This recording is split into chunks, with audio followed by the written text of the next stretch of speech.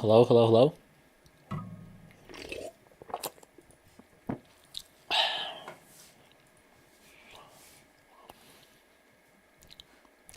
Okay, nice. Hello, guys. It's Richard Lee Zoo back with another video. So today is Sunny Sunday, and we're expecting to make some big gains today.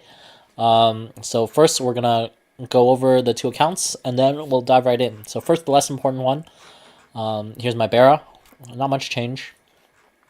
Some Legion progress. I guess I got 20 levels of Legion, which is a lot at 9.2k Legion. I don't know why my Legion raid power went down, but whatever. And then just consistently, these are the dailies, right? Pretty consistent. And then now here's the Bara. Here's the Hyperion Night Lord, 7k Legion. Dude, I wish they would fix this.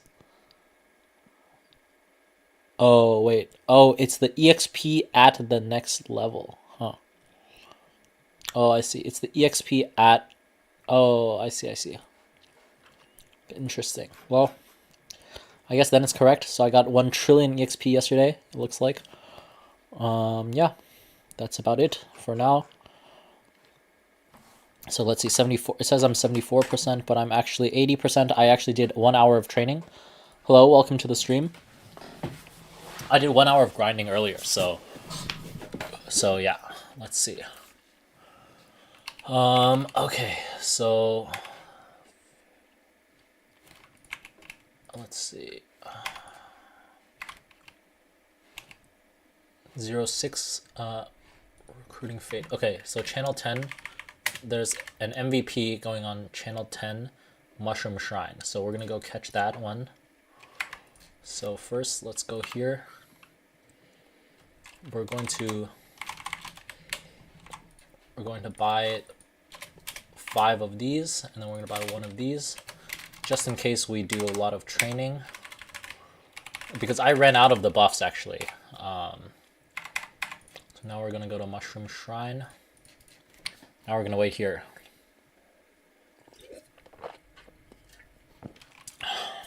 Okay. So there's MVP, gonna be MVP here.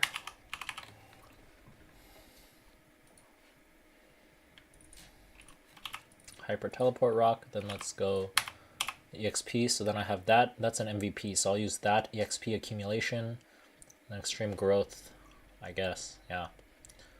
1, 2, and I'll use all of those too. I'll use my damage buffs as well.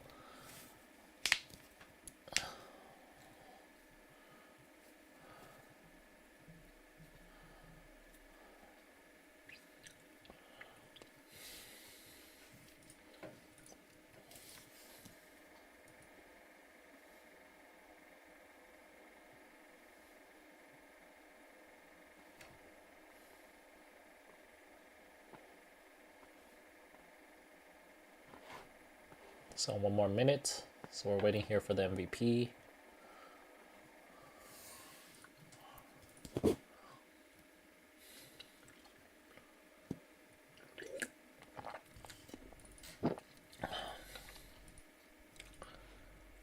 So we use that first.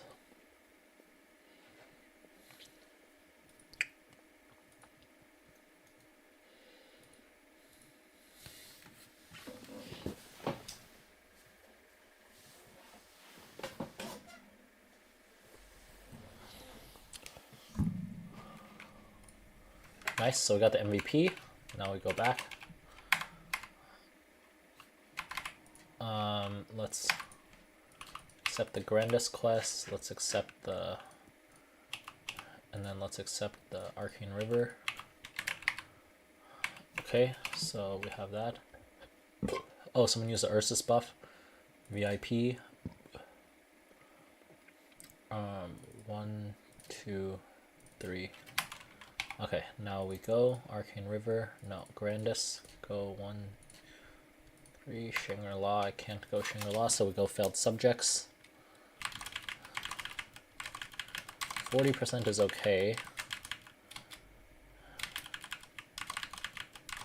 Oh, wait, I'm missing out on a big one. Additional equals 234%. So 831. Yeah, 434% now. That's that. I almost forgot the biggest one.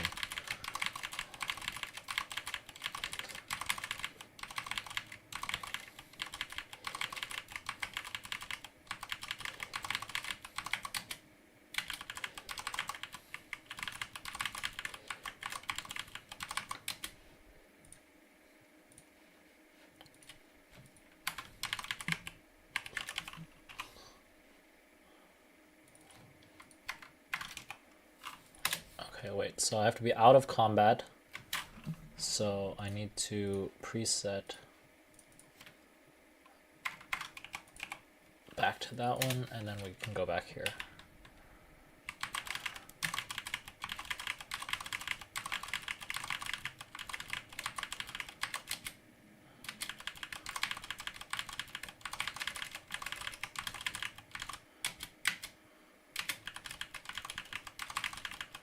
So we'll air that fragment.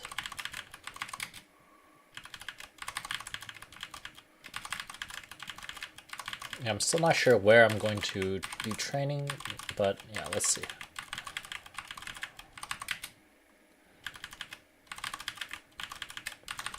Yeah, so I'm just going to do 30 minutes this time for now. I'll probably be training this map, but we'll see.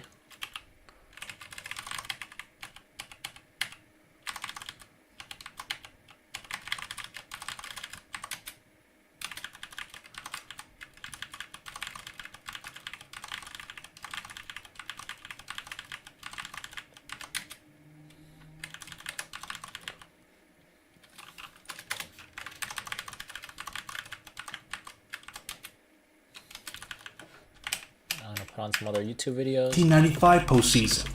And at number 5, it's Michael Jordan in the 1997 postseason.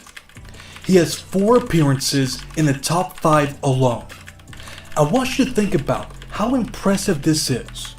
We're going to use LeBron James as an example. There was one time when he was utilized as much as Jordan was in the playoffs, and that was in 2015. We can see right here, it was just under his 1993 postseason. The question is, how did he perform? He averaged 30.1 points, 11.3 rebounds, and 8.5 assists per game. That's not bad at all. In fact, they're great numbers. But take a look at his shooting percentage. He averaged 41.7% from the field. When he was asked to be utilized as much as Michael was, he turned into an inefficient gunner. He couldn't take on this added workload while also being his normal efficient self. But what about Michael Jordan? In the 1993 playoffs, he averaged 35.1 points on 47.5% shooting, 6.7 rebounds, and 6 assists per game. When he was asked to be utilized more than anybody else in playoff history, he went on to average the most points per game by any player in the postseason while winning the title. And yes, he was efficient. Instead of running out of gas in the finals, he went on to average the highest points per game in the final series, 41 points on 51% shooting. This guy's motor is just insane. He did all this after leading his team to back-to-back titles. This was after he posted a 34.7 usage rate in the 1993 regular season, which is the highest usage rate by any player who won the title in the same year. I just gave you 4 unbreakable records that Jordan achieved in just one season, and we still have 5 more to go. Let's start from the beginning, in 1991. What makes this one special is that he can say that he led his team to a historically dominant postseason. The true greats of the game have been able to accomplish this, and Michael is no exception. He led his team to a 15-2 playoff record. That is tied for the 4th best win percentage for the shot clock era. They beat their opponents by an average margin of 11.7 points, which is the 5th highest mark ever. They accomplished this by beating Patrick Ewing and the Knicks, Charles Barkley and the 76ers, Isaiah Thomas and the Pistons, and Magic Johnson and the Lakers. If you think about it, there were 2 desperate 3-point field goals away from going undefeated in the playoffs. Hersey Hawkins and Sam Perkins stood in the way of immortality. Their 2 losses were both by 2 points. It was a real possibility that he could have gone undefeated in the playoffs. How many players in league history can say the same thing? Once he reached the finals, he made history from an individual standpoint. If you are someone who watches my videos, you know what stat I'm about to mention. But if you are new to the channel, you're going to be blown away by what I'm about to say. In the 1991 finals, he averaged 11.4 assists per game. That is the highest average by any player. Not right. So now that we're finished with this one, let's switch this to just the Maplestory, and then let's close that.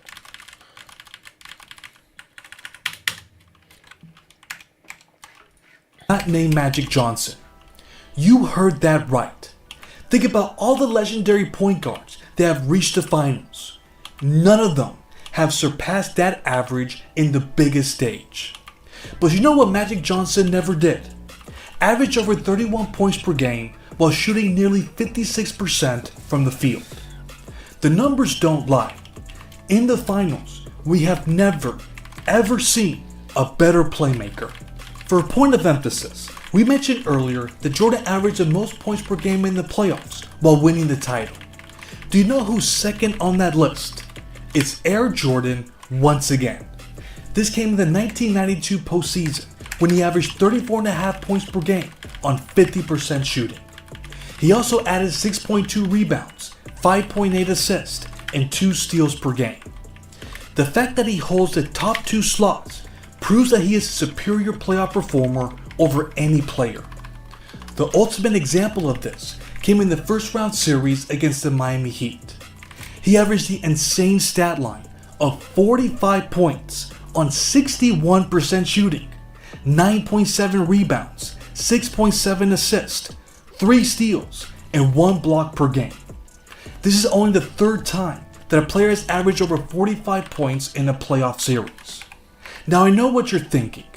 Wasn't this done against the bottom feeder? The Heat were the 8th seed and they won only 38 games. Shouldn't that take something away from him? Absolutely not. Think about all the legendary players that were in the same situation, where they faced a subpar team in the first round because they were the number 1 seed. All of them could have taken the opportunity to assert their dominance against their opponent, to send a message that they're the best player in the world. In a few cases, they did that. In others, they saw it as an opportunity to save their energy for the next round. Jordan never had that mentality. He was always in kill mode. No matter who was on the floor, he was always going to give it his all. The vast majority don't have that same mentality. The few that did could never match the numbers that Jordan recorded. This is another thing that separates him from everyone else. It's one thing to have the right mindset, and it's another to have the skills to back it up. Michael's one of the few athletes that had both, so he shouldn't be penalized for making history against that team. Let's be real here. If you had the opportunity to make your path to the finals easier, wouldn't you do it? But to have that luxury, you have to play hard in the regular season to gain home court advantage. There are very few players that took the regular season as seriously as he did. That's why the Bulls had the number 1 seed in the Eastern Conference for 5 of their 6 title seasons. But on 2 of those occasions, they made history. In 1996, they won the most games in the regular season and playoffs combined. So when you say MJ went 6-0, make sure to include that he was the leader of the winningest team in NBA history. And guess who has the 2nd best combined record? It's the 1997 Chicago Bulls. They went 84-19. It isn't just that he had 2 separate three-peat runs. As much as they want to dismiss that, it's the fact that the 2nd three-peat is the most dominant 3-year stretch in league history. But that doesn't mean it was a cakewalk. They experienced some close calls that put their title hopes in jeopardy. This is where they asked the greatest clutch player to bail them out. In this video that I made, we discuss in detail that his 1997 finals performance is the most clutch series from any player. He had his hands on 3 game winners. Try to find a player that's had more than one in the finals. While you're looking that up, you can then try to find me the number of top 75 players that have made a title clinching shot. The only one is Michael Jordan. If it wasn't for his supreme clutch abilities, maybe he would have gone 4-2 in the finals instead of 6-0. But he made sure that wouldn't happen. So when we say he's 6-0, we're also implying that he's the greatest clutch performer in playoff history. But wait, you haven't even touched Jordan's playoff competition. I wonder why. Are you scared to touch that topic, Mr. Basketball Universe? Let me direct you to this video where I did a deep dive into Jordan's playoff competition versus LeBron's. This will tell you everything you need to know about that ridiculous argument. Now here's the most important point. When we say he's 6-0, we're not just counting his rings. What it really means is that no one has ever performed better on the biggest stage. That is why he never lost in the finals. For Michael Jordan haters, that just might be their worst nightmare. That's all I know, but now it's time for you all to weigh in. What do you think was the biggest reason why he went 6-0 in the finals? What would you say to someone who dismisses that stat? Let me know in the comments. Thanks for watching.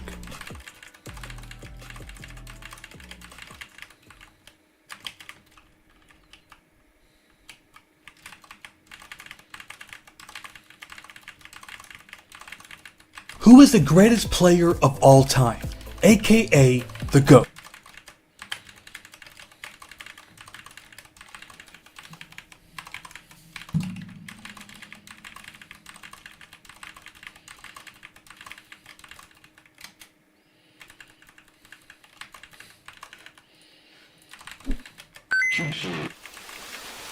I'd be pretty confident in saying that no matter where in the world you're watching this video, you're very familiar with this. This is the best-selling pen in the entire world, ever. You're probably so familiar with this pen that you consider it mundane. There's nothing new you could learn about it. Well, let's start with the name. Do you even know what it's called?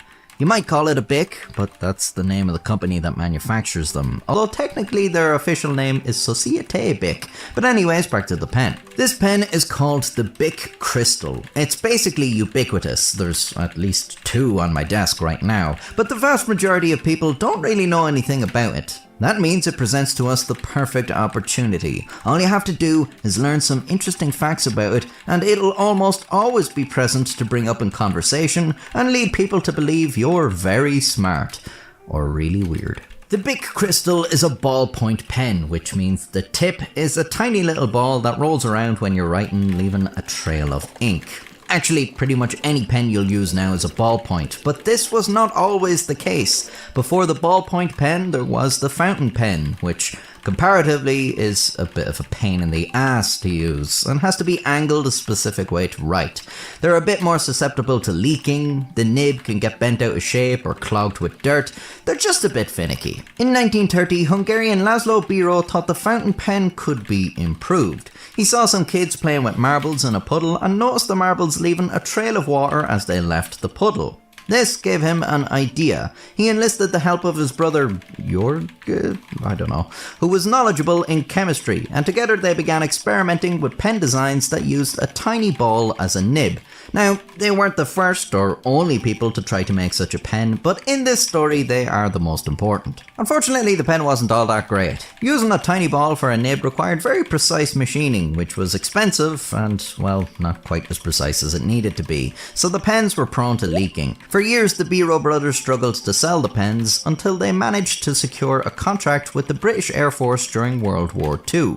To this day, it's not uncommon to hear the people of the British Isles call a ballpoint pen a biro.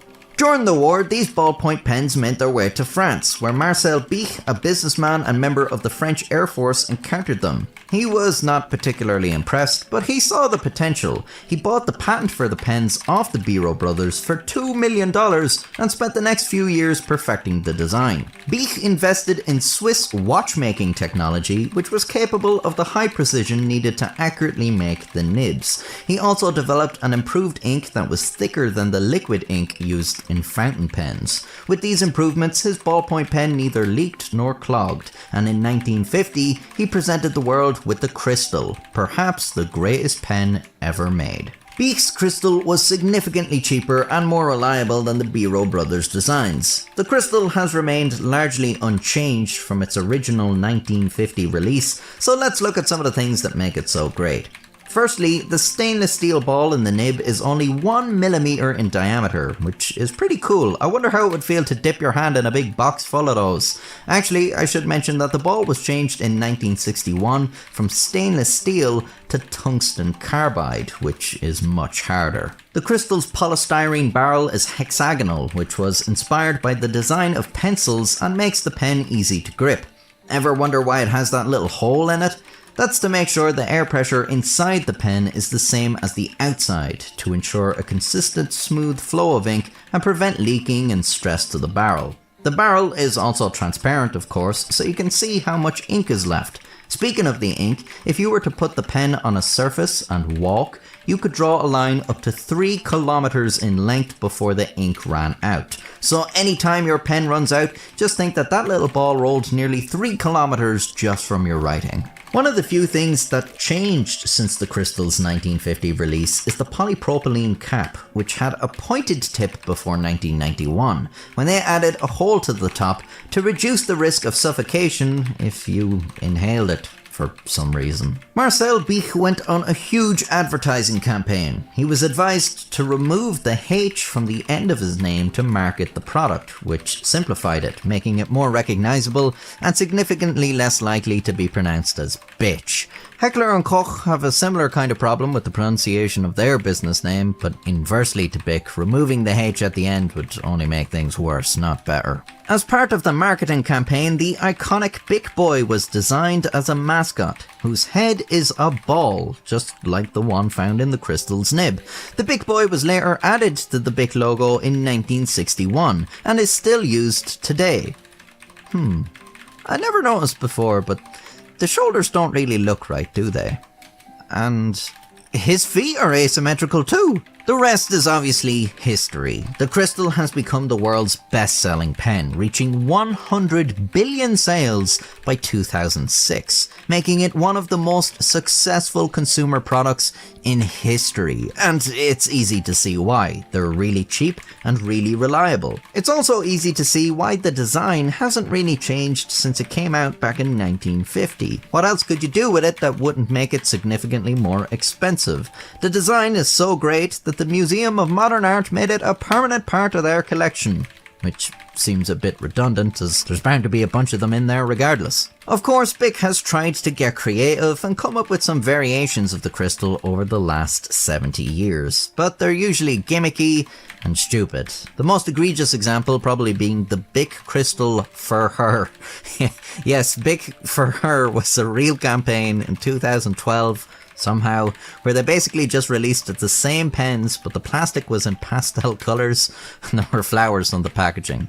And they were more expensive than the regular pens. As you can imagine, that idea went down like a lead balloon. You just can't mess with the Bic Crystal. It's already perfect. It's over 70 years old, but it seems likely it'll survive a full century, and probably beyond. Given how common they are, it's almost scary to imagine what future event could possibly lead to them ever falling out of favour. It's hard to imagine there'll ever be another pen that will take over their spot as number one, so I can only really see these falling by the wayside as part of some broad shift for humanity. Like maybe we'll eventually stop using pens altogether. Maybe we'll all be using digital styluses instead. Oh, there's a Bic Crystal stylus too, of course. Actually, to promote this stylus, Bic funded the Universal Typeface experiment, where users would use a stylus to write every letter of the alphabet. The idea was they could then average out everyone's strokes and create the ultimate average human font. The website no longer exists though. Anyway, I'd better wrap this up now before I start talking about any more subjects that are only vaguely related. Well, there is this pen. You've probably seen this one too. Do you know what it's called? The Bic 4-color. Yeah, they weren't as inventive with that one. Anyways, if you liked the video, I have a bunch more for you to watch, and you can subscribe to see more in the future. I know there's a lot...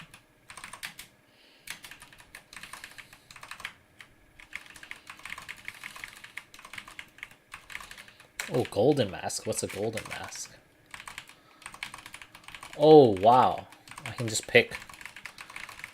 Huh.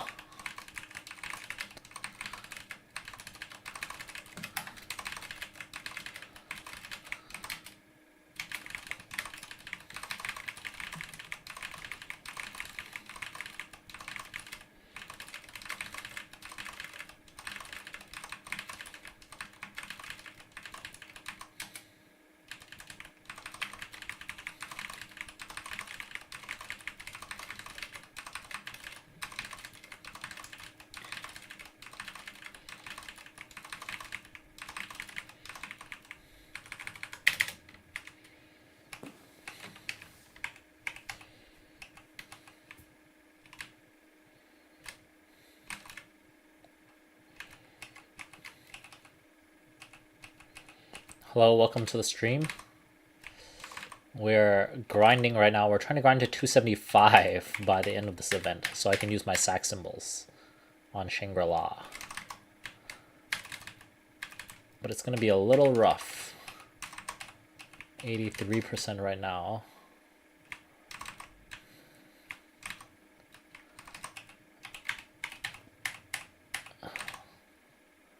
So I'm getting what, maybe like 8% an hour, something like that?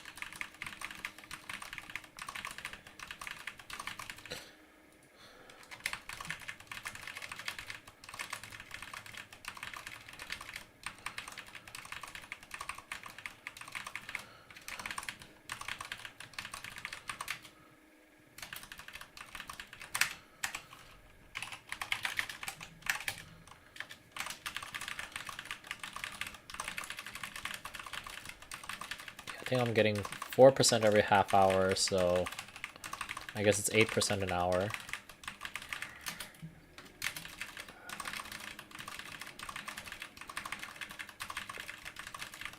Yo.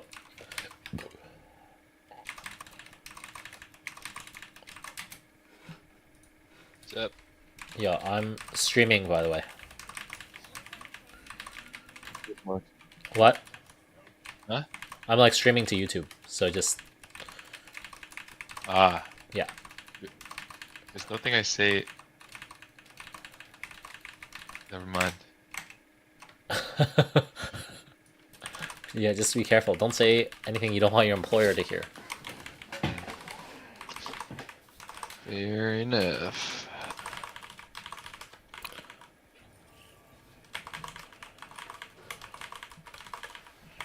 It's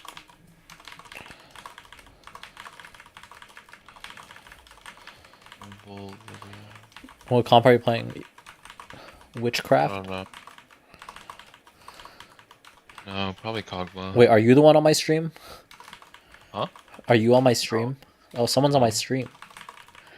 Hello, welcome to my stream. Well, but then that begs the question, why are you not on my stream? Why would I be on your stream?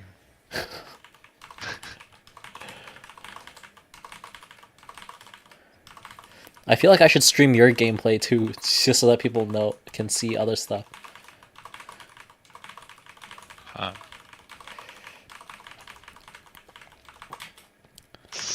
Oh, I'm kind of confused now. Oh, you're playing Honeymancy? Yeah. I don't know what this is.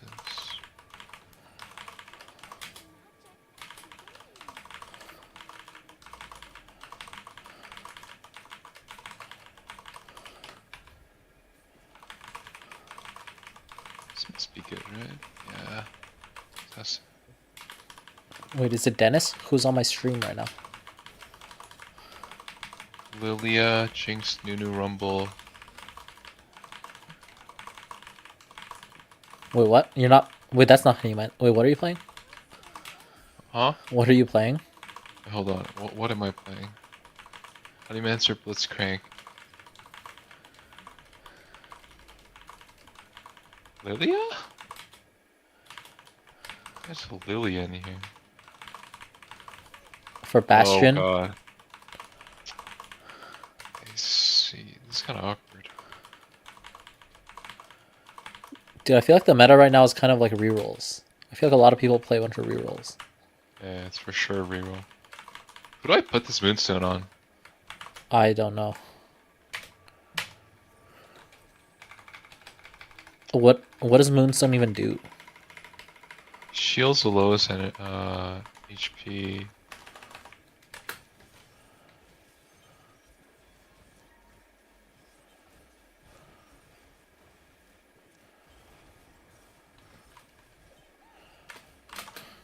It's actually just backline. Oh no.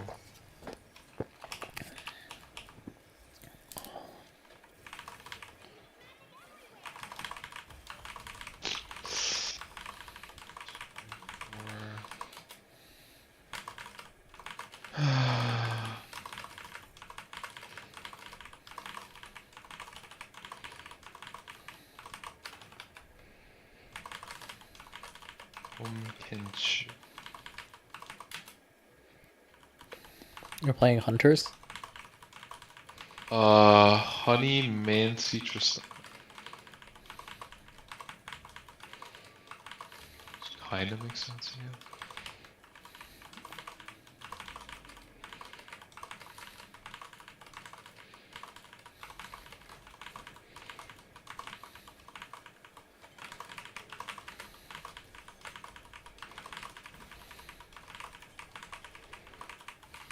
Nice. Fairy.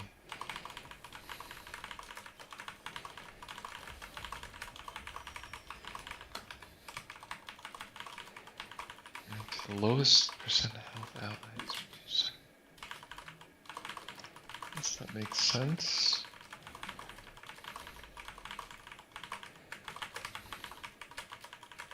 Here.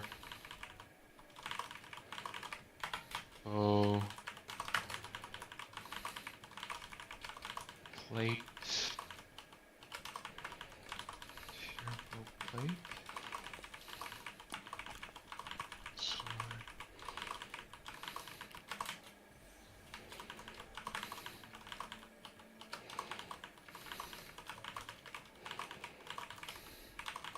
It's not great, but actually a bramble's not good.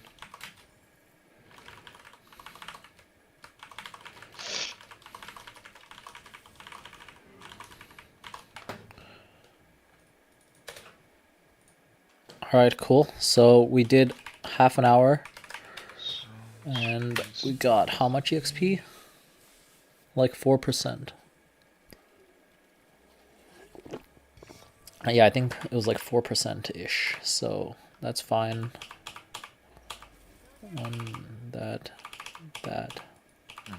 just that.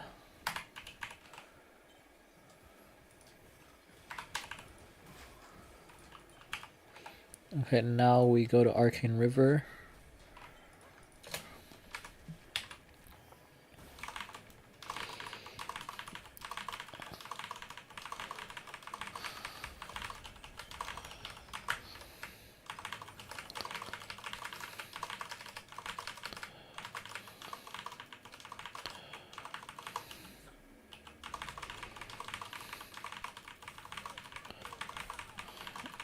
This is just for the Arcane River daily, because apparently that is very time efficient as well.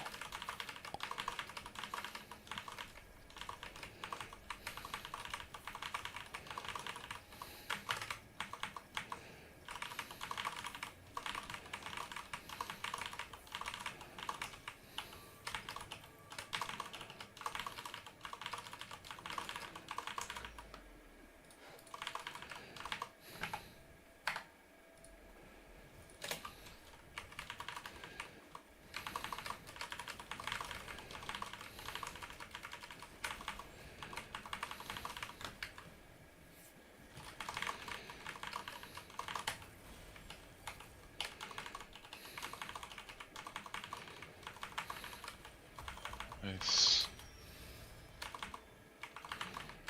Level 6. Just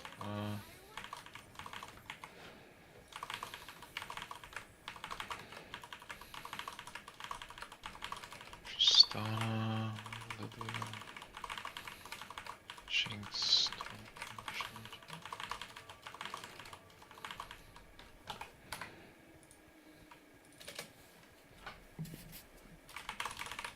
Interesting.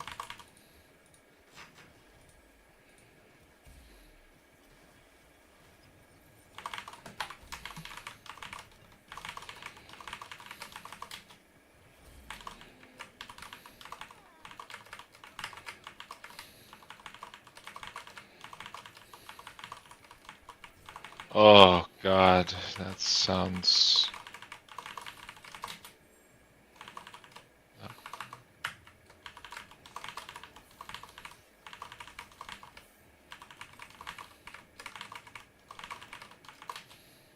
Ray.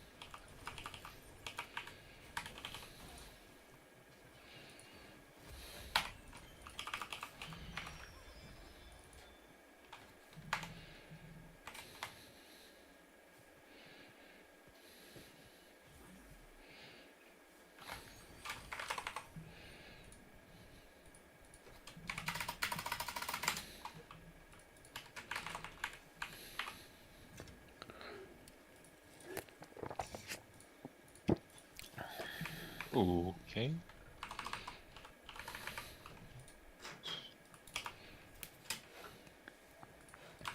So I want to get to 274 today, so that Monster Park will give me more EXP. It's fine. So that MPE will give me more EXP, but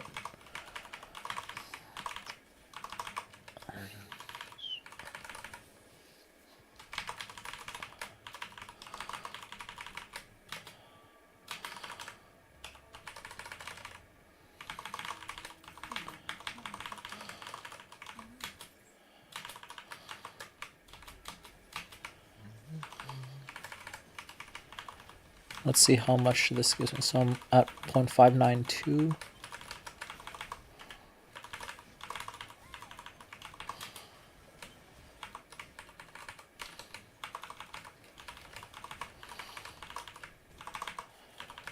What? Level 7? Hey, I'll take that. Huh? So that was over 0.6%. So that overall I'll get 4% from this. Like 4.3% at least. Wow. 10.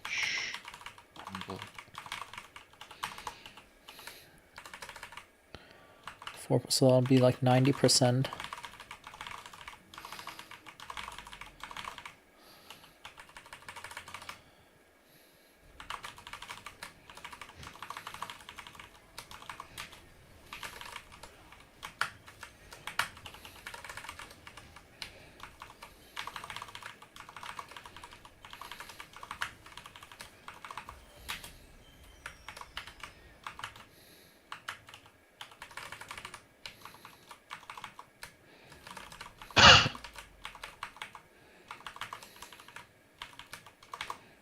Tier. Love.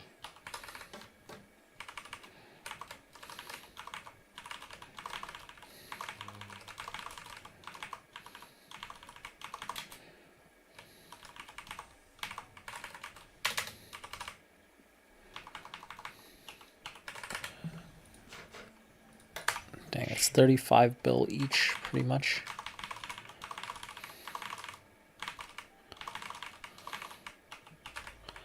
So it's gonna take me like 10 minutes to do it. So it's like 3 times faster than training, something like that.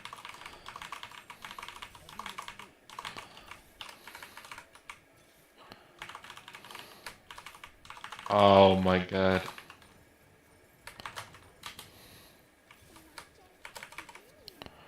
Actually crazy.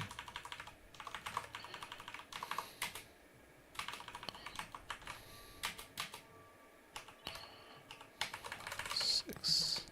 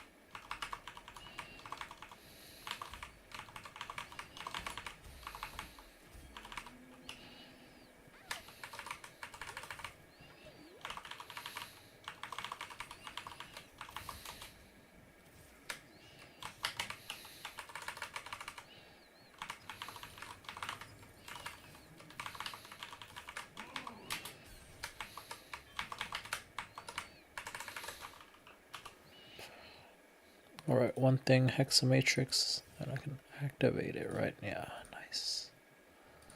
Finally got that one.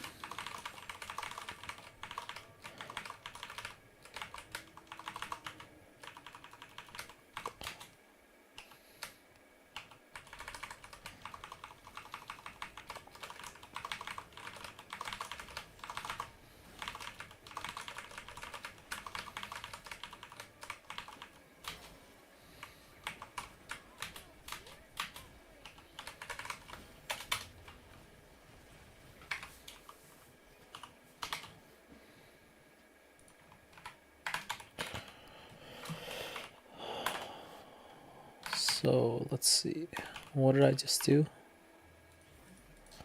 All right, the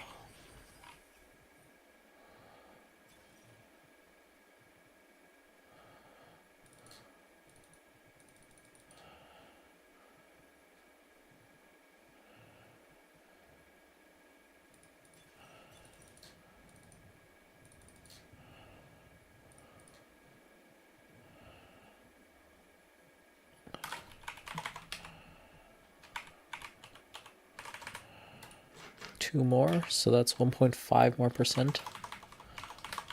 Or that'll bring me to 91%.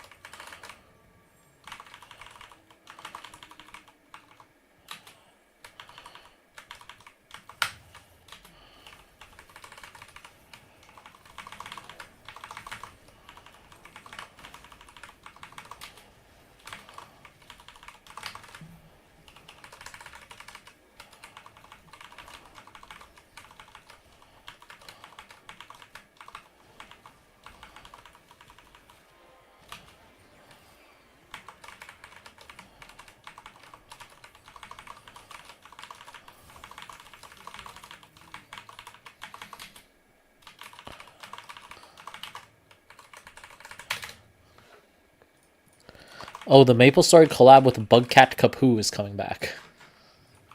God. Dude, what the hell even is Bugcat Kapoo? Is it an anime? Depot? What? Oh yeah, that. What is that? Is that an anime? I don't know. It's just a character. Oh, I thought you knew it because that's the one you were about to buy, right? Yeah. I'll see it. What? Felt like such a long time ago. When was it? 2 years ago? Probably? I remember I used to be happy back then. Nice. You're happier now. Am I though? No. Here. Help, please. No one needs us here. Yeah, just stop looking. Holy moly. Did you get it? Yeah. Nice. Actually, don't know if that's worth it though. Rage play? It's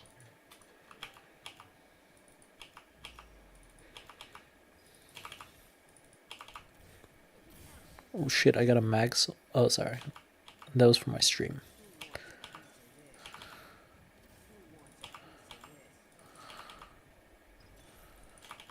like I just dig here. Another Magsol. Pain.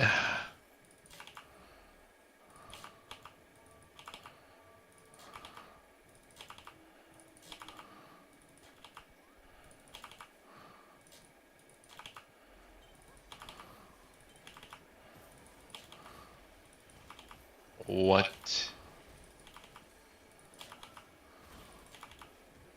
Okay. Huh? Huh? Huh? Oh my god, this guy's a perfect offense.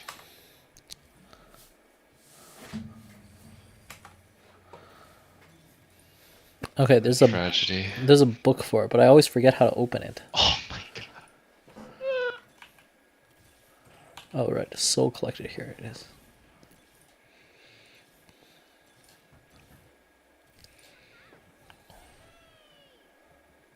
Arcarium, Mag, and Radiant.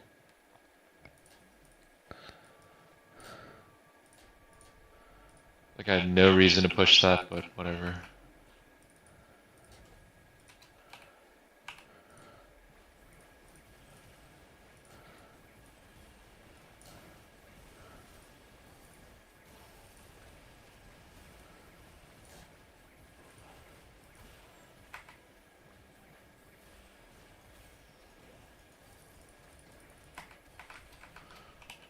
Holy.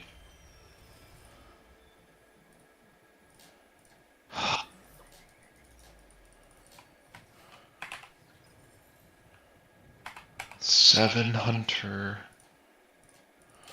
8 Blitzcrank. That's awkward.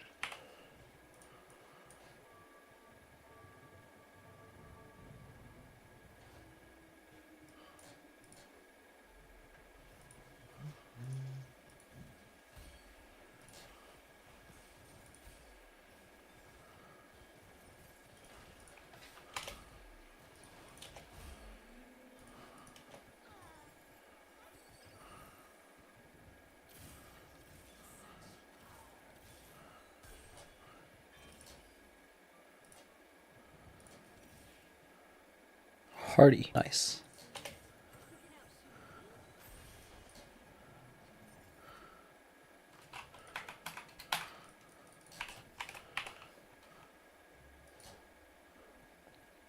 Let's see, and then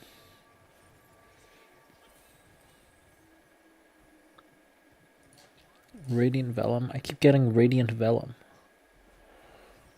Flashy Arcarium. Oh my, Clever Arcarium.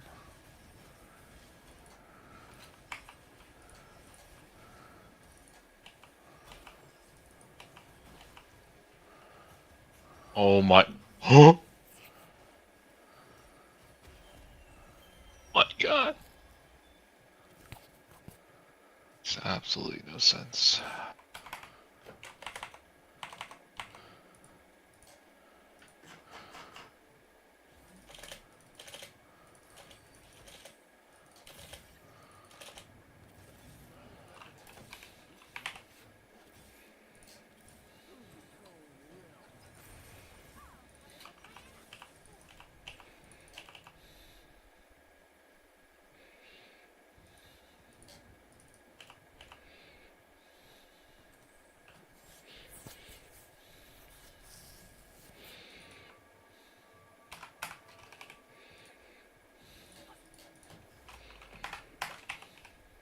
What?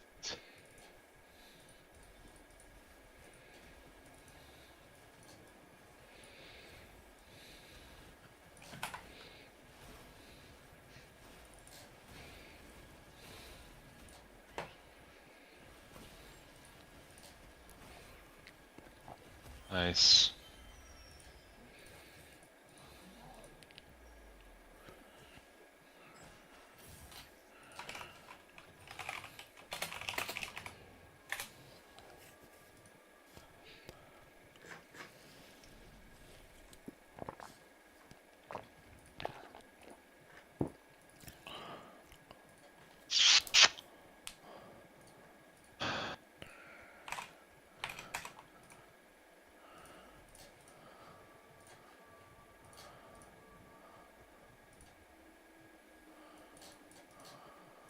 Hex shield, 10% attack.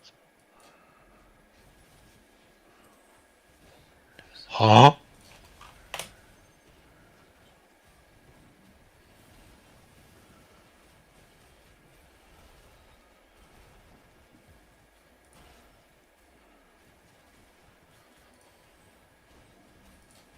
Wait, my rumble's cracked. What the heck?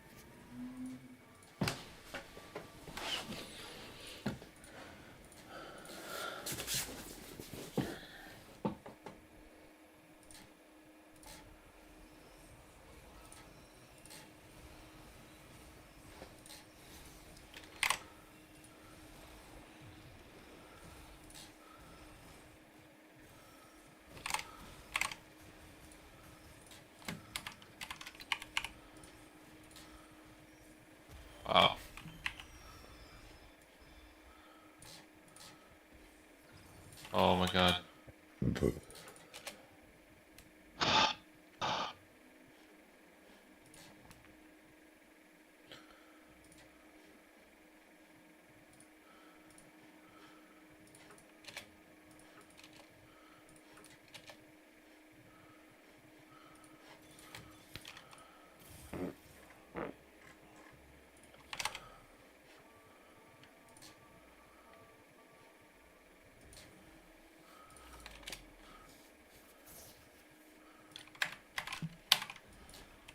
Oh.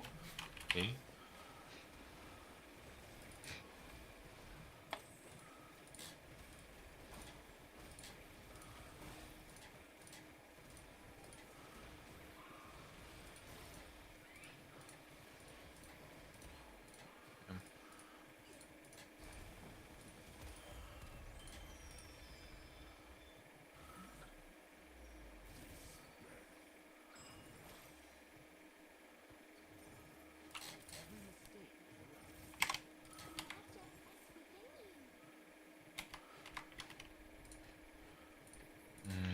I have 2 Papulatus ones.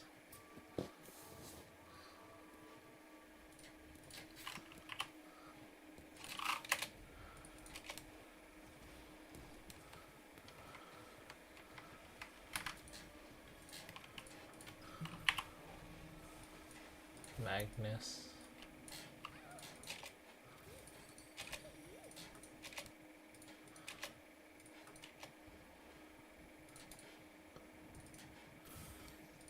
Flashy and clever, already done.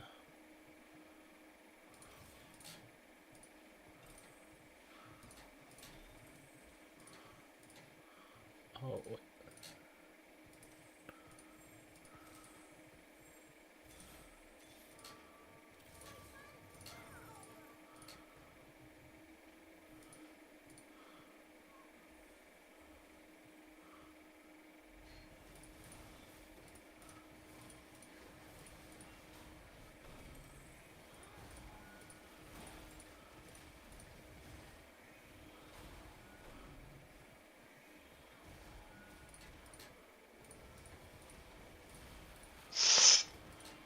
What? Okay, top 4. It's fine.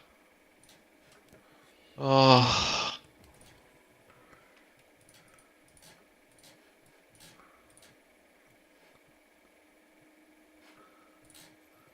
Double, or are you still climbing?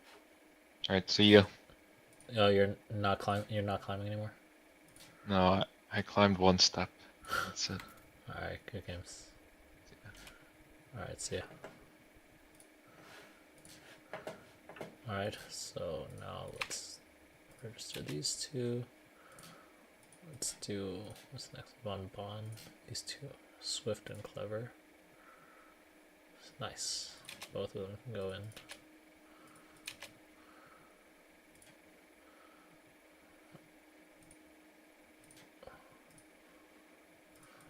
Flashy and Radiant are both done. So now it's Hilla.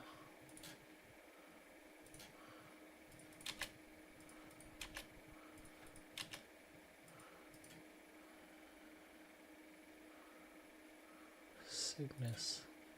I think I have beefy Cygnus, right?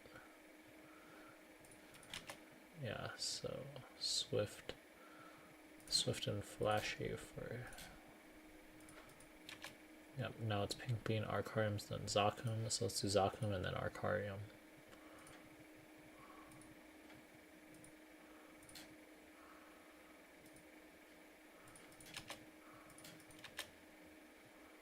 Sorry, Zakum and then Pink Bean. Mag and Radiant. Here's Mag. Wait. Yeah. And Radiant. I don't have Radiant. God damn.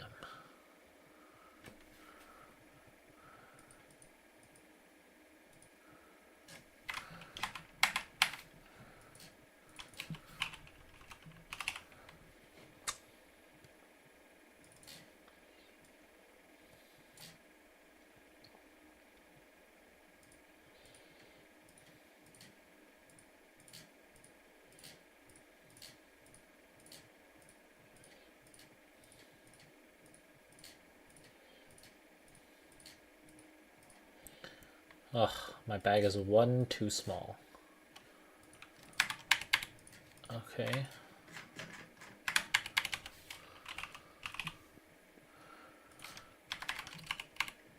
Let's see what else is on this. This Sunny Sunday is loaded with literally everything, man.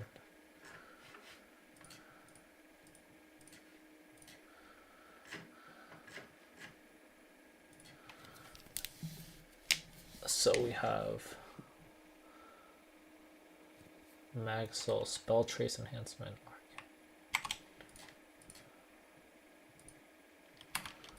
Okay, I need Inner Ability. So I don't drop this one. Okay, so I'll just... Oh, whoops, sorry. Let's reset the third one. So we're gonna reset until we get... Oh, boss drop, and until we get 120%, I guess.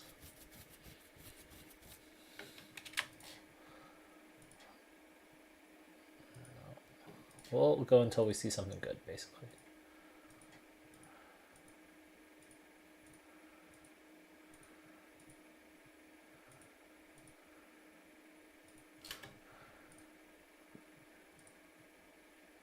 Ooh.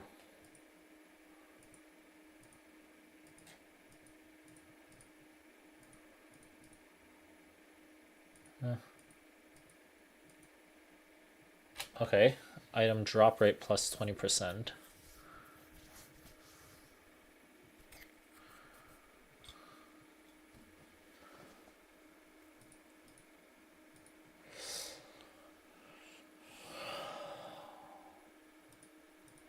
I feel like we want either abnormal status or we want the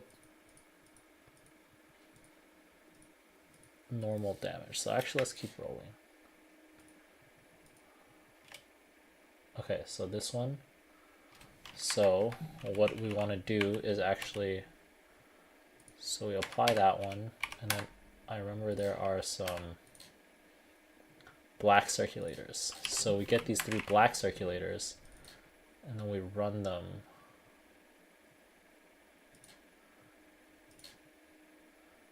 And then we try again, and then we try again. Now we select this one. Yeah, now, so we got it on the last one, perfect. So now we reset, but then we lock this one. And we go for boss damage.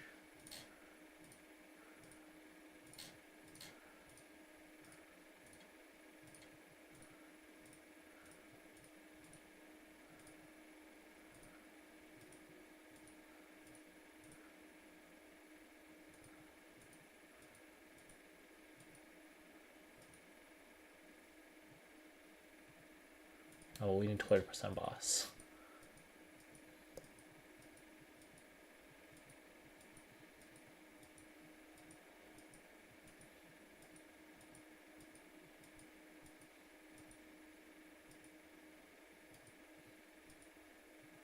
Nice.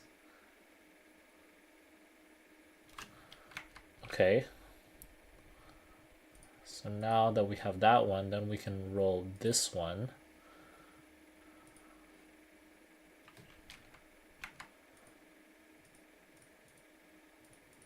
No, wait. No. We roll this one.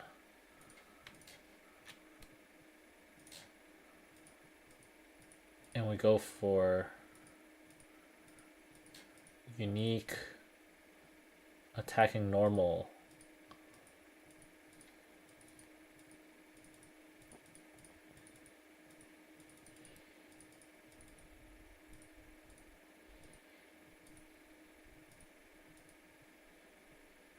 Ooh.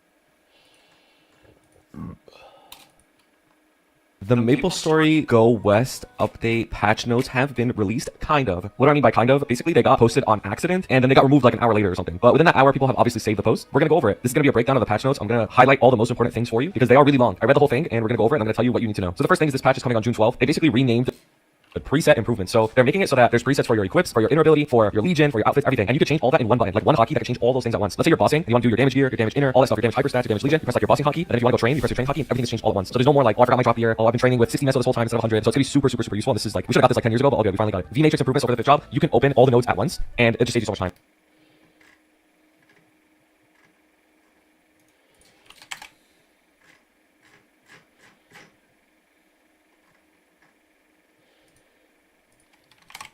Oh, I can 15%. Oh man, what do I do? Oh, 15%. So I want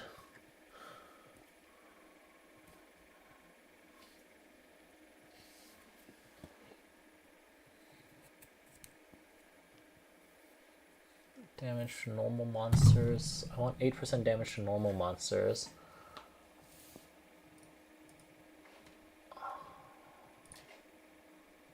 Oh wait, I don't want drop rate on that one. I want 8% damage to normal monsters, and I want 20% drop.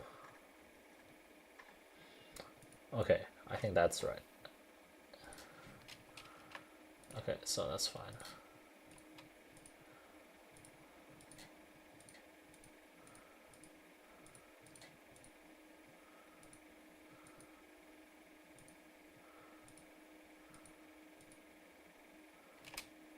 Ooh, 21 attack.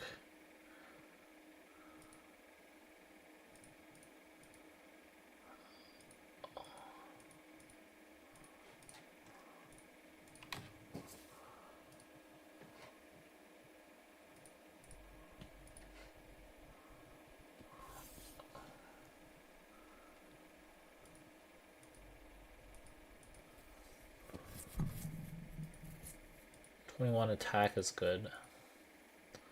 So this is,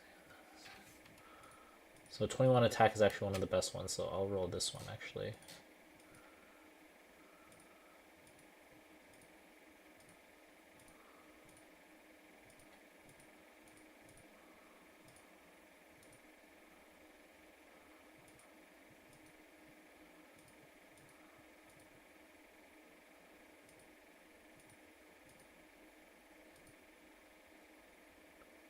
Item drop rate. Attack speed +1.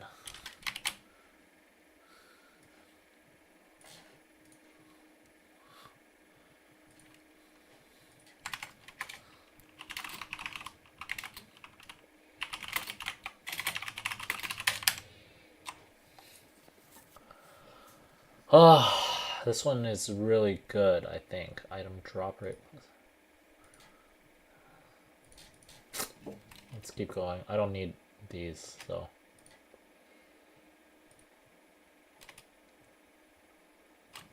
%7 damage to normal monsters, so now I move to here. And do I have black cubes? Do I have black circs here? I do, so now I use one of these.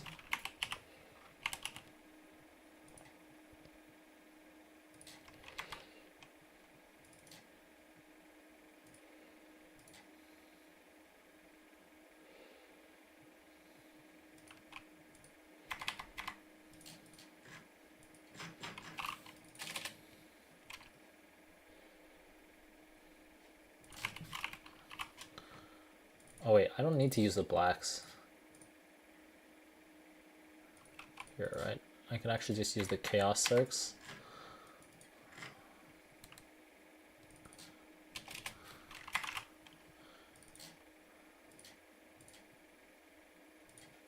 Perfect. Okay, now we reset and save that one.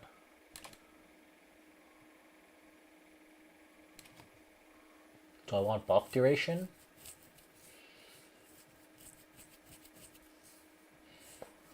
Because this is almost bis buff duration.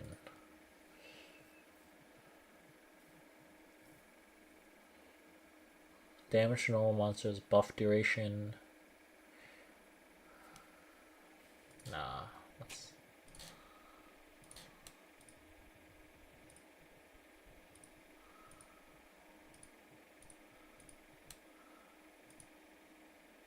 Close, close.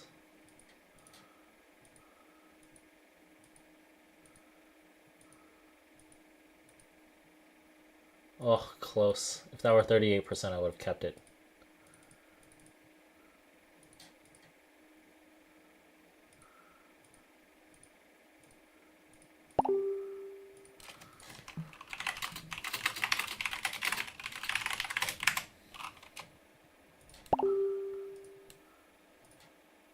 Oh, nice. Okay.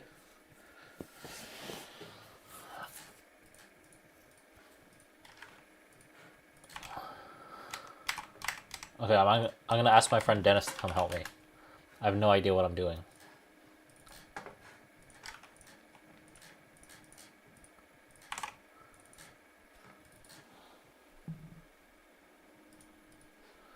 Okay, so I have those two. I have these two that are pretty much good to go. Or like 2 lines. And I just have to hit the 3rd line. And I'm not sure what I'm trying to hit. Yeah, let me ask. I'm either thinking I go buff duration or I go attack. Buff duration or attack, I think. Yeah.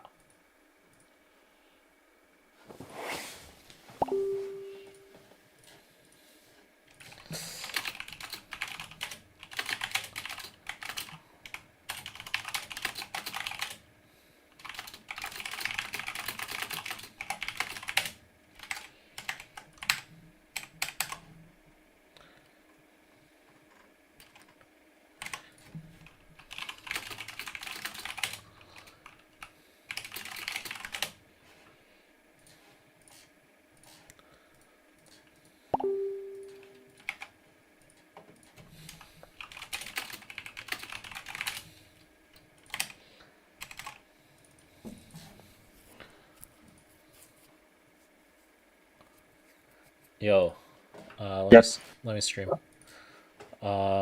So I just hit 2 line on both of my ones, on my bossing and my farming one. So I have 20% drop plus 8%, and then 20% boss plus 8%. And then I'm trying to think what should the third, and then I hit 21 attack on this one, so that's why I kept this one, because 21 attack is bis attack, but I'm not sure if I should go 3rd line attack. On my Barret Night Lord I have 3rd line attack, but I don't know if I should do 3rd line attack or 3rd line boss buff duration.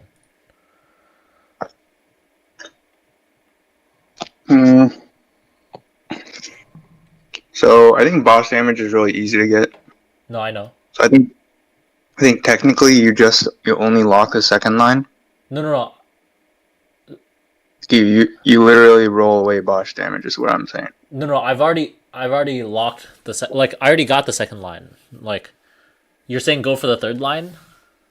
Yeah. Because unique lines are really hard to get. No, I know, but like, what line am I rolling for? Either attack or buff duration. Oh, just one of those two? And then after I get those two, then lock boss damage? Because I know I'm supposed to lock the 2nd line. I thought it was get the first 2 lines and then go. The first 2 lines are like the last. You get the last 2 lines because usually the last 2 lines are the most hard. Actually, I don't know. I mean, it's probably more hard because unique has like a 20% chance of showing up, and then each line is like 1%. So then it's like very low probability. So don't lock boss damage because then it increases the cost of rolling. And boss damage is relatively easy to get. I don't know, man. Wait, so then I should just lock this attack line then, because I do have this one attack line. This is the one that I hit for, yeah. Well, Then you have to look up which one is less probable. I'm pretty sure. Wait, so should I just reset this one? Should I just keep on going on a fresh one then and just see which one? No, because the other one that you got is bis, right? Yeah. And then is there And anything other than attack or attack or buff duration that I should? that's the wrong person for that, TBH. I'm not a Night Lord. No, just in general. Let me check. I don't know. It's really class dependent. You just have to look at the Okay, let me check then. first part. Oh, that's the tracker. Because a lot of the guides now aren't. Oh, what inner ability do I want? Let's see. 20% boss, 20% miso, 8%, 38 buff duration.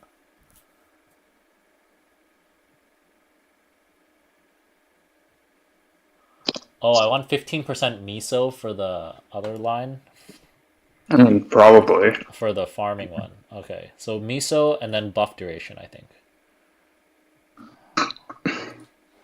Buff duration. I want buff duration Good luck. instead of attack. So then, what do? I roll this one, and I just lock. I feel like I should No, just lock this. don't knock the boss damage. Yeah, it'll increase your average by like millions. So what do I do with this one? I don't do anything here? Yeah, you don't do anything. No way here. How about I just roll this one here? You're okay. You're just wasting honor. No, I'm not. Here, trust. All right. Good night. What?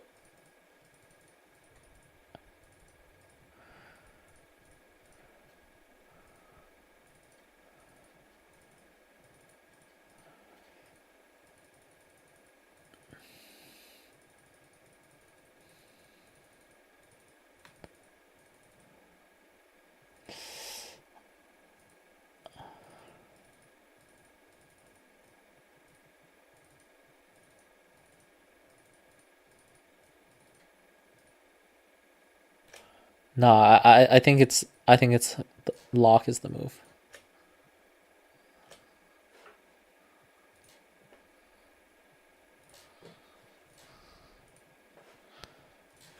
All right, so Dennis left. I'm just gonna lock it. Miso.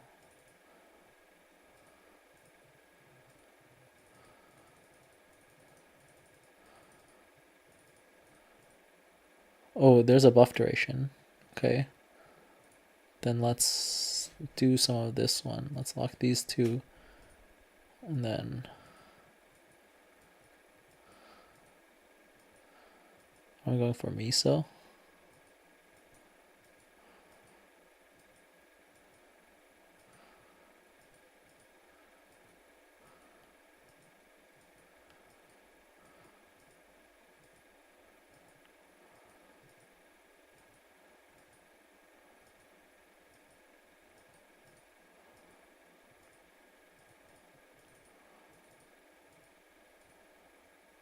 Oh, boss damage.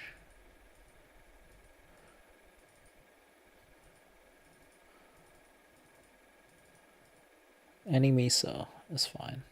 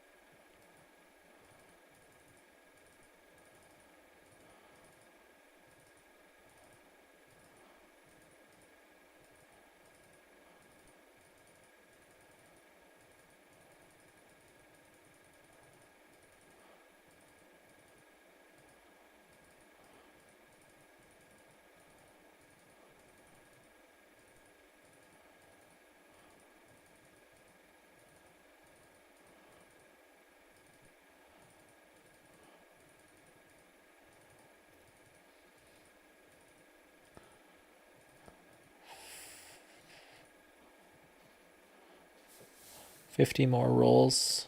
Any miso.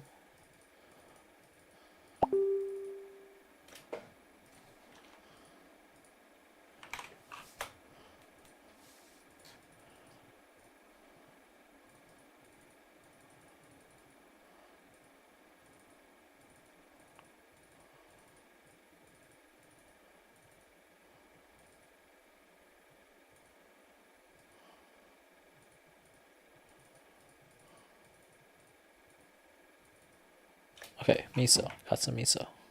That's it. So I got miso, buff.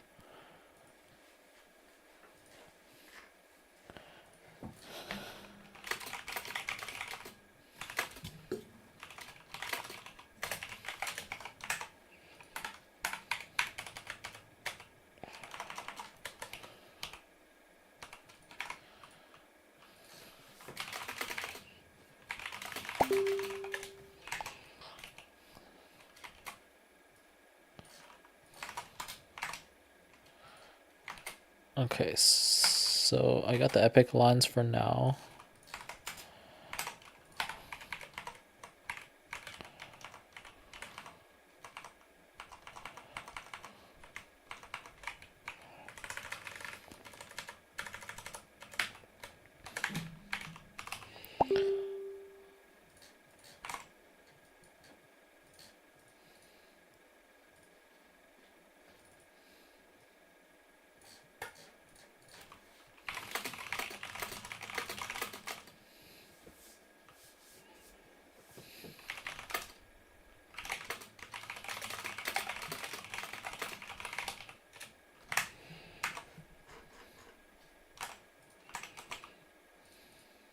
Okay, so that's that one. And I did my magpod stuff. Okay, and how much more EXP? I need 500 bill. 500 bill.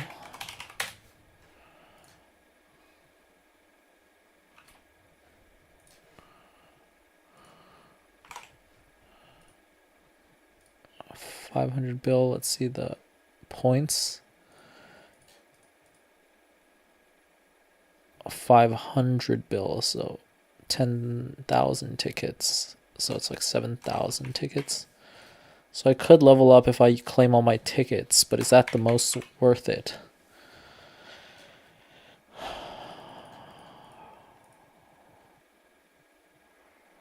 So Shade is gonna hyper burn.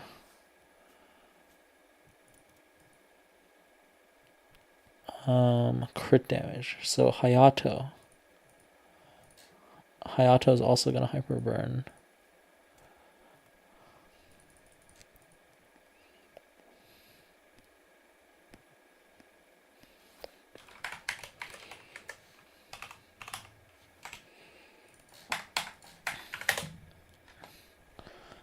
Okay, let's take a break on this one for now, and then we'll go on the Bera account.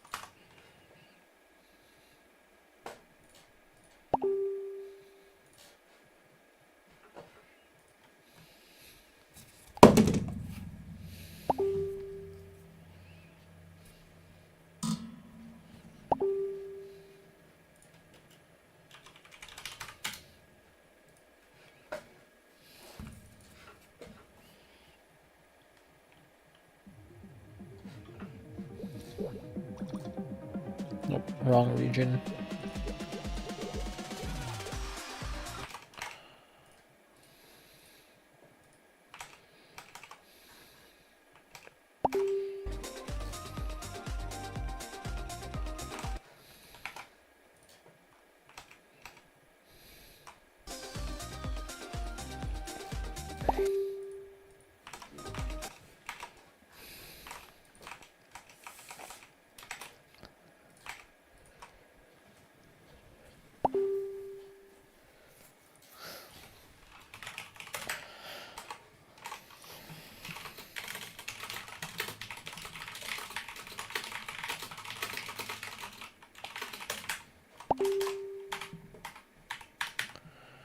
Let's see.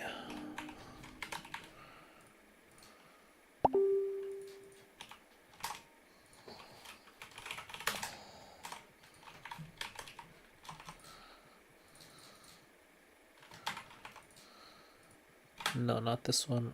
Oh, what is it? Here, enter. And then, okay, so I've done it 3 times this week.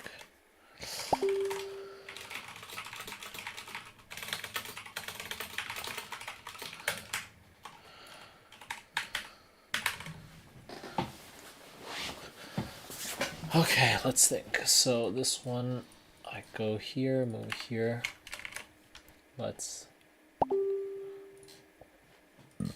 I'll buy 5 of these, and then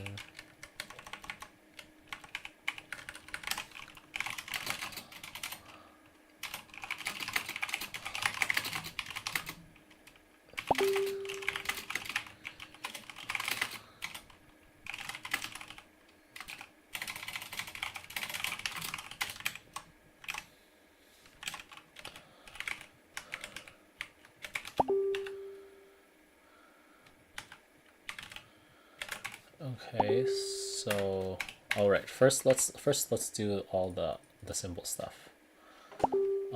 Okay, so this consolidate, then here. Okay. Let's see. Hexamatrix.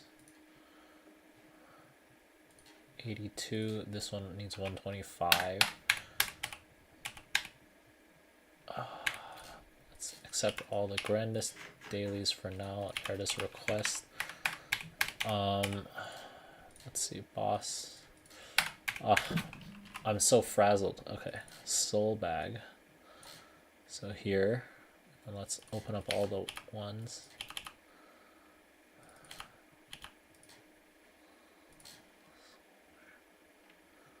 Fortuitous vellum. Why does that one not expire?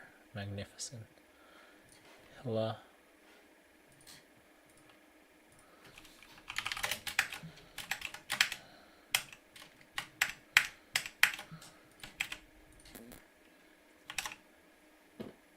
Maga Hilla. Hilla is not one of the. Varus Hilla is, but not regular Hilla. Okay. So let's go.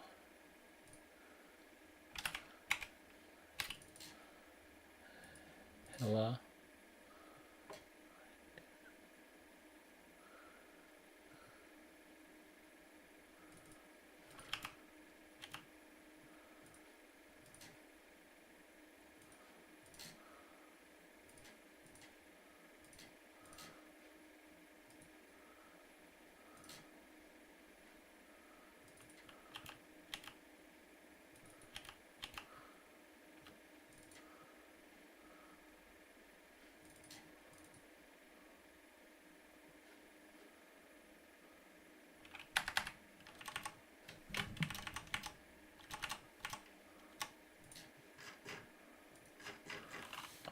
Let's see. I want to put the 2 boxes in. Well, first, it seems like I can put this one in, and then I can put that in. I don't need Epic Pot. So then.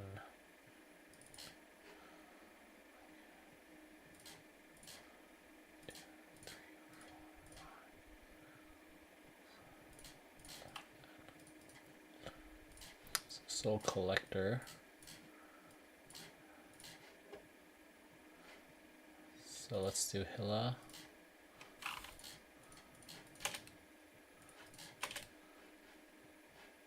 Vellum.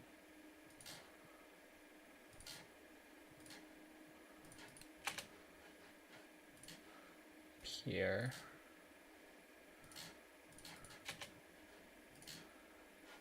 Von Bon.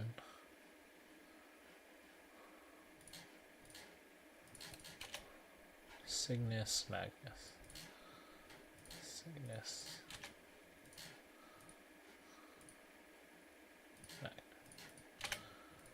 Okay, so those souls were all good.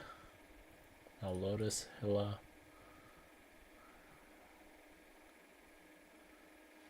Do I have another magnet here?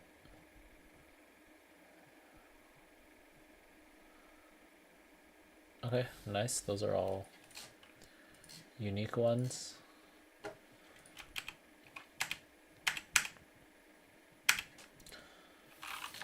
Let's do that.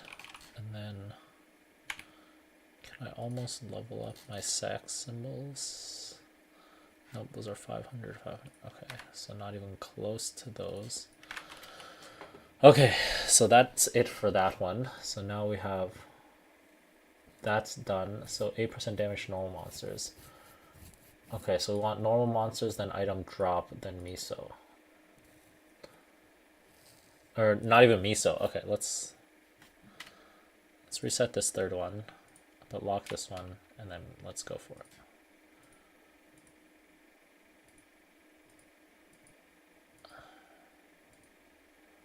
Boss damage, that's not what I need. Oh, miso obtained. 15. So I guess I need the, well, first of all, I need to claim this, and then claim that. Oh, and I already claimed the black circulators, so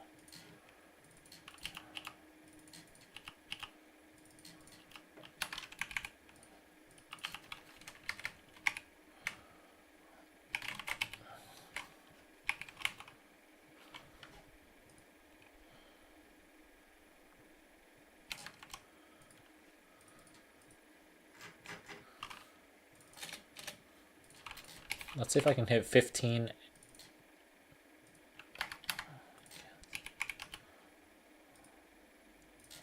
Let's see if I can hit 15 and 8. No, 14 and 7.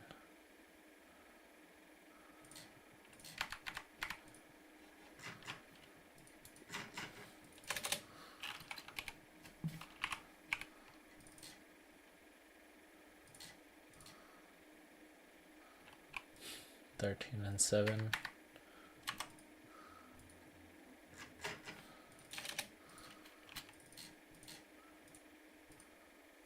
14 and 8. Oh, this one's strictly better.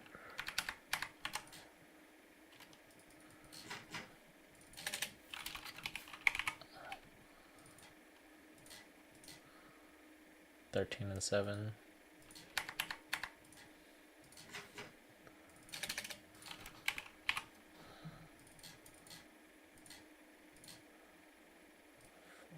7.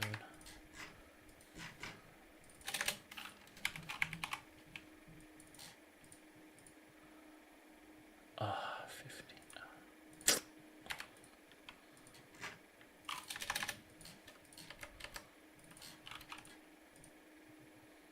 Oh, that's so tragic. So close, yet so far. 3 more tries.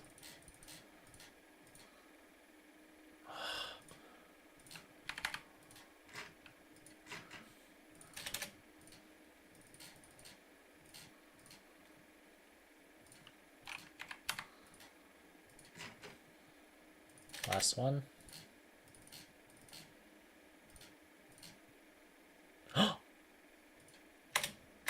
Hell yeah. Okay, now we lock these two. And 20% item drop. Let's go.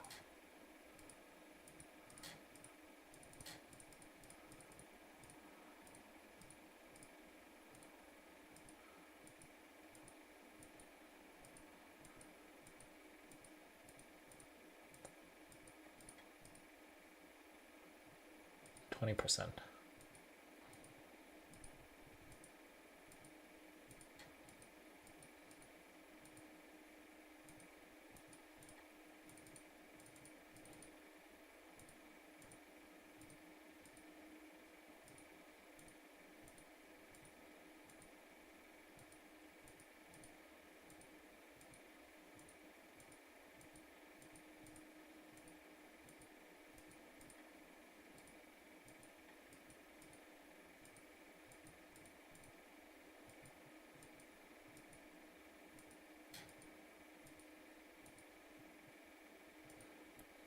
Okay, 300 more rolls.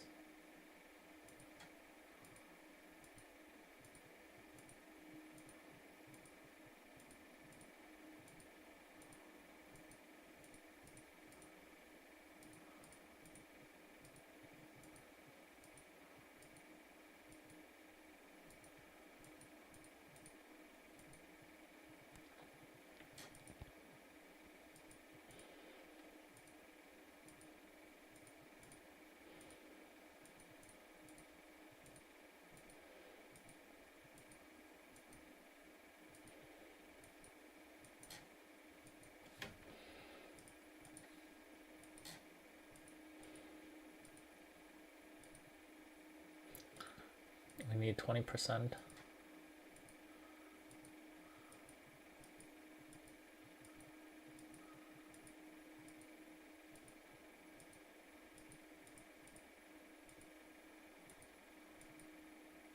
%.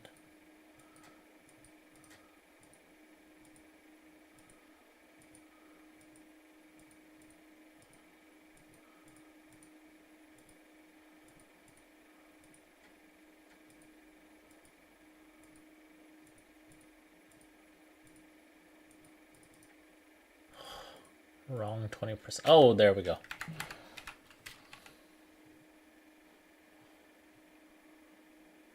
Beautiful.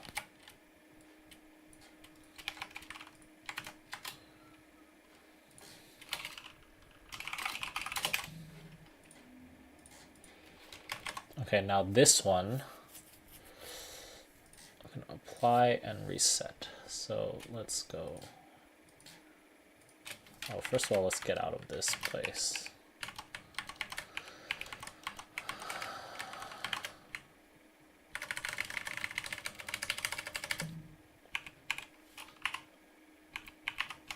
Okay, so now, apply and reset. I don't want to accidentally like reset one of my good ones. Holy moly. So this one I kind of want buff duration.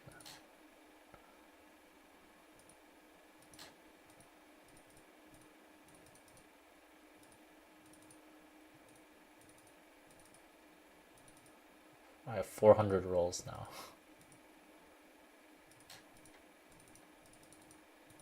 Buff duration 38.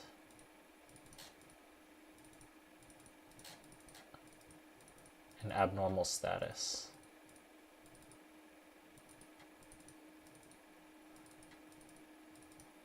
See, I'm not even looking at the first line for now. Buff duration 22. Just whenever it turns yellow. No. Nope.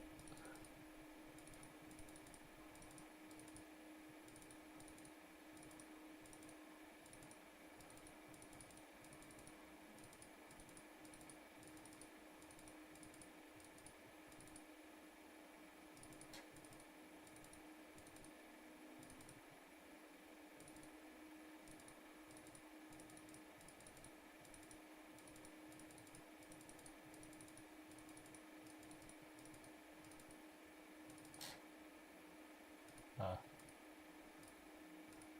That was decent.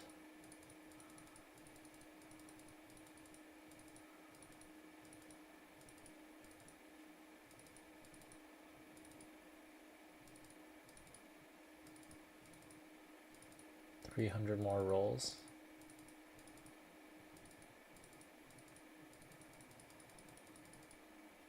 Ooh.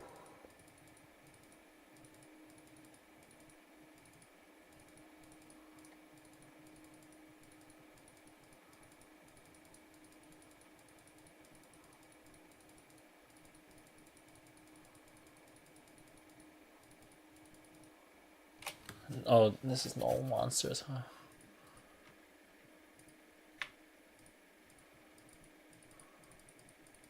I guess I really like that they give you 3, so you can have 2 and then 1 that you're working on. So this is actually really nice.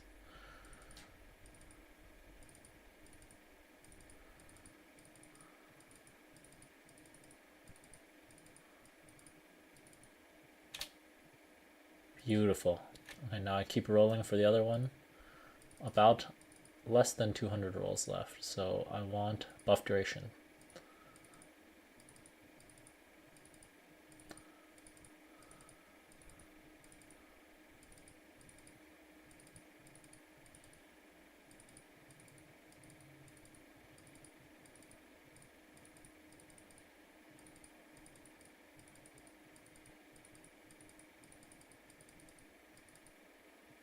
Ooh.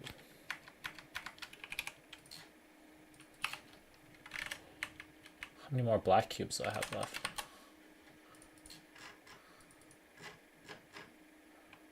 None. Huh. How many do I have in this shop? I have 3, the equivalent of 3. I can afford premium pet equips, but I have all my pet equips done. Is it worth it to buy these? Probably not.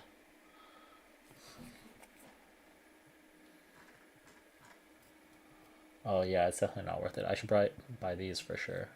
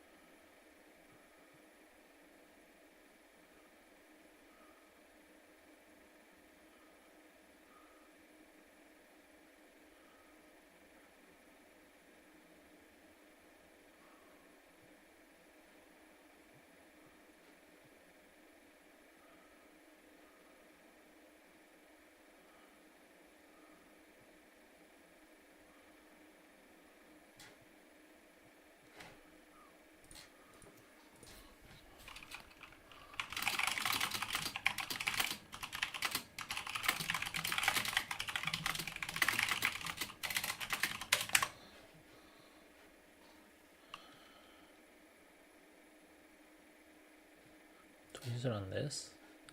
Do I use it on this? This is already 21% attack, so that's already 2 line plus that. That's already that. I don't need bonus bright cubes on that one. I would use the bright cubes on something else for sure. Attack, 3 line attack, luck. So 4 and 4. I probably won't keep that. So that's only 17 stars. Well, so that's 7% on that one, but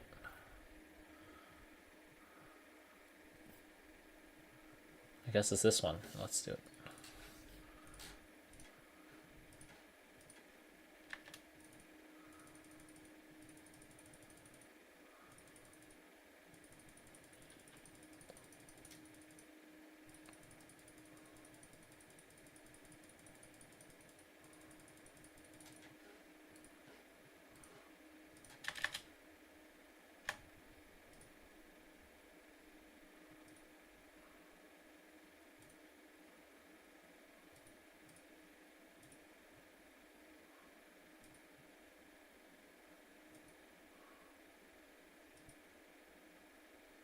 This was a bad idea.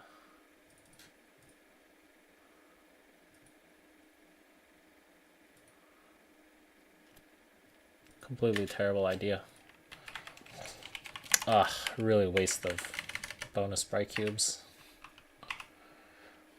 Okay, so that was those 2 things done, right?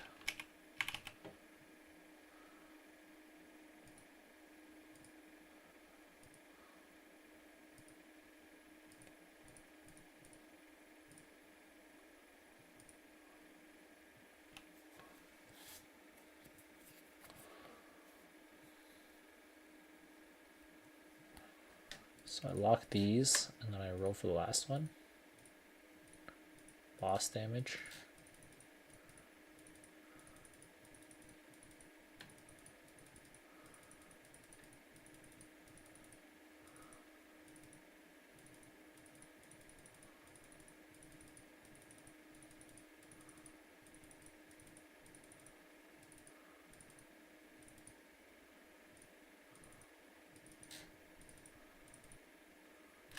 Not good enough.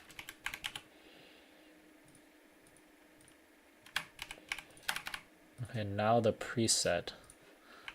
So now hyper inner ability preset is actually number 3 preset now. Embossing is still number 1. Cheap boss is still number 1. Drop boss is still number 1. Cheap boss drop is also number 1. And then just 3 for the other one. Okay, so that's correct. Now let's back to the mobbing.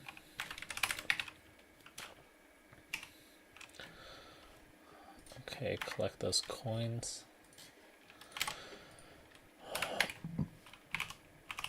Okay.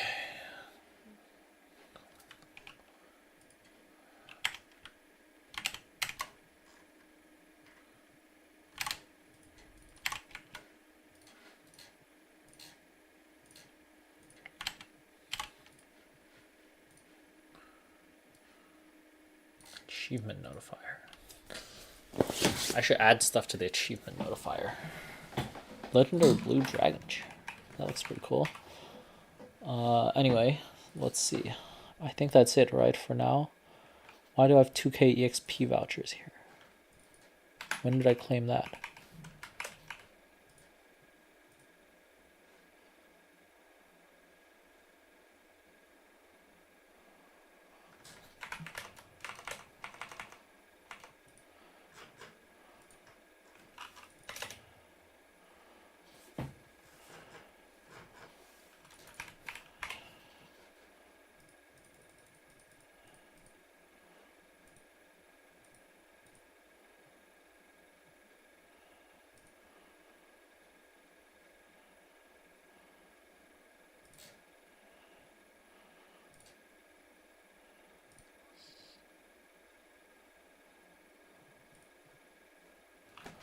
Okay, let's go on the Xenon and level the Xenon then.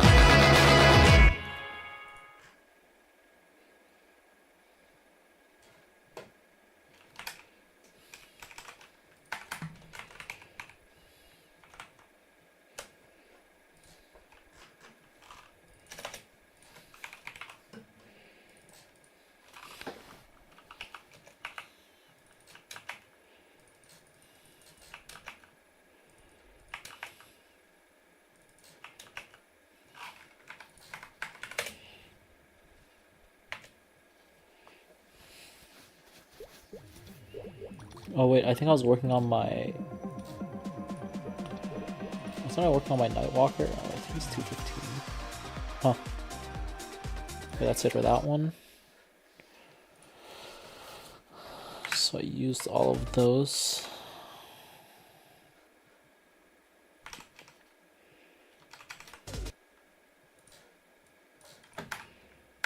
Oh yeah, spell trace fever time, but that's not important. I'm not gonna do swap presets. And then let's accept this daily check-in. The frags there.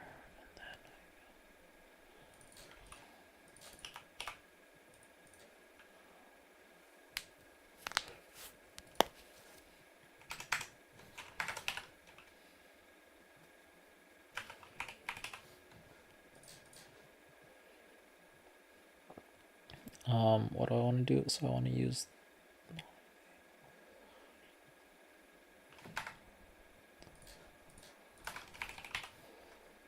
this one, then that one, and then one of these to EXP. Collection Grandis. Ink shaded butterfly.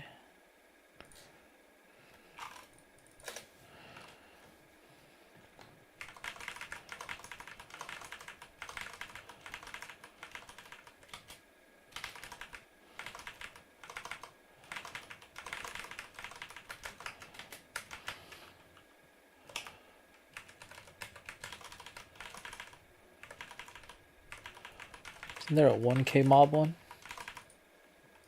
Oh, I didn't get it for yesterday, so.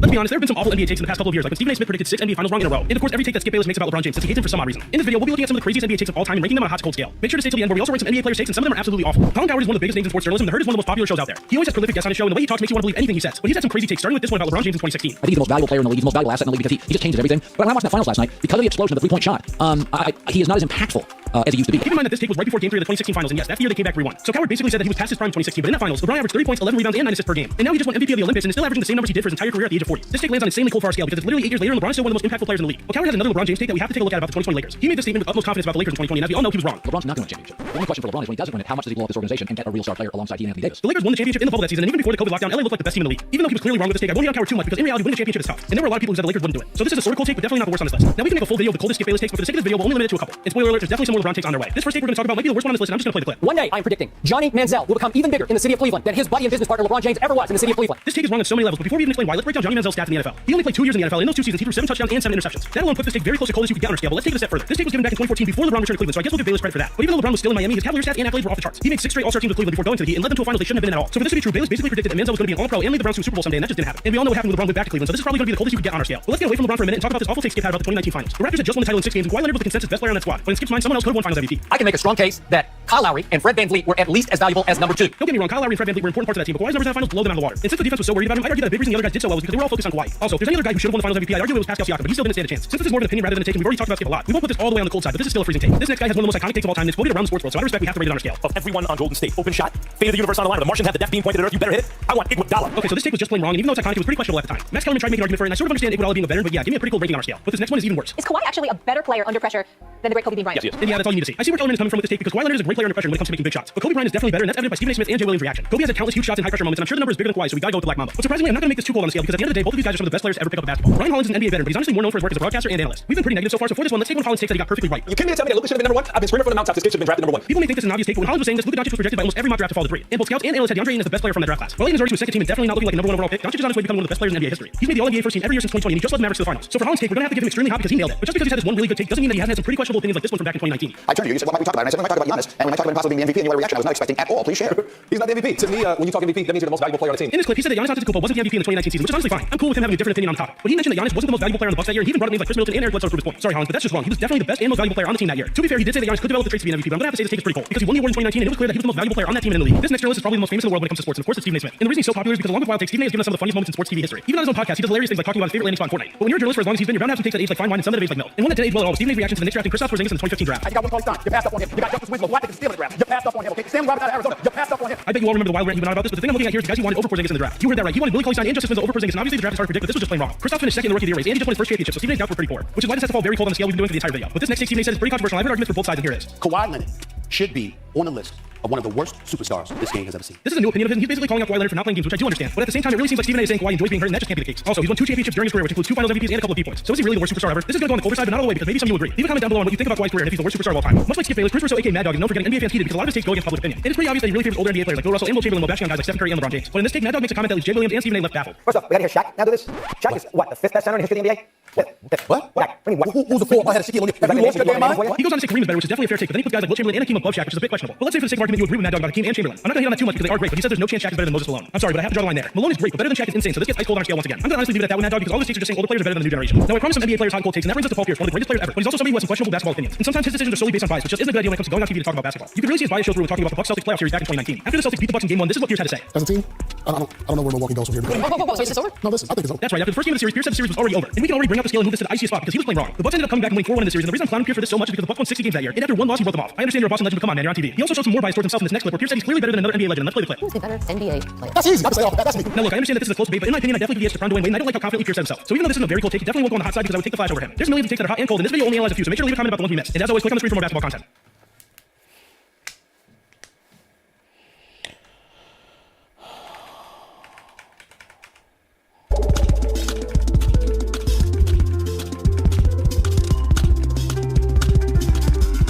Since the NBA introduced the Defensive Player of the Award in 1983, the league has followed a couple very specific trends when determining the winner of the award. For one, the voters highly favor the center position. Since the award became a thing, a center has won the race 26 out of 41 times. The other major trend is that the league highly favors great defensive players on top-tier teams. In the league's history,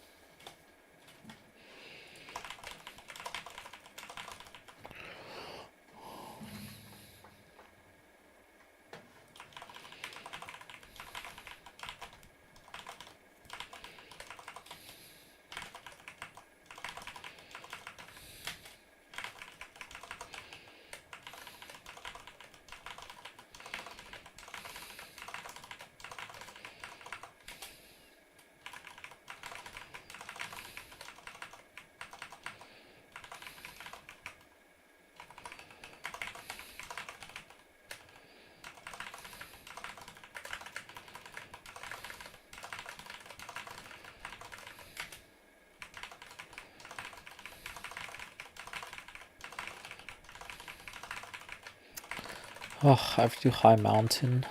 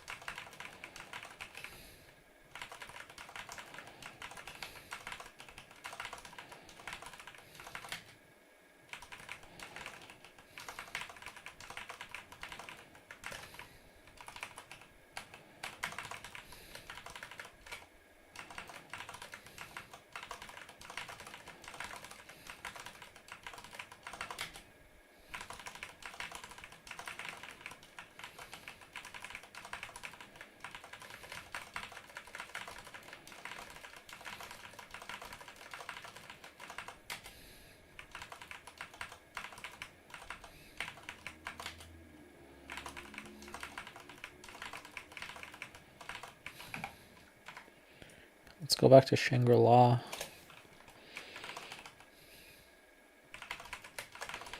Ooh, nice. Immediate soul air to fragment.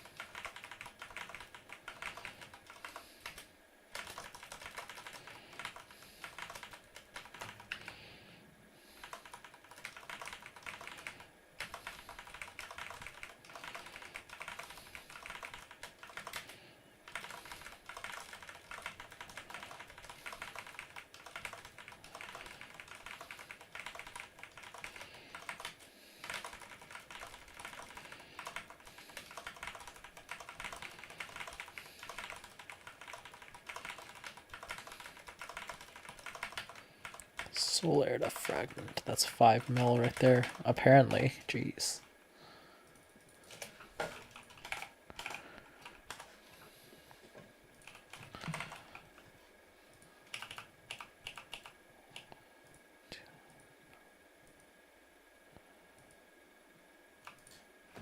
Hello, welcome. We're just doing the dailies. I guess I should...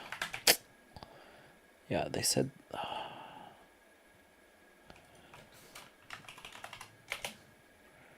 So let's get notification, and get notification there.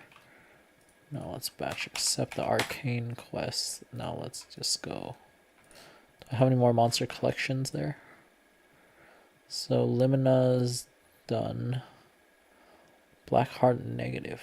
Greed Echo. Okay, Dark Mist Creation. So that's done. So we have Dark Mist Creation, Greed Echo.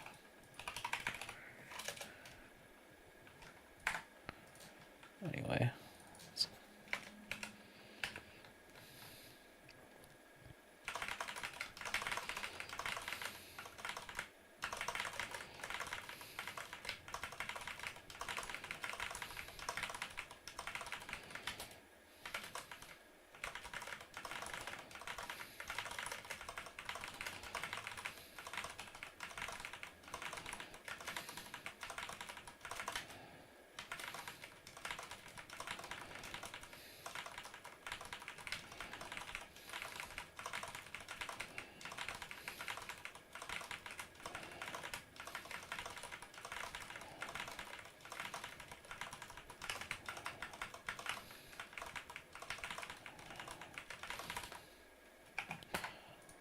And then Dark Miscreation.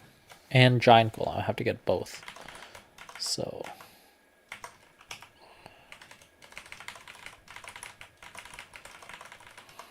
oh, interesting. Nice.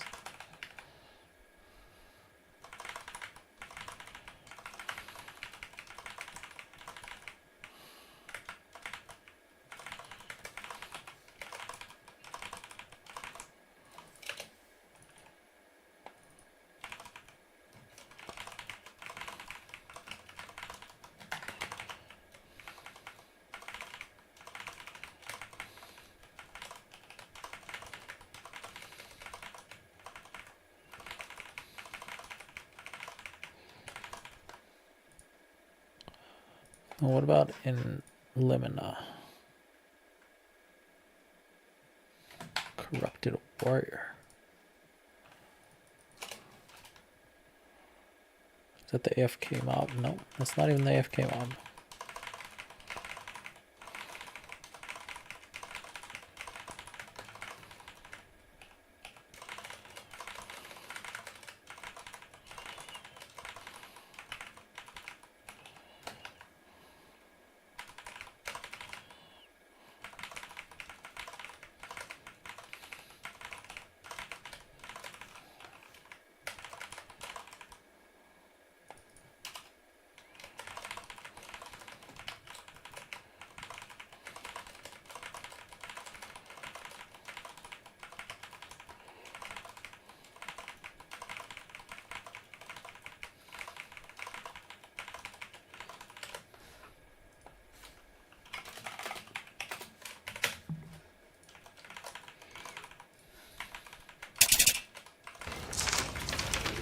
Mr. Lewis, thank you for coming in with your associates. I know this is hard to hear, but we need to make some serious decisions about your mother's health. Let's be honest, she is getting on in years. Oh, snap. Okay, I see how it is. I see how it is. Well, yo mama so old, her last name is Asaurus.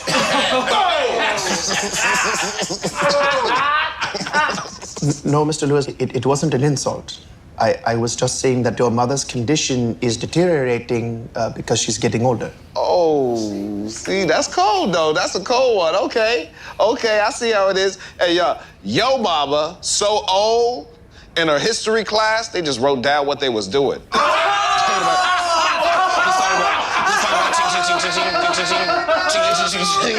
Mr. Lewis, this isn't an insult contest.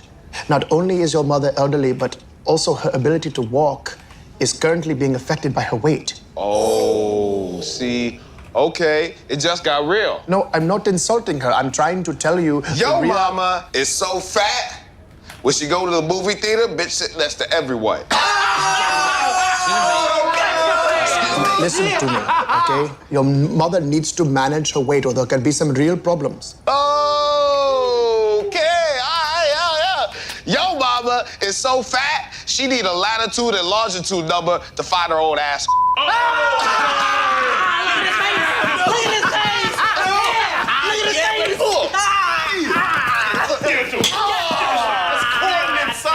Coordinates. Now who's the doctor? I am the doctor. Mr. Lewis, I am. And it is my job to make sure that your mother is getting the care that she needs. We are talking about the woman who took care of you your whole life. The least you can do is take care of her in her old age and take this seriously.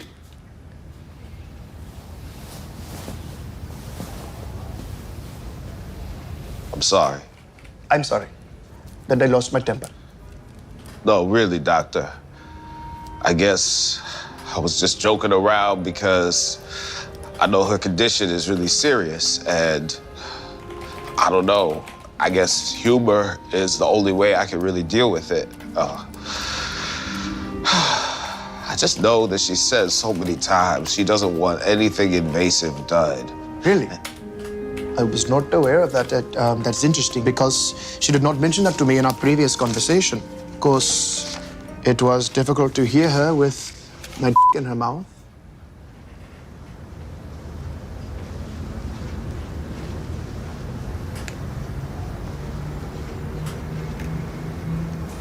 Snap, Mr. Lewis. Oh. Snap. Now let's talk about the procedure.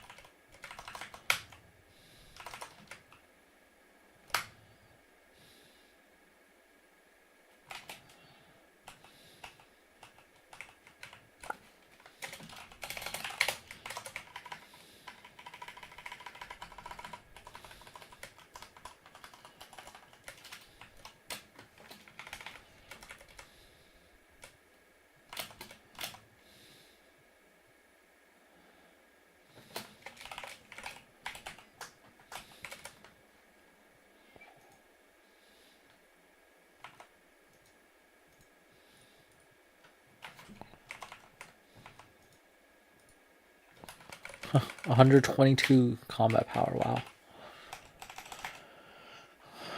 Let's see.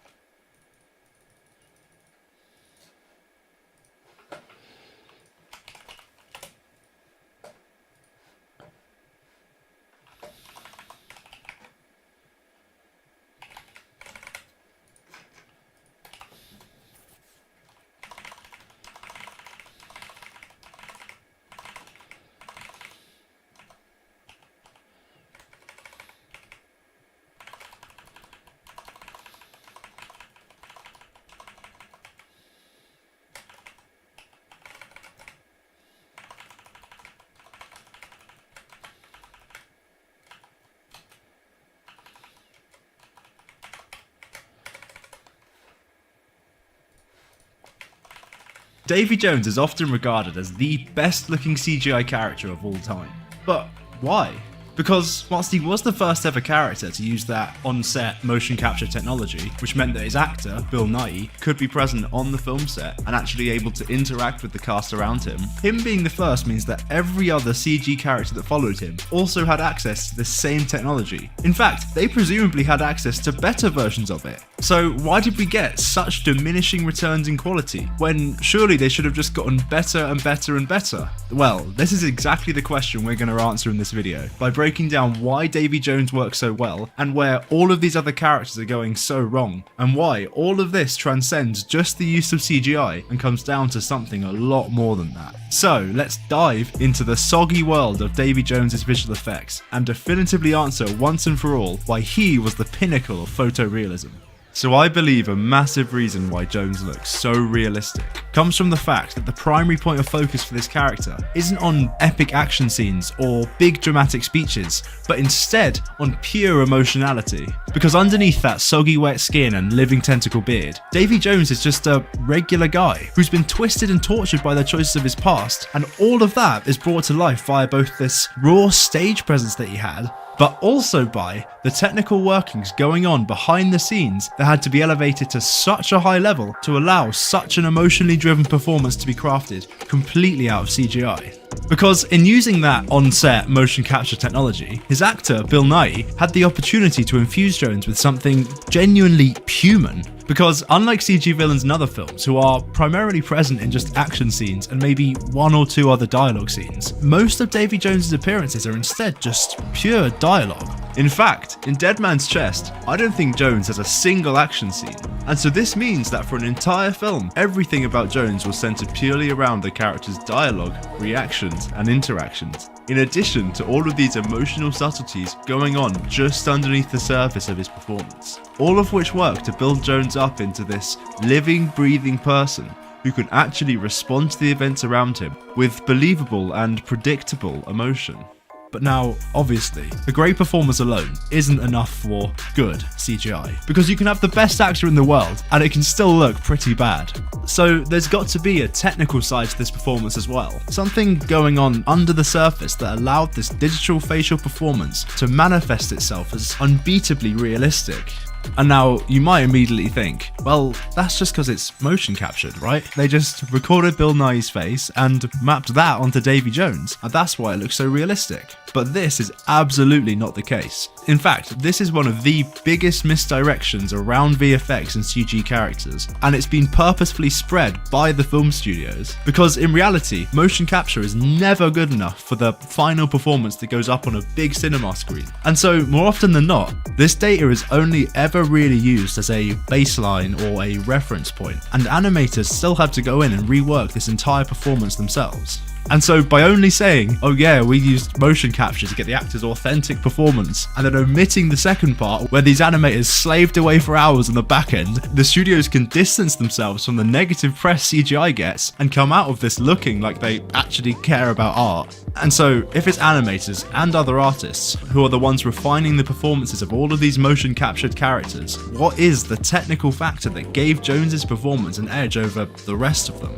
Well, I believe this edge came from the fact that, seemingly, the VFX artists have done everything they possibly can to occlude as much of Jones's skin as possible from the audience, as skin is probably the single hardest thing to get looking right with CGI. Because, in real life, it's so flipping complex, with even the tiniest of movements generating a myriad of subtle responses across our skin, like bulging, stretching, wrinkles, color deformation, etc. And so, to create a realistic CG character, you also have to perfectly recreate all of these details as well, which means the more skin you show, then the more and more of these subtleties you need to account for. Meaning if you take a character who's showing a lot of skin, like Thanos or Azog the Defiler from The Hobbit, then you have to do a lot more work with their skin to keep them looking realistic than you would with Davy Jones. Because yeah, you need to generate all of these skin responses for him too, but only for his face, because they'd hidden his entire body and even the top of his head under multiple layers of much easier to do and a lot less important to an emotional performance CGI clothing. And this meant the artists only had to focus their efforts on this crucial facial area, allowing them much more time to refine it to a high level than if they also had to account for the rest of his body's skin. And so when you combine this high level animation with all of those brilliant subtle facial movements and inclinations in Bill Nighy's performance, and tie all that in with Jones's beautiful tragedy of a backstory, it gives you this genuinely compelling character with a powerful narrative, and it actually makes it quite hard to see Jones as something generated inside of a computer when both his animation and the building blocks of a character are just this strong. But now, there is still more to a good CG character than just their performance. So in mentioning characters like Azog, this does bring me to my next point, which is that Davy Jones is just the perfect example of using CGI where you actually need CGI and then doing something completely different with the opportunities that that CGI presents. Because if you look at Azog or other similar villains, aside from his massive height, did he really need to be CGI? Because they do nothing special with him being CGI. It doesn't unlock any new narrative potential or interesting fight scenes or anything really. And so that just leaves this bitter taste in your mouth because you're sat there looking at this unappealing blob thinking, why?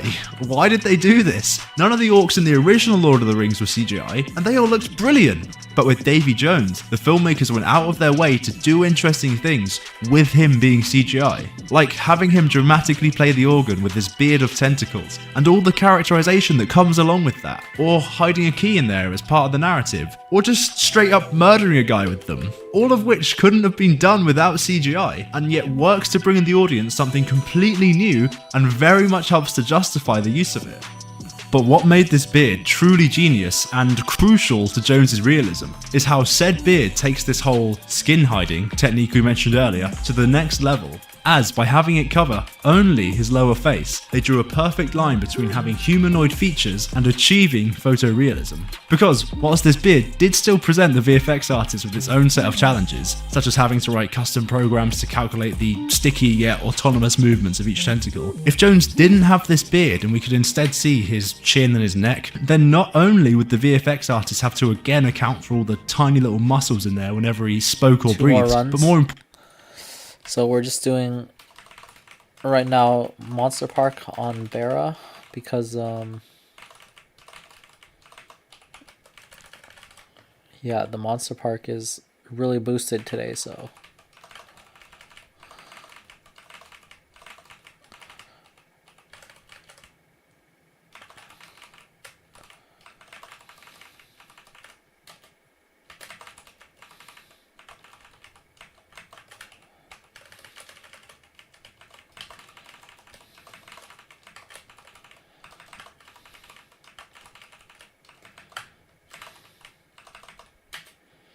and then I guess tomorrow we're going to do weekly bosses on this guy. We're just going to do the big ones like H Lucid, I think. I like doing H Lucid, and then I guess we'll do more Tenebris like Sea Gloom. Should be strong enough for Sea Gloom. Yeah, I guess in the last week I really should try to stretch the legs of this character.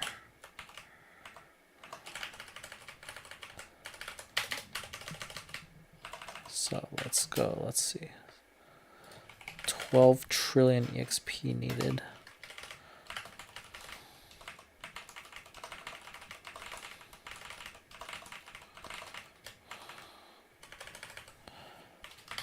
Such absurd numbers.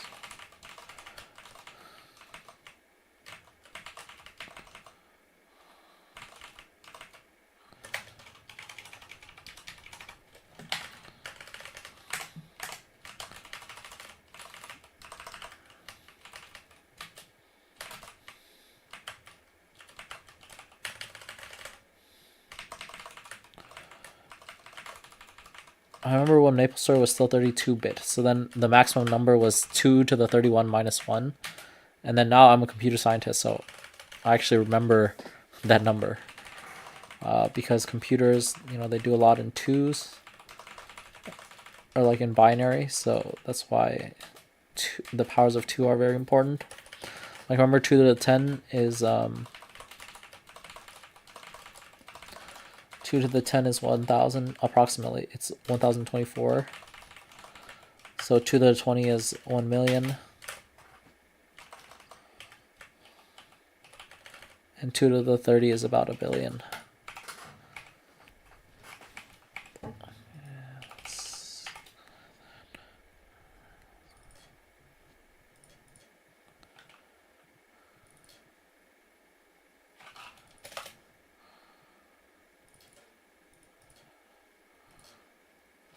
Oh wait, I could have sold that flame. Oh god.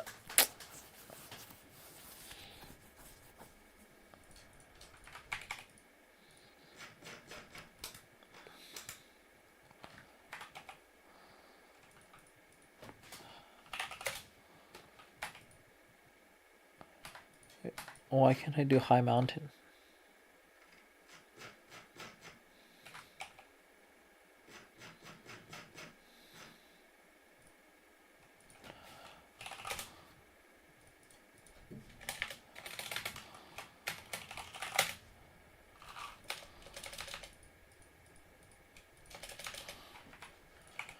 Well, welcome back to the stream. I'm figuring out how... Wait, why can't I do high mountain?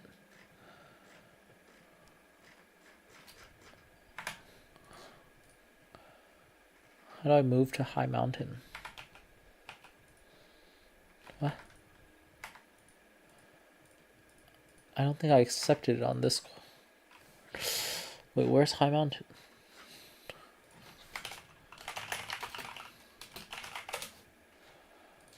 Okay, let me see. Do I have to watch a guide? Hi, and welcome to my High Mountain guide, which just came with version 251 today. To start, check your right bolt for the Epic Dungeon High Mountain quest, which will take you to the NPC Salazar Instagram. From there, you can start the High Mountain pre-quest, which will take around 20 minutes. From there, you can start the Mountain quest, which will take you to the NPC Salazar. Check your right bolt for the Epic Dungeon High Mountain quest, which will take you to the NPC Salazar Instagram. From there, oh, you can... Cernium. Okay.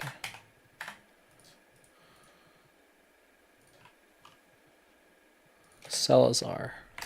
Like Salazar Slytherin. Salazar. Where the heck is this guy?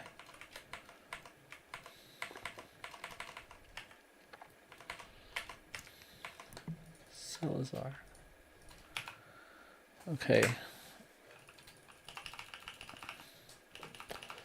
Salazar.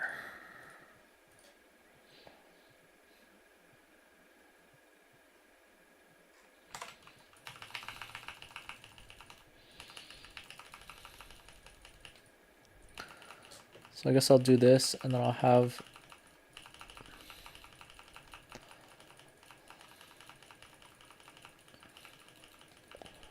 Soul Janus unlocked. Soul Janus is actually really good. Importantly, Jones would begin to look closer and closer to your average human, and this means he would begin to edge into the territory known as the Uncanny Valley. Might be our back bathroom.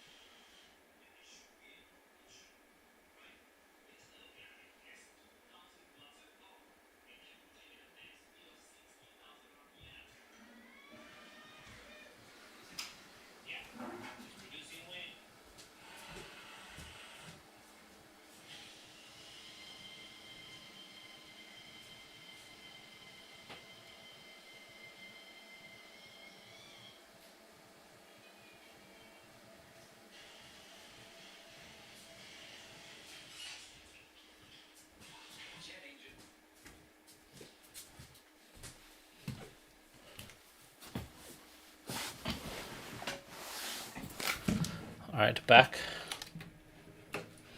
which is a scientific phenomenon where the closer to a human something fake looks, the more likely our brains are to reject it. Because we are so used to looking at human faces and features that once something is sufficiently close enough to looking like a real human, our brains kick in and begin to subconsciously criticize it and pull it apart and just find these tiny little subconscious flaws with it. And so that's why a photorealistic CG human still hasn't really been done yet without the use of deepfakes and stuff. Whereas you have no idea what a living tentacle beard should 100% correctly look like. And so by giving him this fantastical beard, they pulled Jones out of the uncanny valley, stopping our brains from reading him as a fellow human face, which in turn stops that criticism instinct from kicking in, and therefore lets our brains relax around him and more easily accept him as something real. But this was only the tip of the brilliance of this beard. Because what made this even more genius was that by keeping the elements of his face that are crucial to portraying emotion, like the eyes, the mouth, and these somewhat eyebrow things, on full display to the audience, whilst only changing the secondary emotional elements of his face, like his skin texture and of course his entire lower face of the beard, then they struck this perfect balance of a character whose face can tell any story, whilst also having such alien features that our brains just accept it, therefore crafting a balance of an emotional human character and CGI realism that very few other characters have ever managed to find. And now from here, speaking of his skin, this does bring us to another really major factor that contributed to his realism. The genius use of lighting in this film, and how that plays so well with the reflective design of his constantly wet skin. Because around 90% of the time in these films, Davy Jones is shown under one of two types of lighting, either the intense Caribbean sun or the shadowy nighttime, both of which massively complement his visual effects. Because visual effects is a bit like a magic trick. It's an illusion designed to trick your brain, and much like a real magic trick, the less you show your audience, the more they're going to believe in your illusion. And so, dark lighting is obviously ideal for this, because all of this darkness is just going to occlude your CGI naturally. But how does pure daytime brightness hide anything? Well, this plays in masterfully with the reflective nature of his skin, and this is why films like Transformers and the first Iron Man look so good in the bright daytime, because these bright reflections can get so bright that they too technically occlude detail, because the reflective surface just turns into this bright, overexposed, detailless highlight. And when you combine this with the heavy shadows also cast by bright daylight, which plunge areas of the character into darkness, you suddenly have quite a high amount of your character naturally occluded from the audience. And then this reflectivity also goes to the next level with Davy Jones because of a thing VFX artists call subsurface scattering, which in very short is why stuff like, for example, lighter skin has that milky haze to it, because when light penetrates it, it bounces around within it for a while, diffusing itself within like the blood vessels in the skin and stuff, and causing that cloudy look, and then bouncing back out to our eyes again. And so because this is a natural phenomenon, to look real, CGI skin also needs to replicate this too. But all of this light bouncing around within the surface of an object is a flipping lot for a computer to calculate and get looking right, particularly back in 2005, which is actually why a lot of characters had that rubbery plastic look back then, because the computers just weren't able to calculate this under the skin light diffusion correctly. However, if you were to cover that skin with something reflective, say water, then a lot of that light will just get bounced away instead, thus reducing the need for this light diffusion effect, and therefore making it much easier to get a realistic result.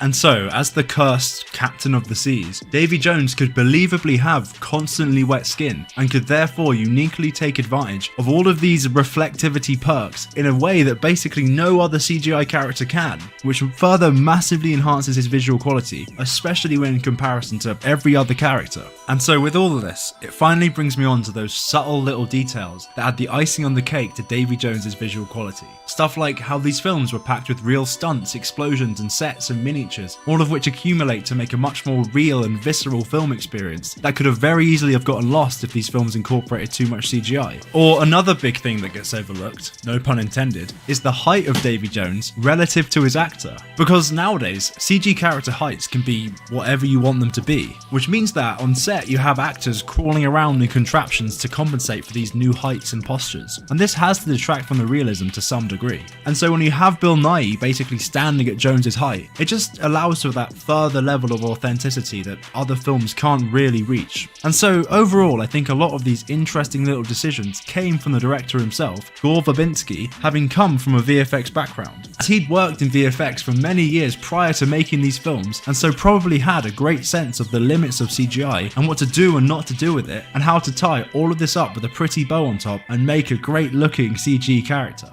And so, in short, Davy Jones is just the perfect example of stacking the deck in your favour by getting everything right, particularly the lighting, the skin and the clothes. And it's something that modern CGI characters just don't seem to do anymore, making it harder and harder for them to reach that same bar of visual perfection. But you know what? I'm actually perfectly fine with that, because I don't want to see the same thing every time of a CG character covered in clothes at night and made to be soaking wet just to be reflective. I want to see variety, and so it's great that these big budget films are trying to push the envelope each and every time to evolve CGI technology and hopefully bring us new and different stories. However, there is still a lot that modern day projects can learn from Davy Jones, because if your budget is low or your timeline is tight, you really should take these advantages where you can. But what do you guys think? Are there any CG characters that have progressed beyond Davy Jones? And if so, why do you think that these characters worked where so many others have failed? Oh, and also, I just wanted to give a massive shout out and thank you to my first ever Patreon subscriber, Darth Gator.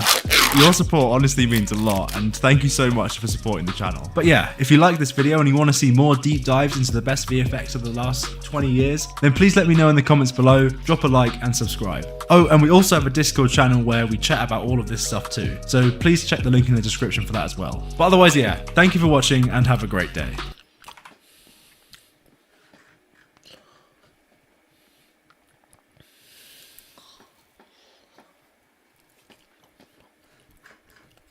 So please check the visual effects of 2004's Dr. Octopus struck the perfect blend of both CGI and practical effects, because his murderous tentacle appendages were actually brought to life via this highly unorthodox combination of these genuine practical puppets, which were then masterfully enhanced with CGI overlays to achieve this balance of both consistent visual quality and impossible comic book moments that very few superhero films have ever managed to live up to since. And this was all because director Sam Raimi wanted to do something a little different with Doc Ock, and not just have him be another generic villain of the week like we so often get nowadays, but instead use him as this avenue to tell a timeless and universal story. So that's why in this video we're going to cover how exactly they even did these arms practically, how this made the entire story of Spider-Man 2 even remotely possible, and why, after almost 20 years of VFX development between Spider-Man 2 and Doc Ock's return in No Way Home, do his arms look about the same, if not maybe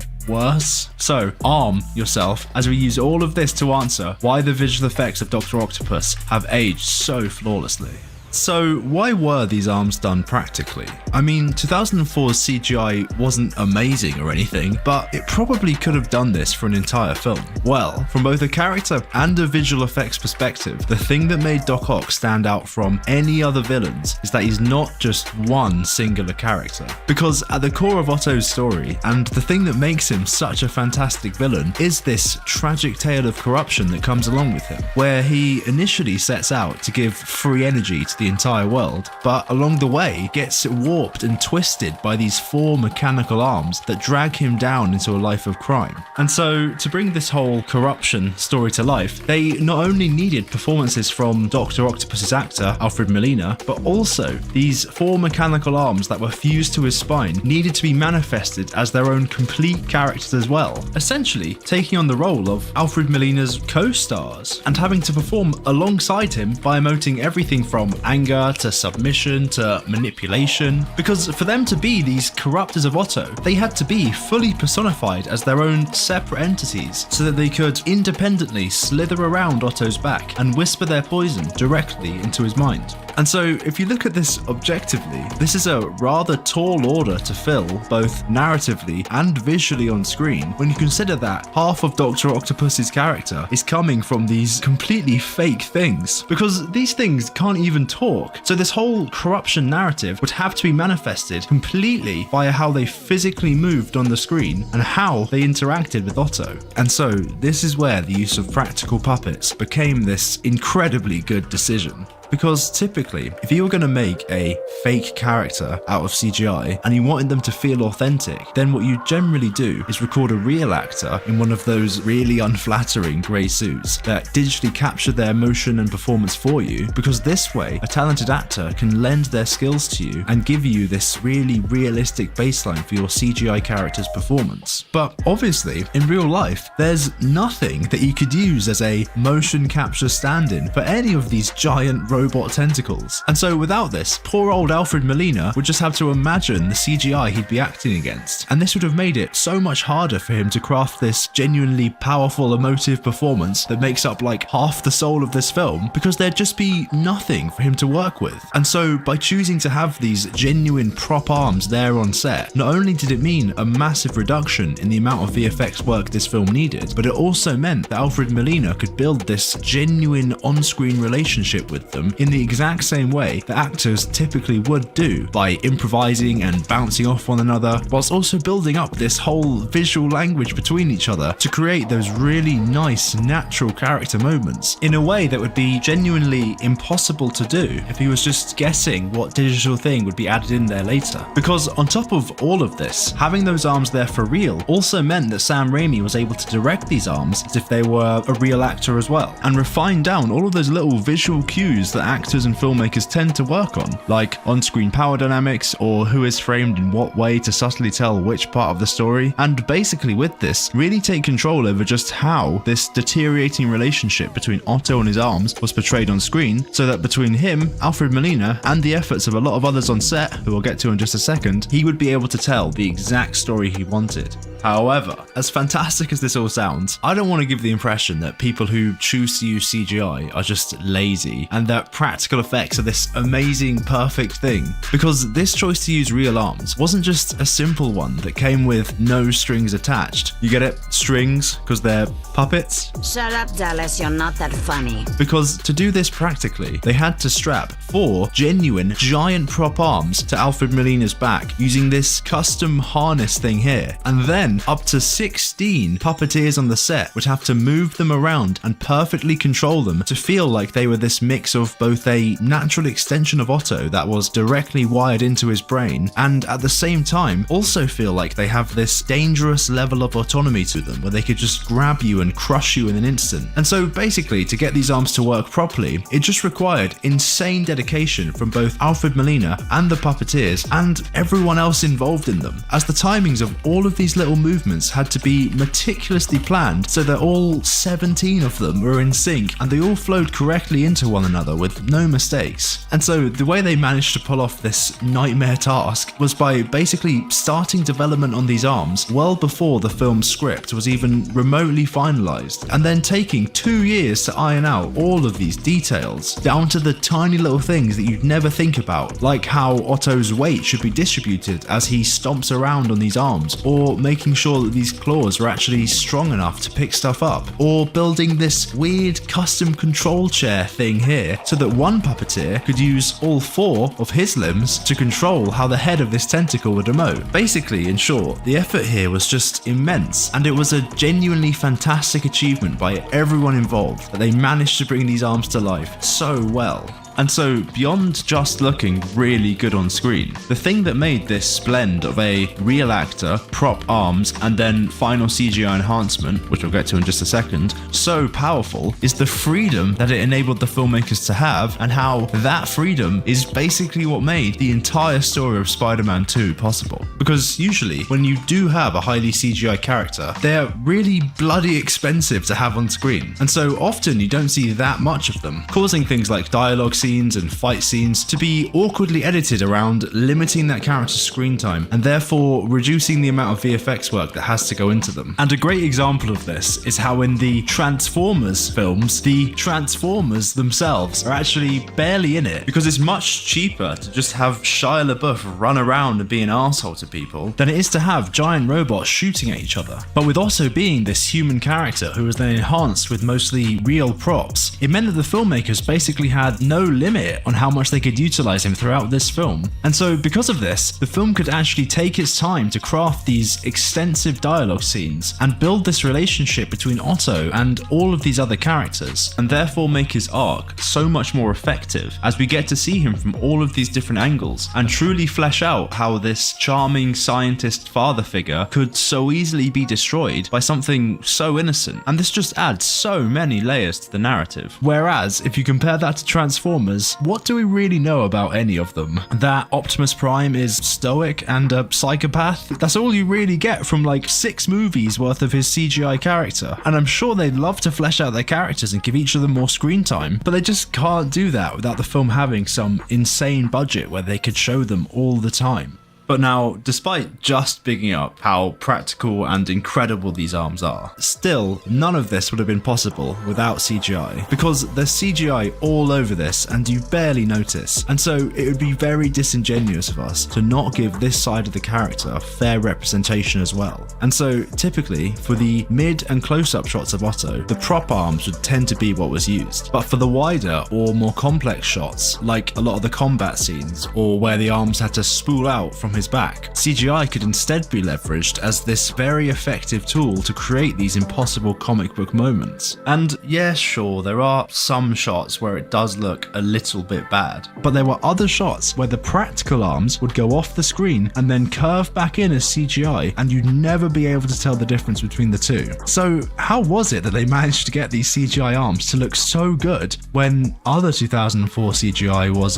not so good? Well, this right here is why I made the claim that this film has the perfect blend of both practical effects and CGI. Because what this film did right was use CGI in exactly the right places where it could be used to look as good as it possibly can. But just before we get to that, speaking of supervillains, let's take a look at the real evil of the world, media bias. Because more and more often nowadays, it's algorithms on social media that dictate which news our money is reporting on this, who owns them.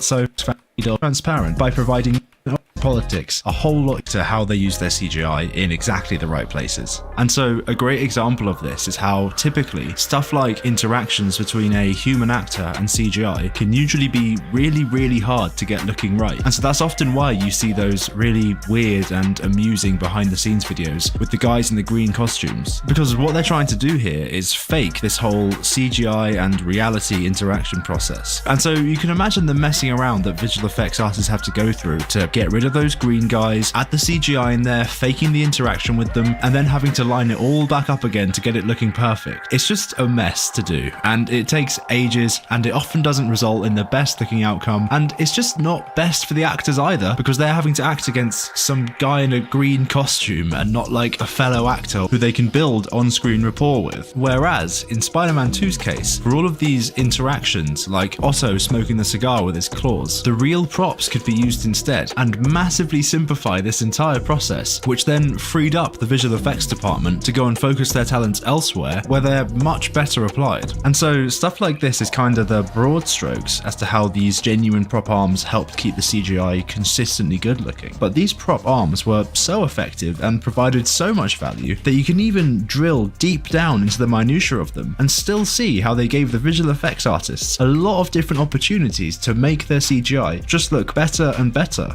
For example, for just stuff like a reference perspective alone, they now had hundreds of hours of footage of these real arms moving under the exact same lighting conditions they were going to put their CGI ones under. And so, unlike most films would ever have, the visual effects artists now had something, these arms, that they could perfectly match their animation, reflections, shadows, color grades, and much more of their CGI arms against, which of course helped attain a much better result. Or another example of this is how they could scan those real-life props with all of their real-life details into the computer as 3D models, and then use these 3D models as the baseline for all of their CGI, causing their CGI to inherit all of the realistic details like scratches and dents that the real-life props had, and therefore causing it to look a lot more realistic, as now it had the same weathering and grunginess as the real-life prop had, rather than being some perfect, clean, computer-generated object that would just immediately stand out as wrong. So basically, there was just all of these tiny little different ways they could drip feed realism into these arms, and just use this to keep the visual effects process as simple and easy as possible. Well, you know, as simple and easy as you can possibly make visual effects. Because I may have underplayed the sheer amount of effort that the visual effects artist also put into this project, as from a digital perspective, getting things like the CGI arms movement correct was just as much of a nightmare as doing it in real life for pretty much the exact same reasons, like nailing down his very unusual movement pattern, or just how complex he is with all of these different moving parts. And so basically, by having so much of this CGI done for real, a lot of realism was just gifted to the visual effects team, essentially for free, and allowed them to reach that bar of realism so much easier. And I just don't know why films have stopped doing this, because it clearly provides so much value in all aspects, from visual quality to character development to storytelling ability. And the fact that we don't see this anymore is just a mystery, honestly.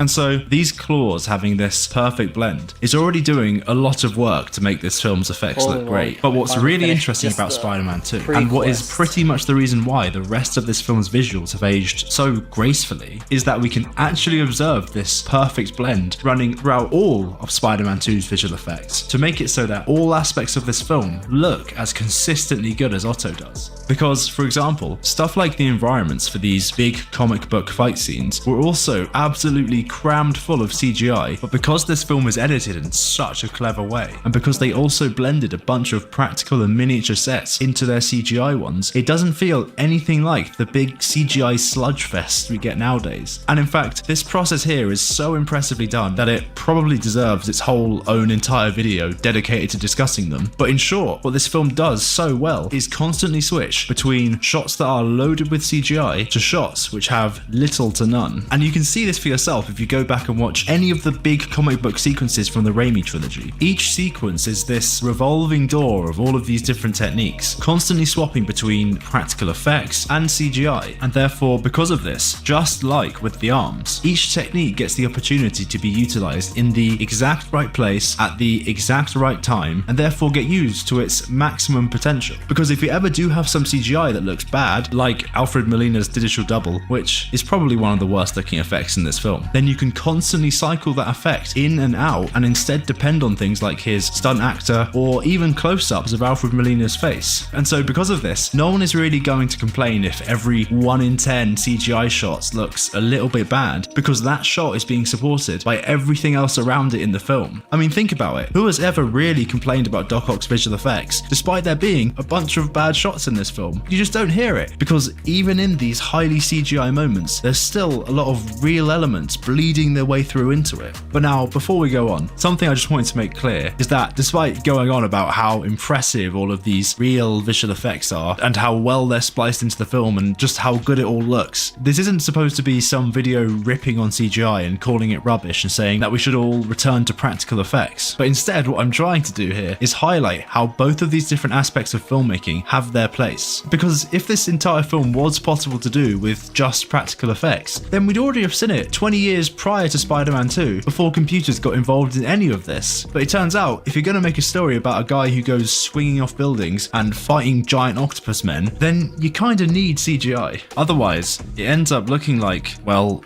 this.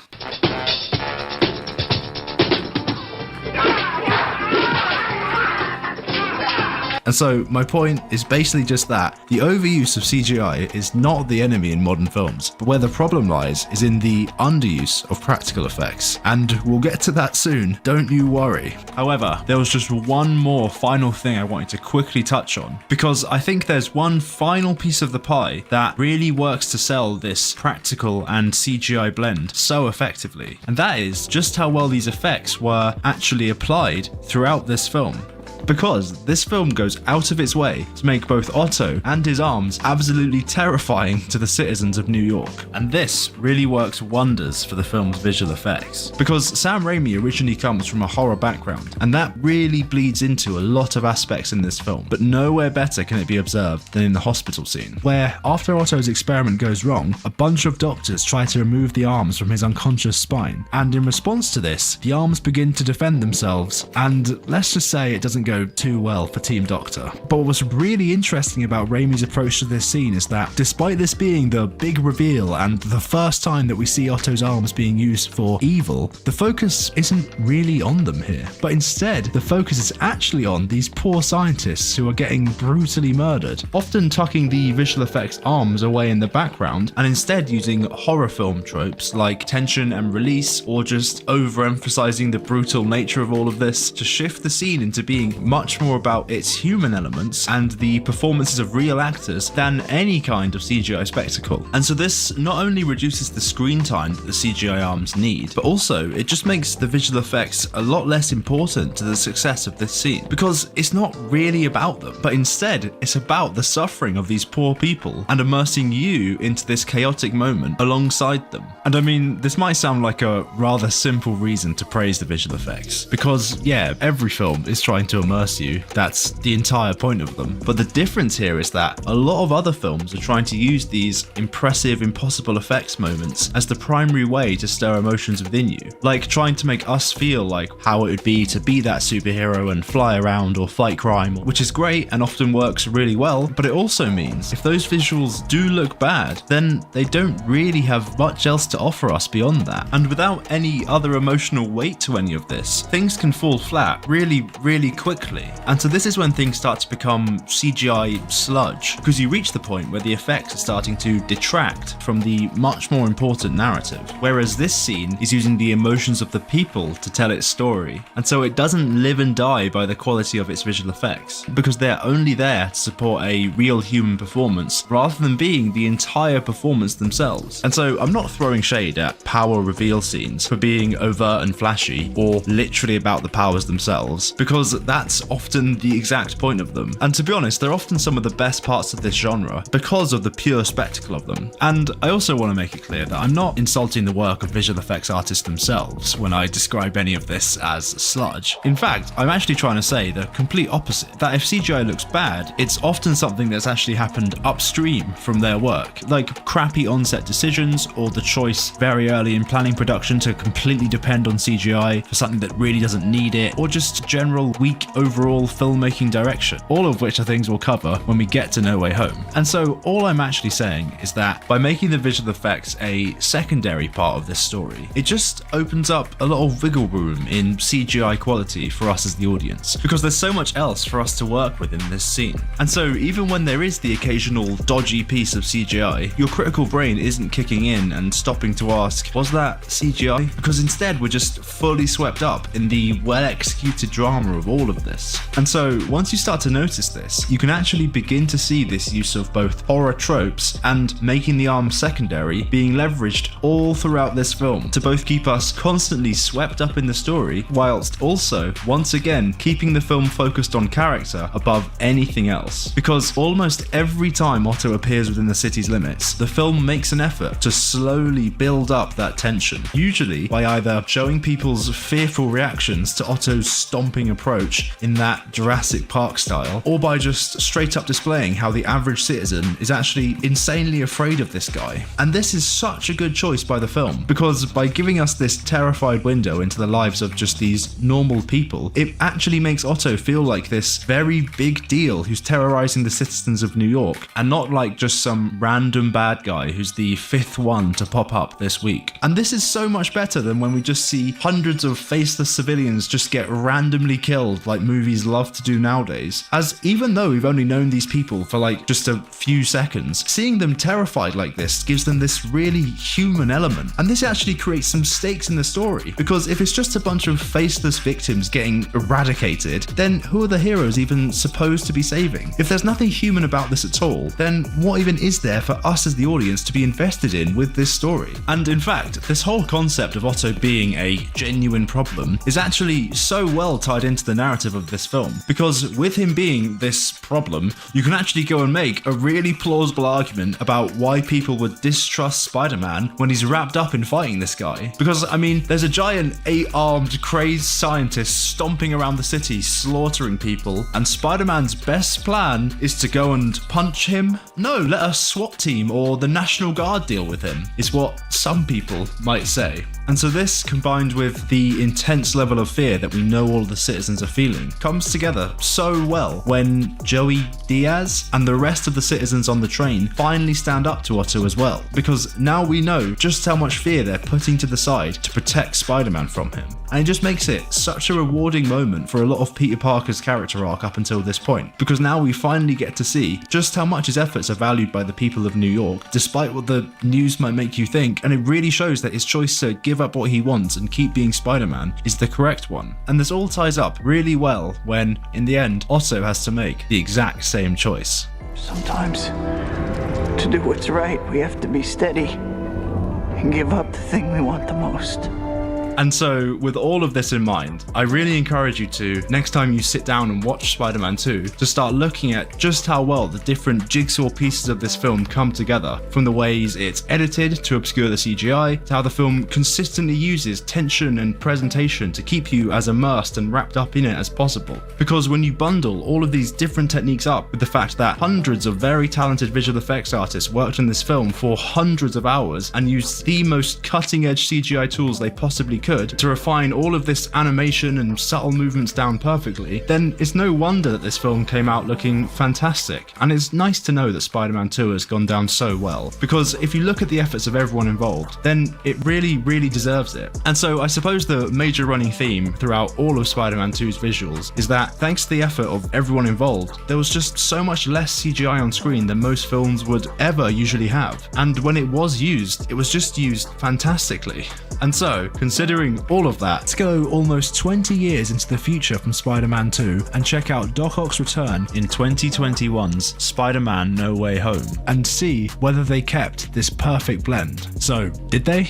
Well, if you haven't already guessed, they didn't. There was no more puppets. This time around, the arms were fully CGI. But to be fair, I'm actually kind of okay with this, because CGI in general has gotten a lot more dependable than it was back in 2004, but more importantly, Alfred Molina is just a lot older now, and I doubt he wants to have 60 pounds of giant prop arms strapped to his back. But where this film did go a little bit too far, in my opinion, was using CGI for everything else in this sequence. Because yeah, they did actually do a lot of stuff in this scene practically. They blew things up, they crushed cars, the new Spider-Man Tom Holland did some cool stunt work, and then they replaced most of that with CGI anyway. And because of this, at times, you can just tell that what you're looking at is a little bit of a cartoon. And that really isn't helped by the fact that Raimi's amazing direction isn't there, and that the film isn't nearly playing your emotions anywhere near as much as Spider-Man 2 did. And so once you just start to notice that a lot of this is CGI, it does really start to detract from the scene, because you don't get that same sense of danger that you did with Spider-Man 2. But now, I don't actually want to go too hard on the CGI of this scene, because I think COVID played a big factor in a few of their choices for it. And at the same time, a lot of it is actually genuinely bloody fantastic, with stuff like the background being fully CGI and completely invisible, or stuff like the CGI double for Alfred Molina now basically being flawless and an obvious improvement over Spider-Man 2's, which I think was actually the biggest standout difference that I found in my research of both of these films, and it kinda summed up the last 20 years of CGI growth for me. Because for Spider-Man 2, the creation of the CGI digital double Doc Ock was clearly a very big deal, as there were pages and pages of interviews about how exactly they did it, the struggles they ran into, how they overcame them. It just seemed to be both a massive challenge and a massive achievement for everyone involved. But conversely, for No Way Home, nowadays it's just treated as this very standard and normal thing that they just went and did as if it was just part of the job. And at the same time, the result that they output was 10 times better. And so this just really highlights how far things have grown when it comes to CGI, and how much more dependable it is nowadays that we're just able to go and make a digital double Doc Ock that looks fantastic, no questions asked. But at the same time, I think this level of growth might have now given filmmakers too much freedom, because something else that was heavily discussed in the behind the scenes of Spider-Man No Way Home was how the executives at Marvel were able to use the freedom of basically having a fully CGI scene to come in and make all the little tweaks they'd ever want, such as moving the camera around digitally, changing the lighting, and basically just restructuring everything in post as as much as they wanted to. And whilst, again, this is actually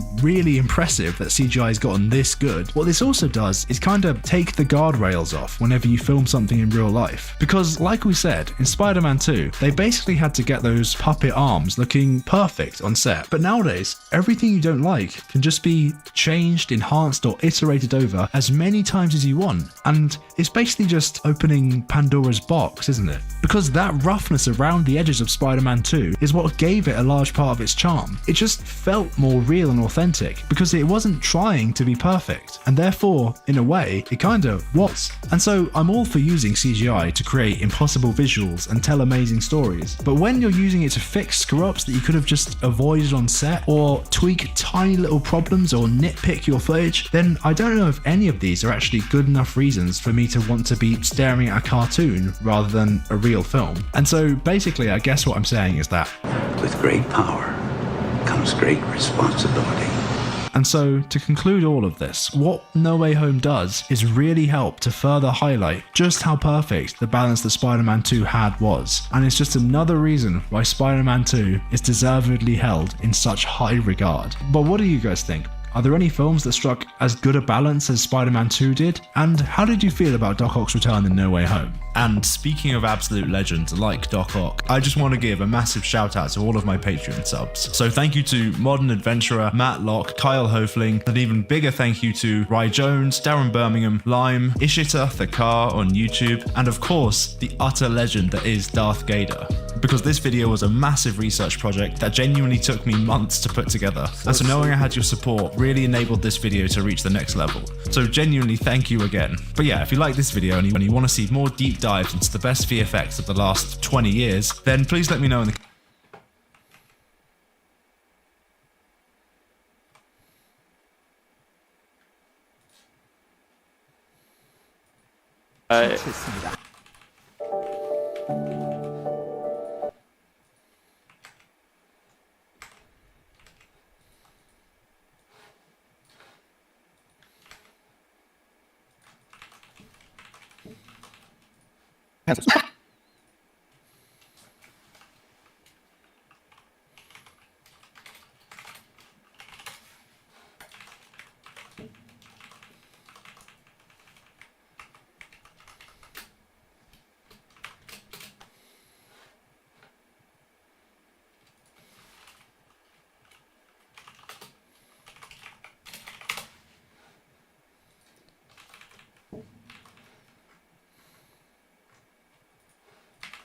Yeah, from a 6k goal deficit, he's the fed one on the team. Everyone else is kind of just supporting cast. And it's like, there's been 7 kills this game. Somehow, there's a 6,000 gold lead. As T1, they've started up the Dragon. Vision now given over to KT. As teleport to come in. Let's see what can happen here as the Dragon does fly by, but it's just a little bit of damage onto Ona. They get the edge. Yoshik, they do manage to avoid the Chains of Corruption largely, but in goes Ona, he goes golden. Can they find the sleeps they're looking for? The flash out from BDD, but he's still gonna get taken down. And this is like what you were talking about, Orcs. Unfortunately, sometimes the little dragon just goes pop, and T1, they are just crushing KT with their wallets now. It's a little bit anticlimactic, but that is the way T1 are going to do it as they look to try and bring us to the next game with match point in hand. That's going to be the clean ace. And T1, I think, just marching up the mid lane. BDD, he's got a QSS in his inventory, just bought it now, but it's too late. Ends up getting CC'd, ends up going down, and that Smolder, who felt like such a threat, goes down with a whimper. T1, the incremental advantages, apparently we're enough to win them this game. They're going to make a little bit more proactive play there on the side of KT. I was praising them for their patience, but sometimes it's too much, and that was a little bit too much. T1, well-deserved win here, and they will move to match point in this telecom war.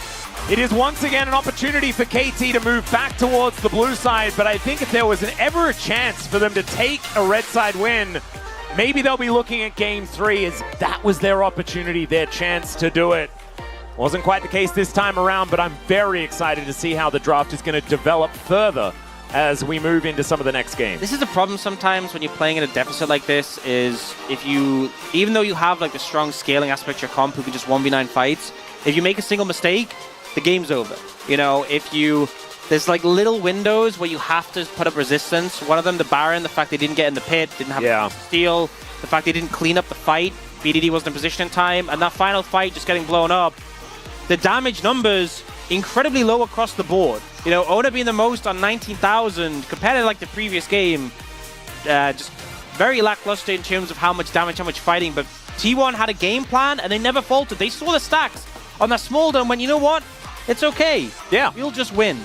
And if he can't do anything and just dies, then the amount of stacks does not actually matter at all. So congratulations to T1 being able to take this game, but it is not over yet. We are going to go to a short break. When we get back, the space is going to break that one down, and then we'll have game number 4. See you there.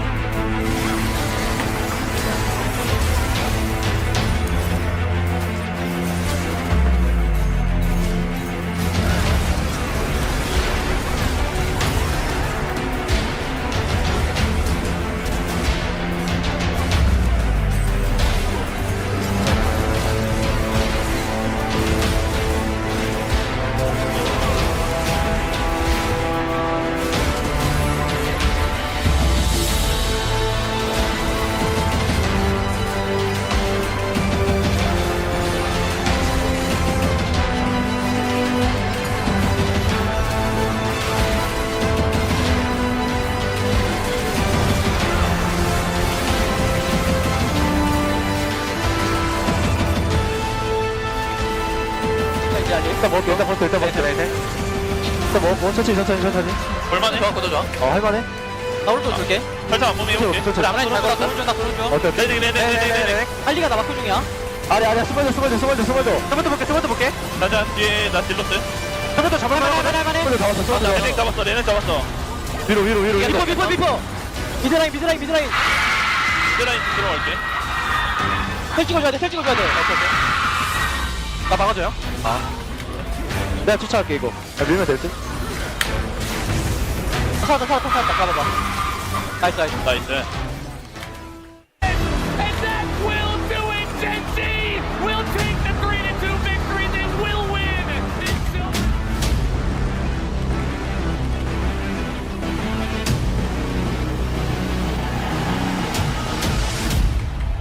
팬 여러분의 뜨거운 파도 함성과 함께 시작하겠습니다.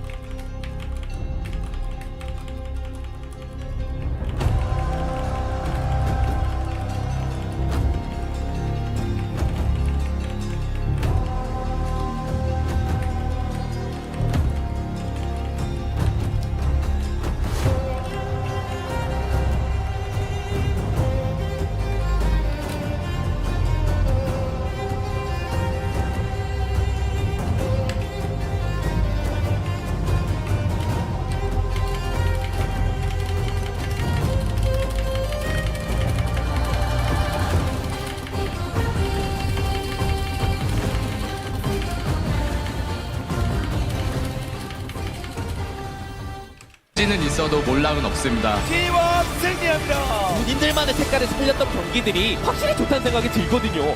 이게 KT의 고점이고요. 나이다! 꽉 잡아 올라간다. 가족사진 좀 같이 찍어.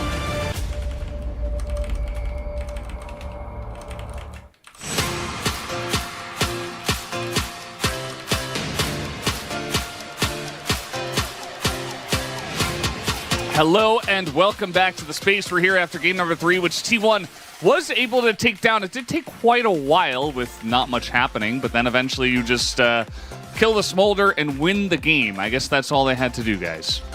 Yeah, the last two games were very fun, and there was a lot of interaction with a lot of stuff. This was a nature documentary, and not one of the fun ones. This was an educational one, where yeah, I know T1 really reeled it back when it came to the draft, and they just picked a very straightforward front-to-back comp, showing that they still prioritize the Olaf, despite everything, as long as KT keep going for... Which, again, like, Olaf into Sejuani Renekton specifically, it just feels great. Even without the Senna. And KT, I think it's time to swap it up. I know that this draft has worked in 1 out of the 3 games, but that's not going to be enough. The thing about this draft in particular is that the Ziggs ban was incredibly valuable for T1, and then they picked Misfortune, but were denied the Rel, of course, because you wouldn't allow them to have that. Maybe they thought that T1 would just pick Leona, so they would get the Rel anyways, and that would be some setup they have for their Smolder later on. There wasn't really any way to set up the Big Mom ultimates in this comp. There wasn't a way to set up the bullet time, and when KT fell a little bit behind, yeah, they were scaling, they were giving up objectives, they were scaling, but when was there ever going to be a moment where they could actually take control of a fight, take control of an objective, take control of a Baron? They lost map control. They kept buying control wards constantly to try to get vision back and failing.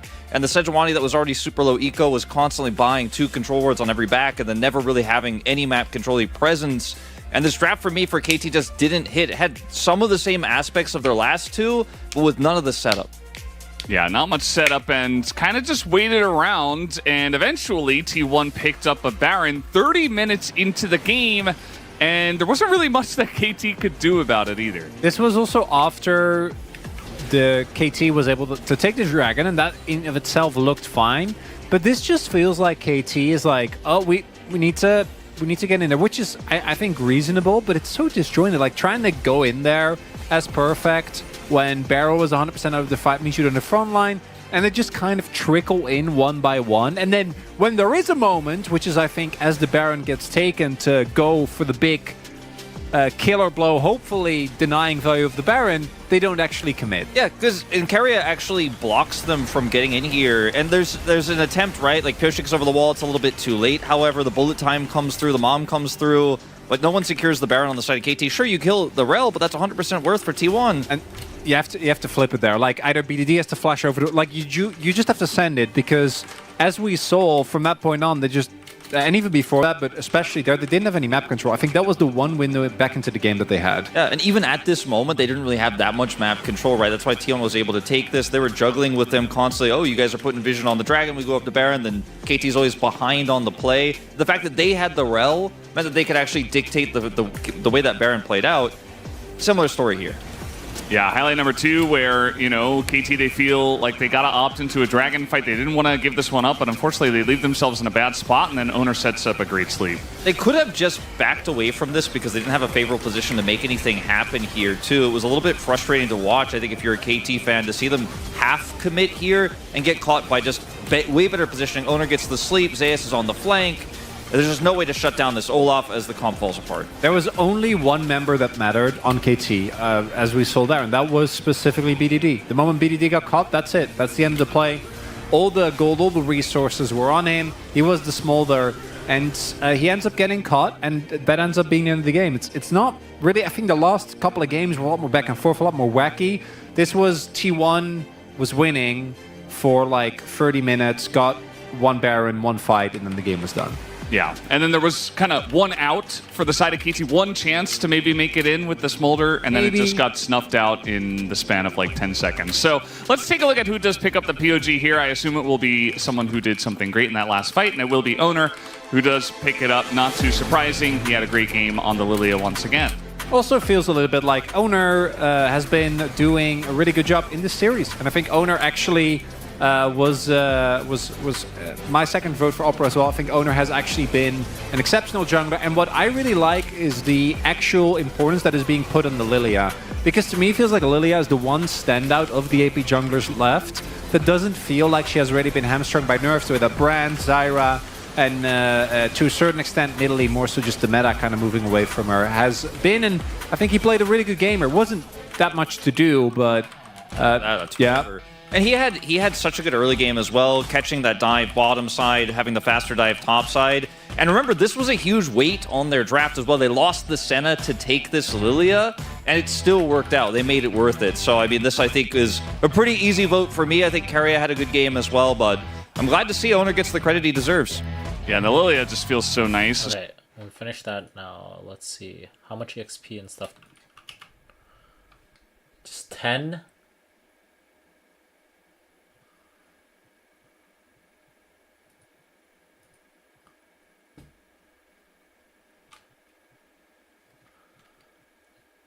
Oh my goodness.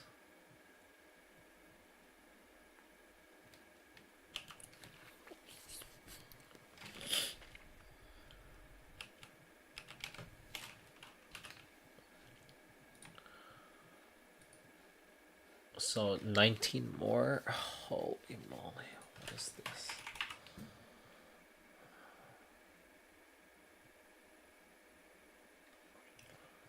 Wait. Okay, that's a scam. A scam and a half if I've ever seen one. Holy what?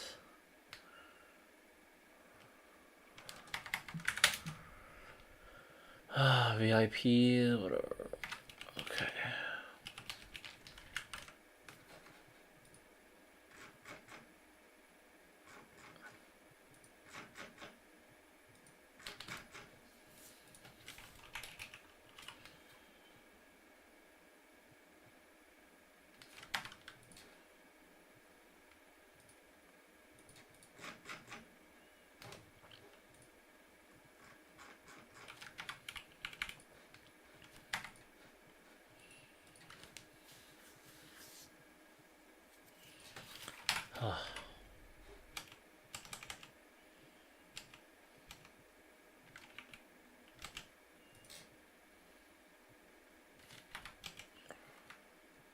But anyway, now we go back to Hyperion, I think.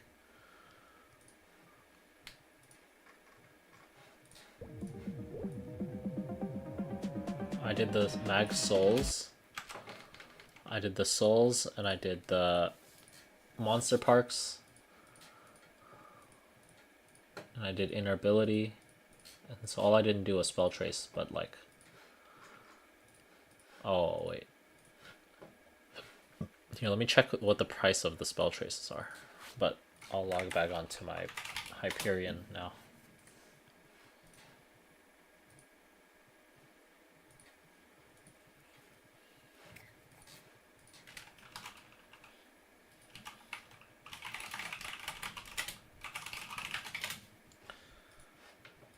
Now I think on Hyperion, now I need to do High Mountain, which is going to take so long. It took me even so long on my Baron Night Lord. And I was like kind of falling asleep in it too, so.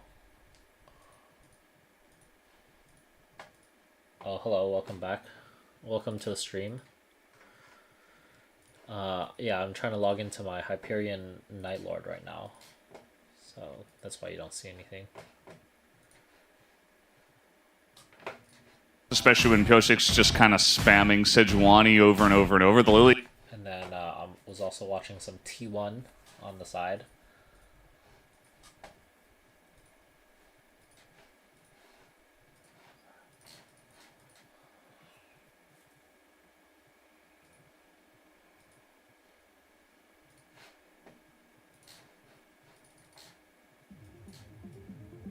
So now we have Hyperion.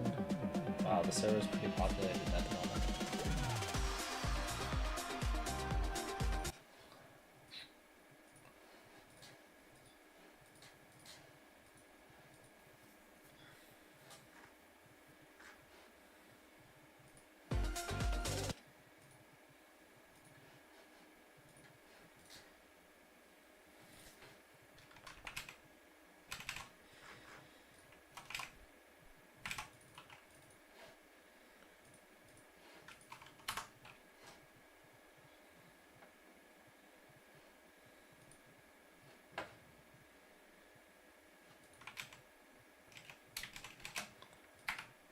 Okay, dude, there's so many things. But anyway, let's see.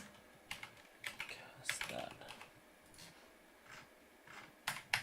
Let's go to Grandis Cernium. Cernium Square. So tired too. Ah, Salazar. Sinazir. Let's see. Consumes doesn't for 20 seconds. Hitting enemies causes damage to nearby enemies. Defeating enemies. No authority. Skill ends if the transformation is undone.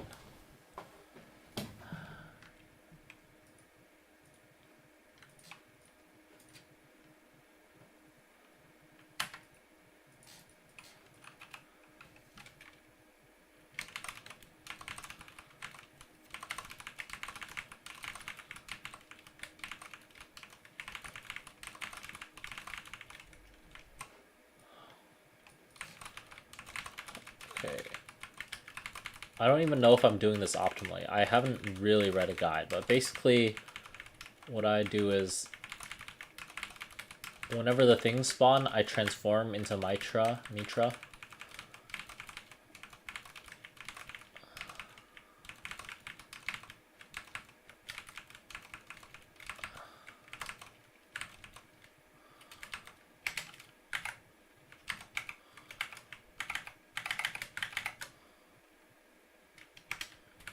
And then defeat them. And I think that's pretty good. But I think the stages get harder and harder as you go. Like, stage 1 was a lot easier than stage 9, I think. And it was a lot more apparent on my Barra.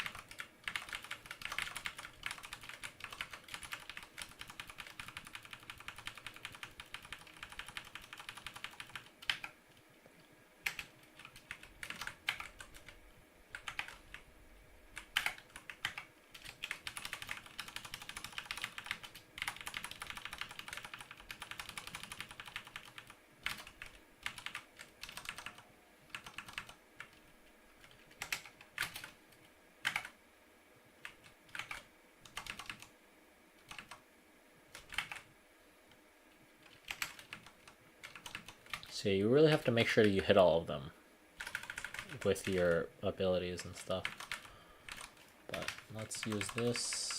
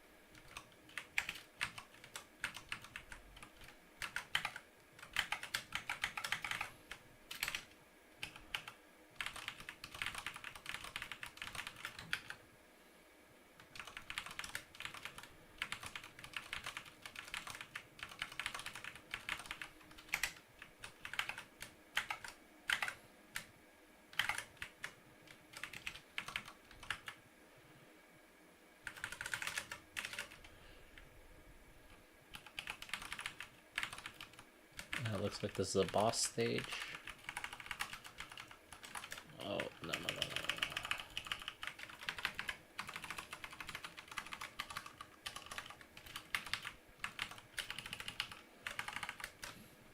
See, I don't actually know how to do this boss.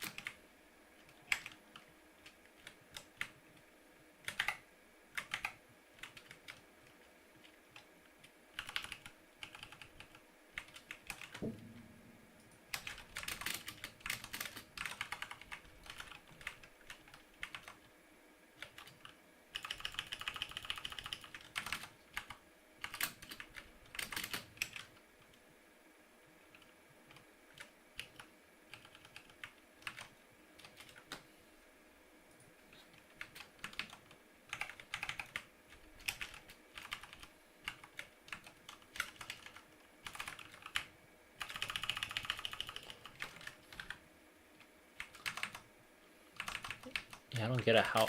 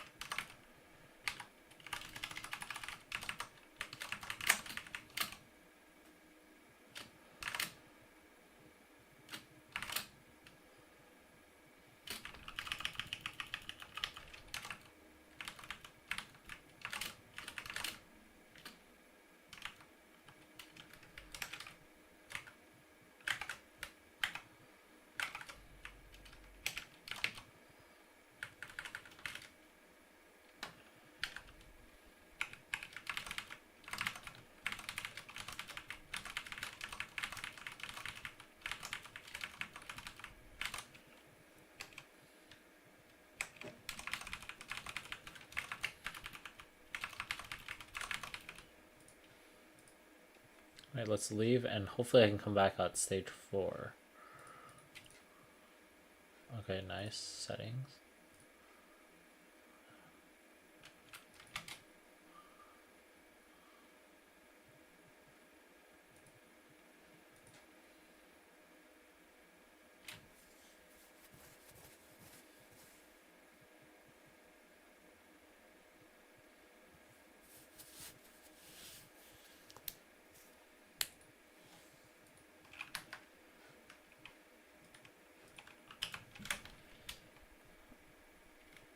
Oh, and it resets. Okay.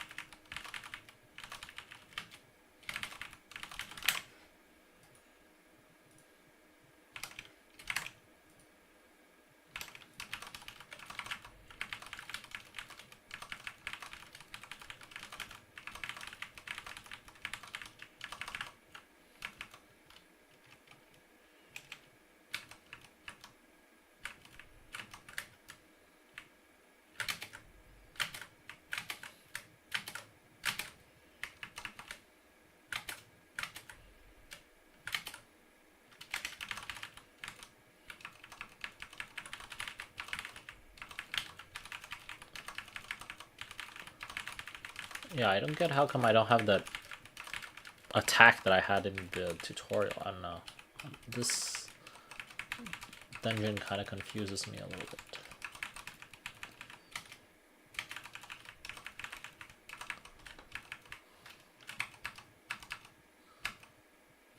Okay, so let's go like that.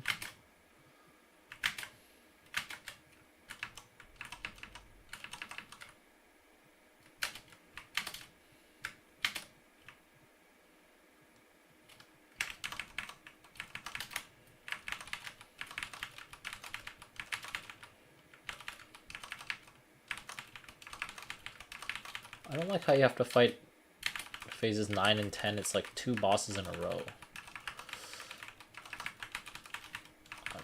really not a fan of this quest, I think.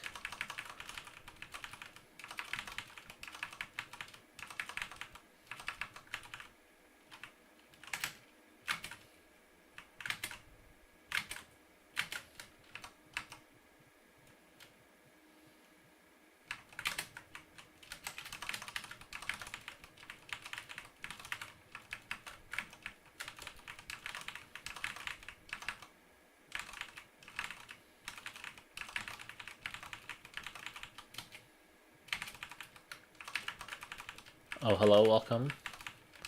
Say hi to each other. Tell me if I'm doing anything wrong in this stupid... Oh, now I can fight this guy, right?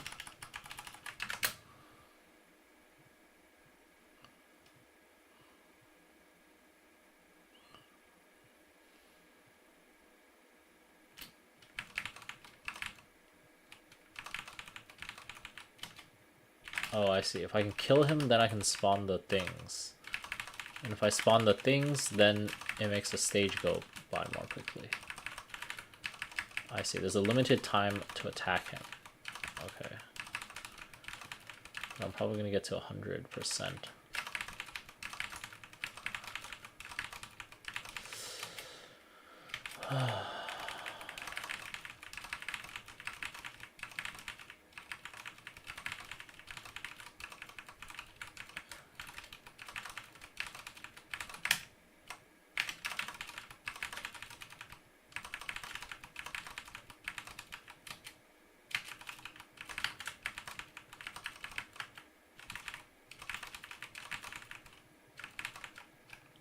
Okay, so now I switch. Go with that.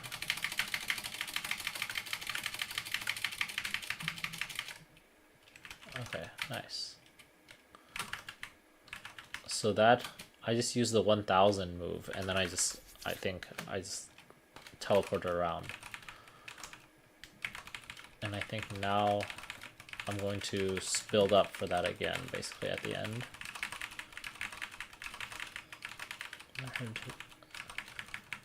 So wait, do I use the portal right now? Is that what he's saying? Not here right now. I think he's just saying for later.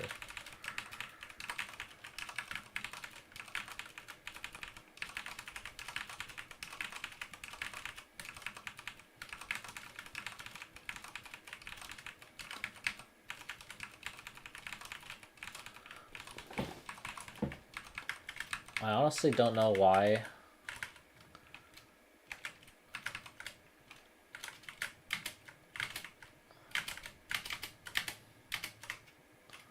I'm doing this instead of just grinding. I guess this gives me fragments. But yeah, wait, if this gives 40 fragments and Bara only gives 10, like, this thing sucks in Reg.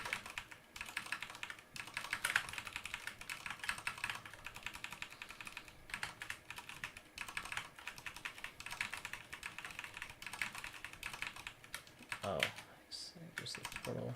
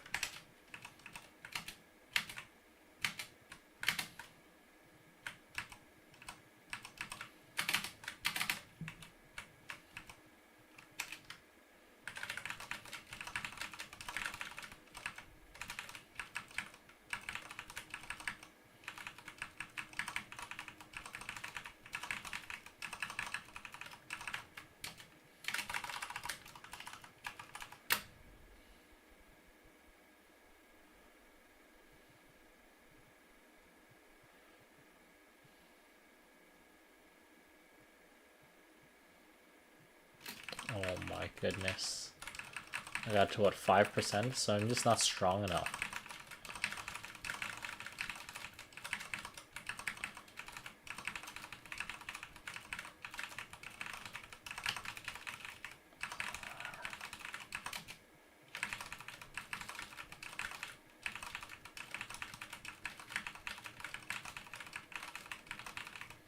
Fortunately, as far as I can tell, there's not much benefit to doing that.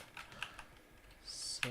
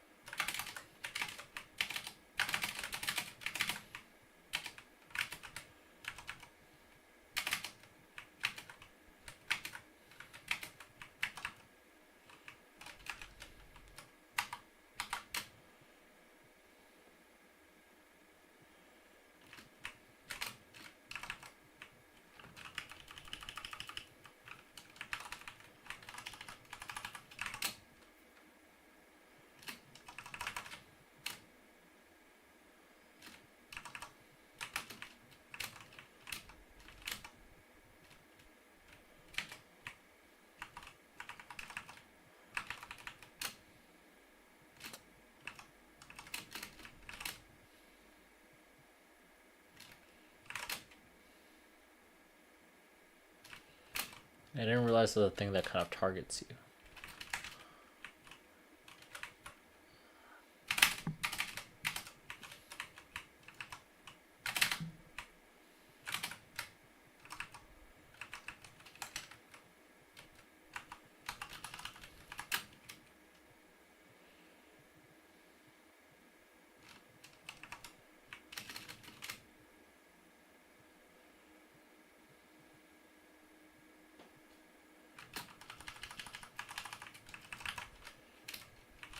Yeah, there's the thing that's targeting me. Now I'm missing everything.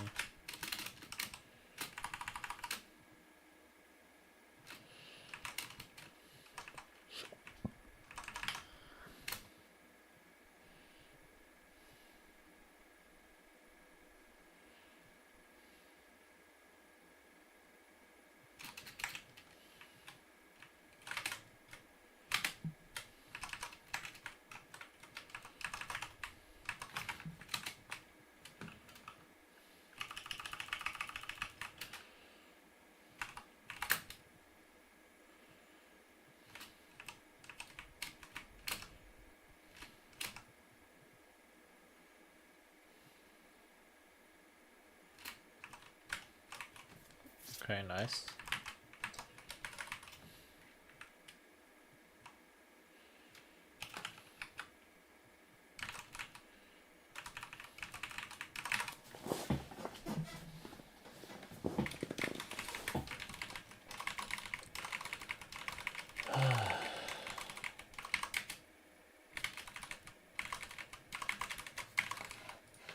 It just kind of sits there, farms up, is great into tanks, great for setup, great for AoE setup, and owner definitely very well deserved in this game number 3. But let's see what happens now for game 4. Let's go back to the casters. Thank you very much, Bubblehead Valdez. for that one. And yes, we have T1 with match point now as we head towards game number 4. And what we're hoping for is a little bit more proactivity here from KT and a little bit less Sejuani Renekton. That was definitely a KT Logic game where it's like stall, scale, get a smolder with 500 stacks, immediately lose. Yep. Immediately just lose the game. Something about eggs and baskets I think is applicable here. Yeah. But I think that they put this huge pry on the Sedge Renekton. It hasn't really been inspiring, even in that win. I don't really feel like those picks were the pieces that really drove their victory. They keep giving Owner this Lilia, and it also just means like there's other picks you could be prioritizing in the phase 2. Yeah, they picked Renekton Sedge every single time. Well, it's Renekton Sedge Smolder every single time. Here for KT, it worked in game number 2 when they had the blue side last time around, and maybe we're just gonna see another like first pick Renekton, and I think now T1 are practiced enough to be able to counteract it very. I've been using a lot of my potions.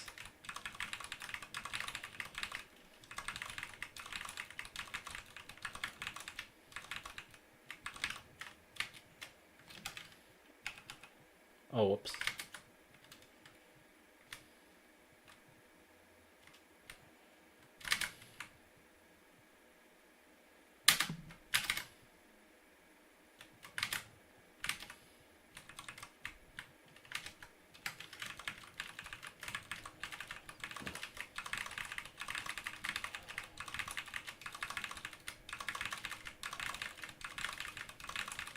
%.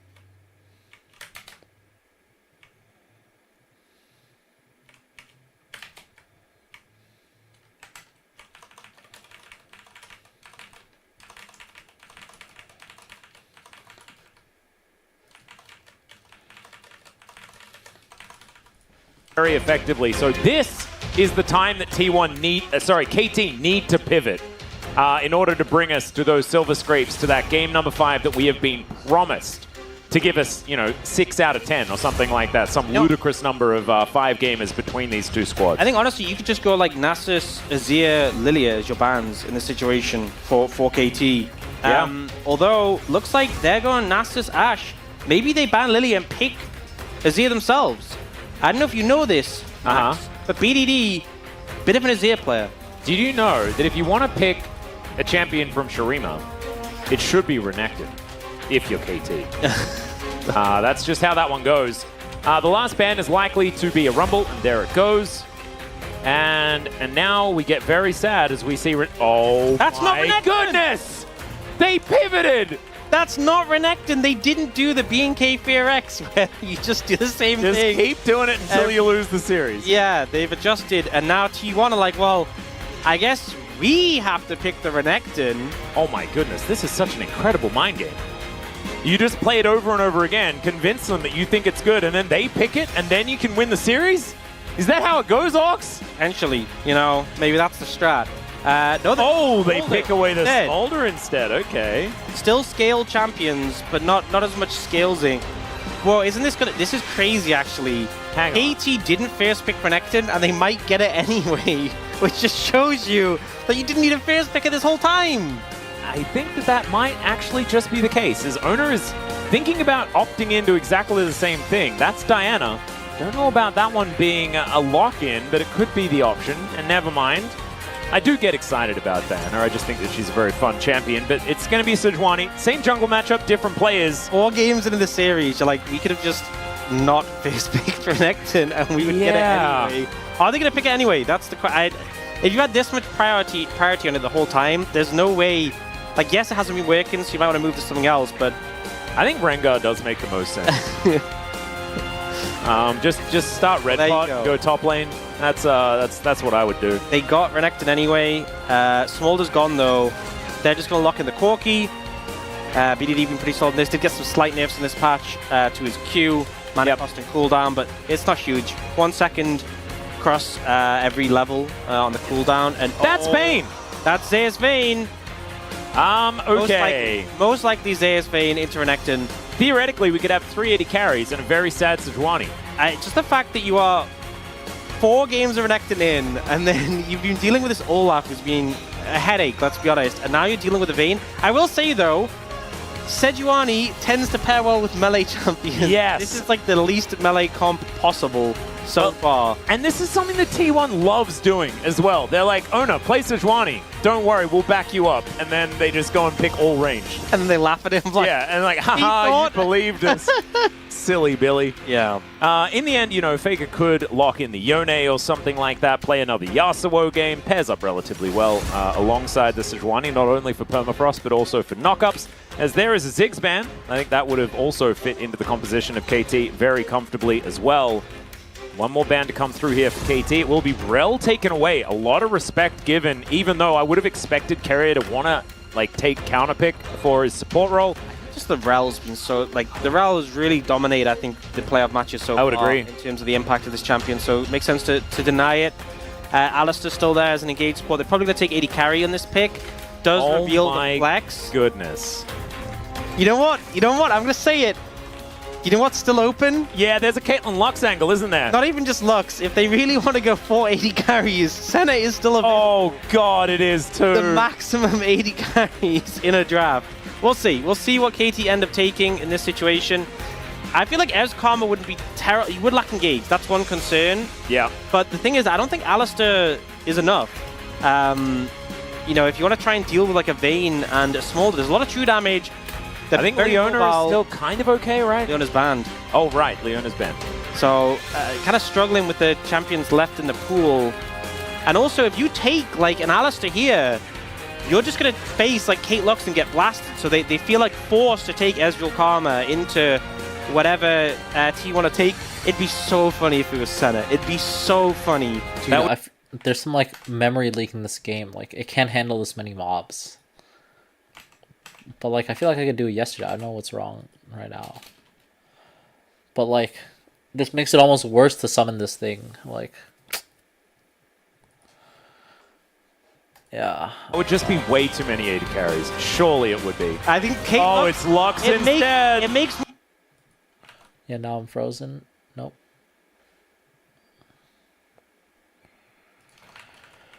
Oh my lord.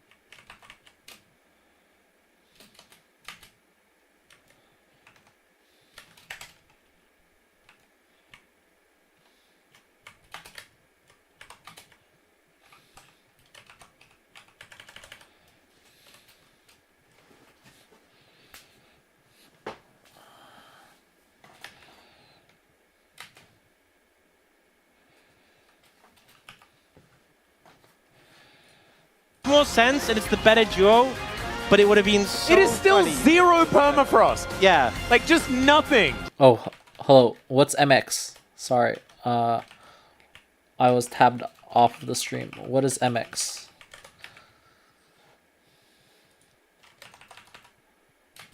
Is that Mexico? Or I mean, I know MX is Mexico, but is that what you meant? Hold on. Okay.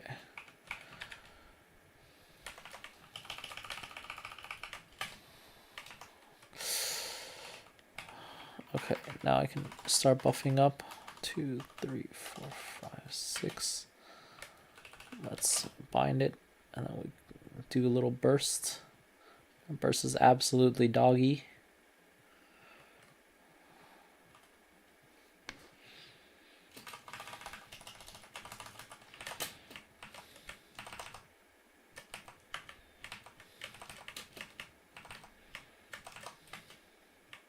Oh no.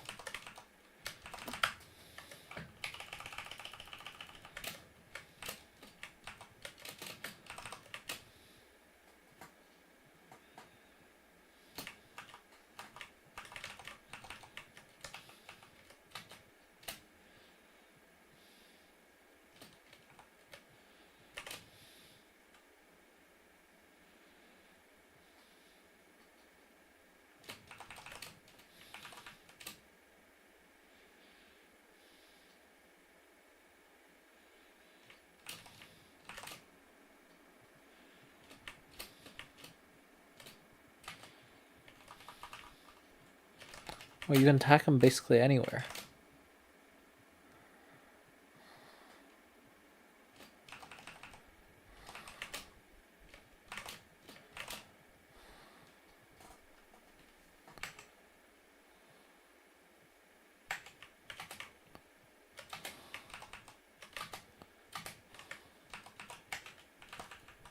Oh, there's more.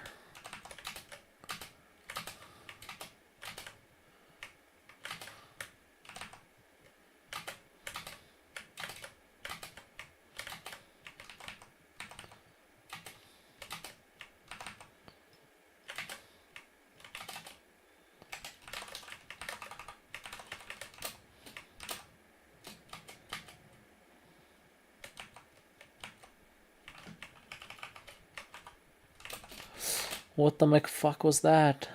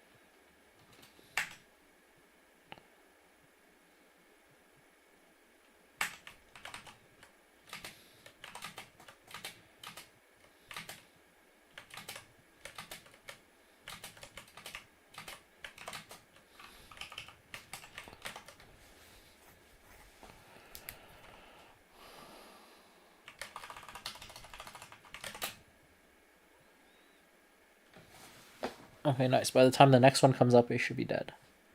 But yeah, I guess there are 3 spawns.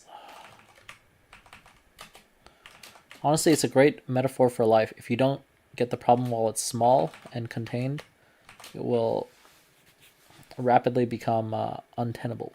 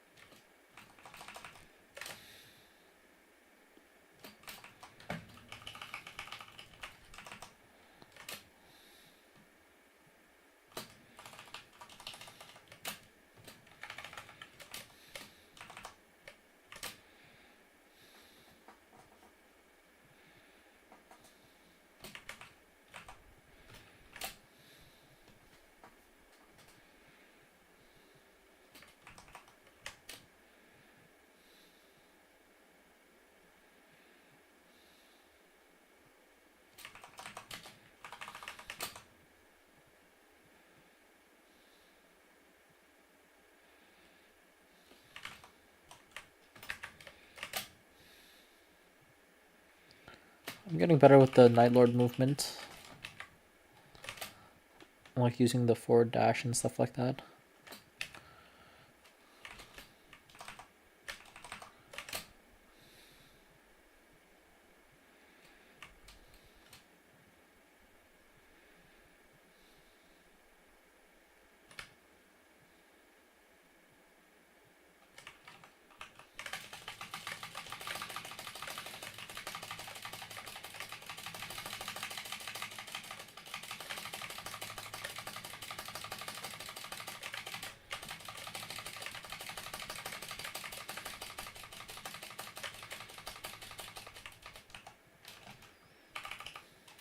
$26.4. Okay, so that did a solid 20% chunk.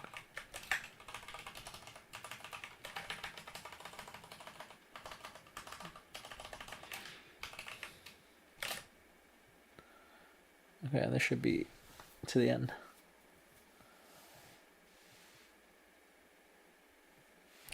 Nice, finally. Okay, so this is High Mountain, cleared again. This is my second time clearing it on this account. Let's see. 287 bill, 1 soul Erda, 40 soul Erda frag. Okay, so the EXP is decent. Soul Erda fragments 40, that's good, I guess. Oh, the Legion raid. The artifact points. Anyway, this one.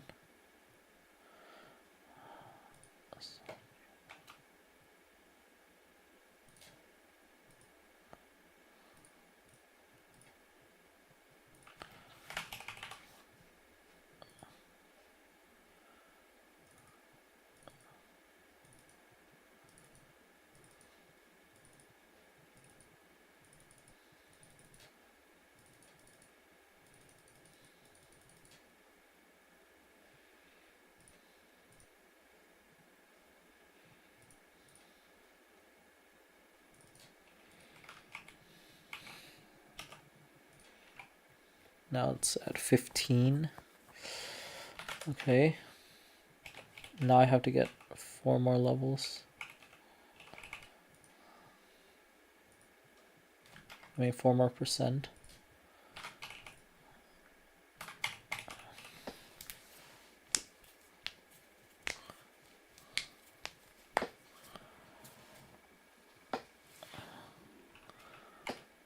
Okay, let's see if I can get a MVP at 47. Channel 1. So there should, if the chain is going, then there should be one at channel 1 soon.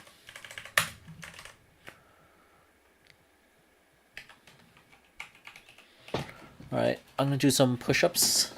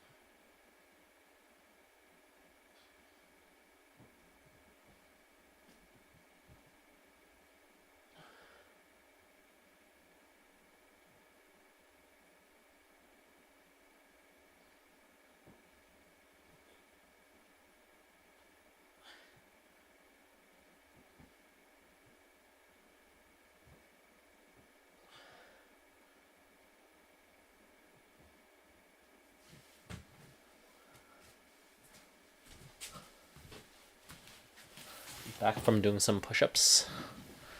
Oh, hello, welcome to the stream. Whew, just did some push-ups. I'm trying to figure out how best to get these last percent. So, I mean, I guess if no one pops MVP, I can just use my own, I guess. So I can just use EXP, and then I do have 2 of these, so let's do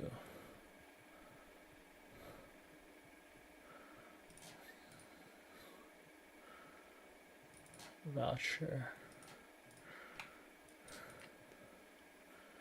So the voucher and this, and I would also use these 2. I'll use that as well. So that. No, and then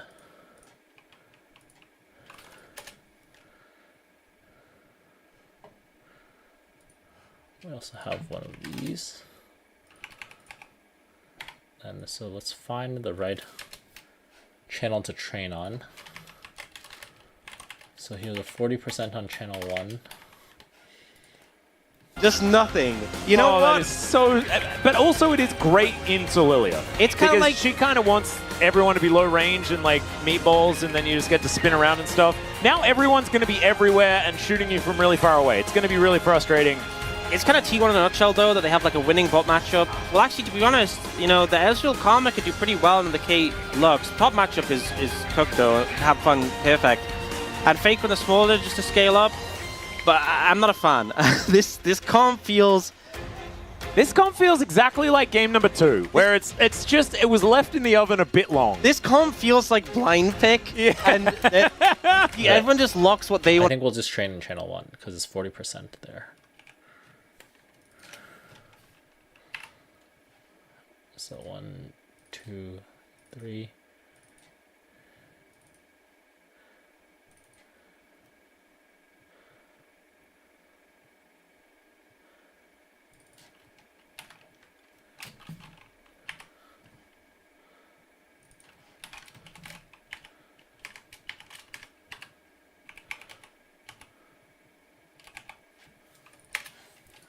Want to play, and you get into the loading screen, you're like, oh, this is what we're dealing with. Yeah, oh, the God. bot lane are duo, they're on mic, so they're like, we should full combo. Kate Lux sounds good, like, yeah. And then like the jungler's like, oh, well, you know, I've seen a lot of melee champions recently, like people have been playing like Salas, I got Sejuani, they'll probably, and they get into the loading screen, they're like, what the hell? Yeah, what happened? The top lane is like, I just need to counterpick my Renekton. The mid lane is like, I need to counterpick this Corki. And that is probably almost what happened. Because that is kind of what they did. The lanes actually look pretty good here for T1, but I'm interested to see how it all comes together as we get onto the Rift for this one. T1 with match point. They can win this on the red side, then they are moving on to round 2. KT will have to head to the World's Gauntlet. Let's get into it.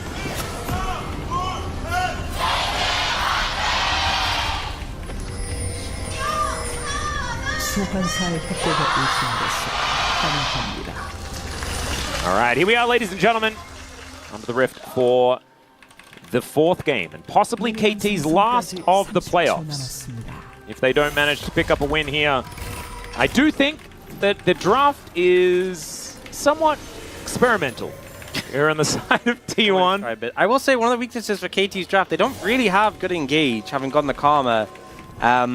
One of the things that we saw last game was that Smolder died when he got engaged on. Aha.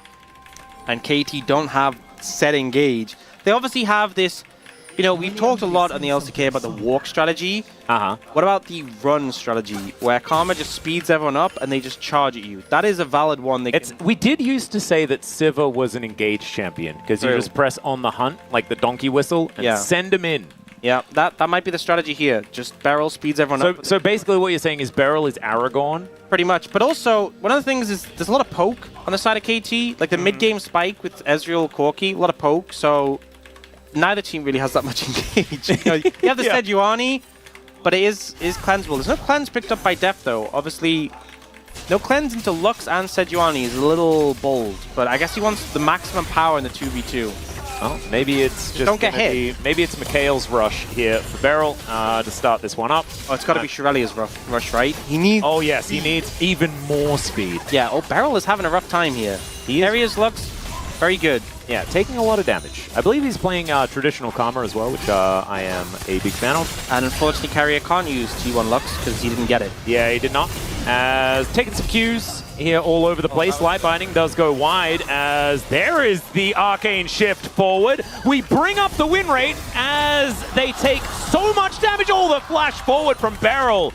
And that will get the flash out from Gumayushi. He has no summoner spells left remaining. Only Deft's flash is up, as well as Carriers in that bottom lane. Some great trading, honestly, from Deft and Beryl. Beryl waiting out the Ignite to use the heal. Really good connection of skill shots.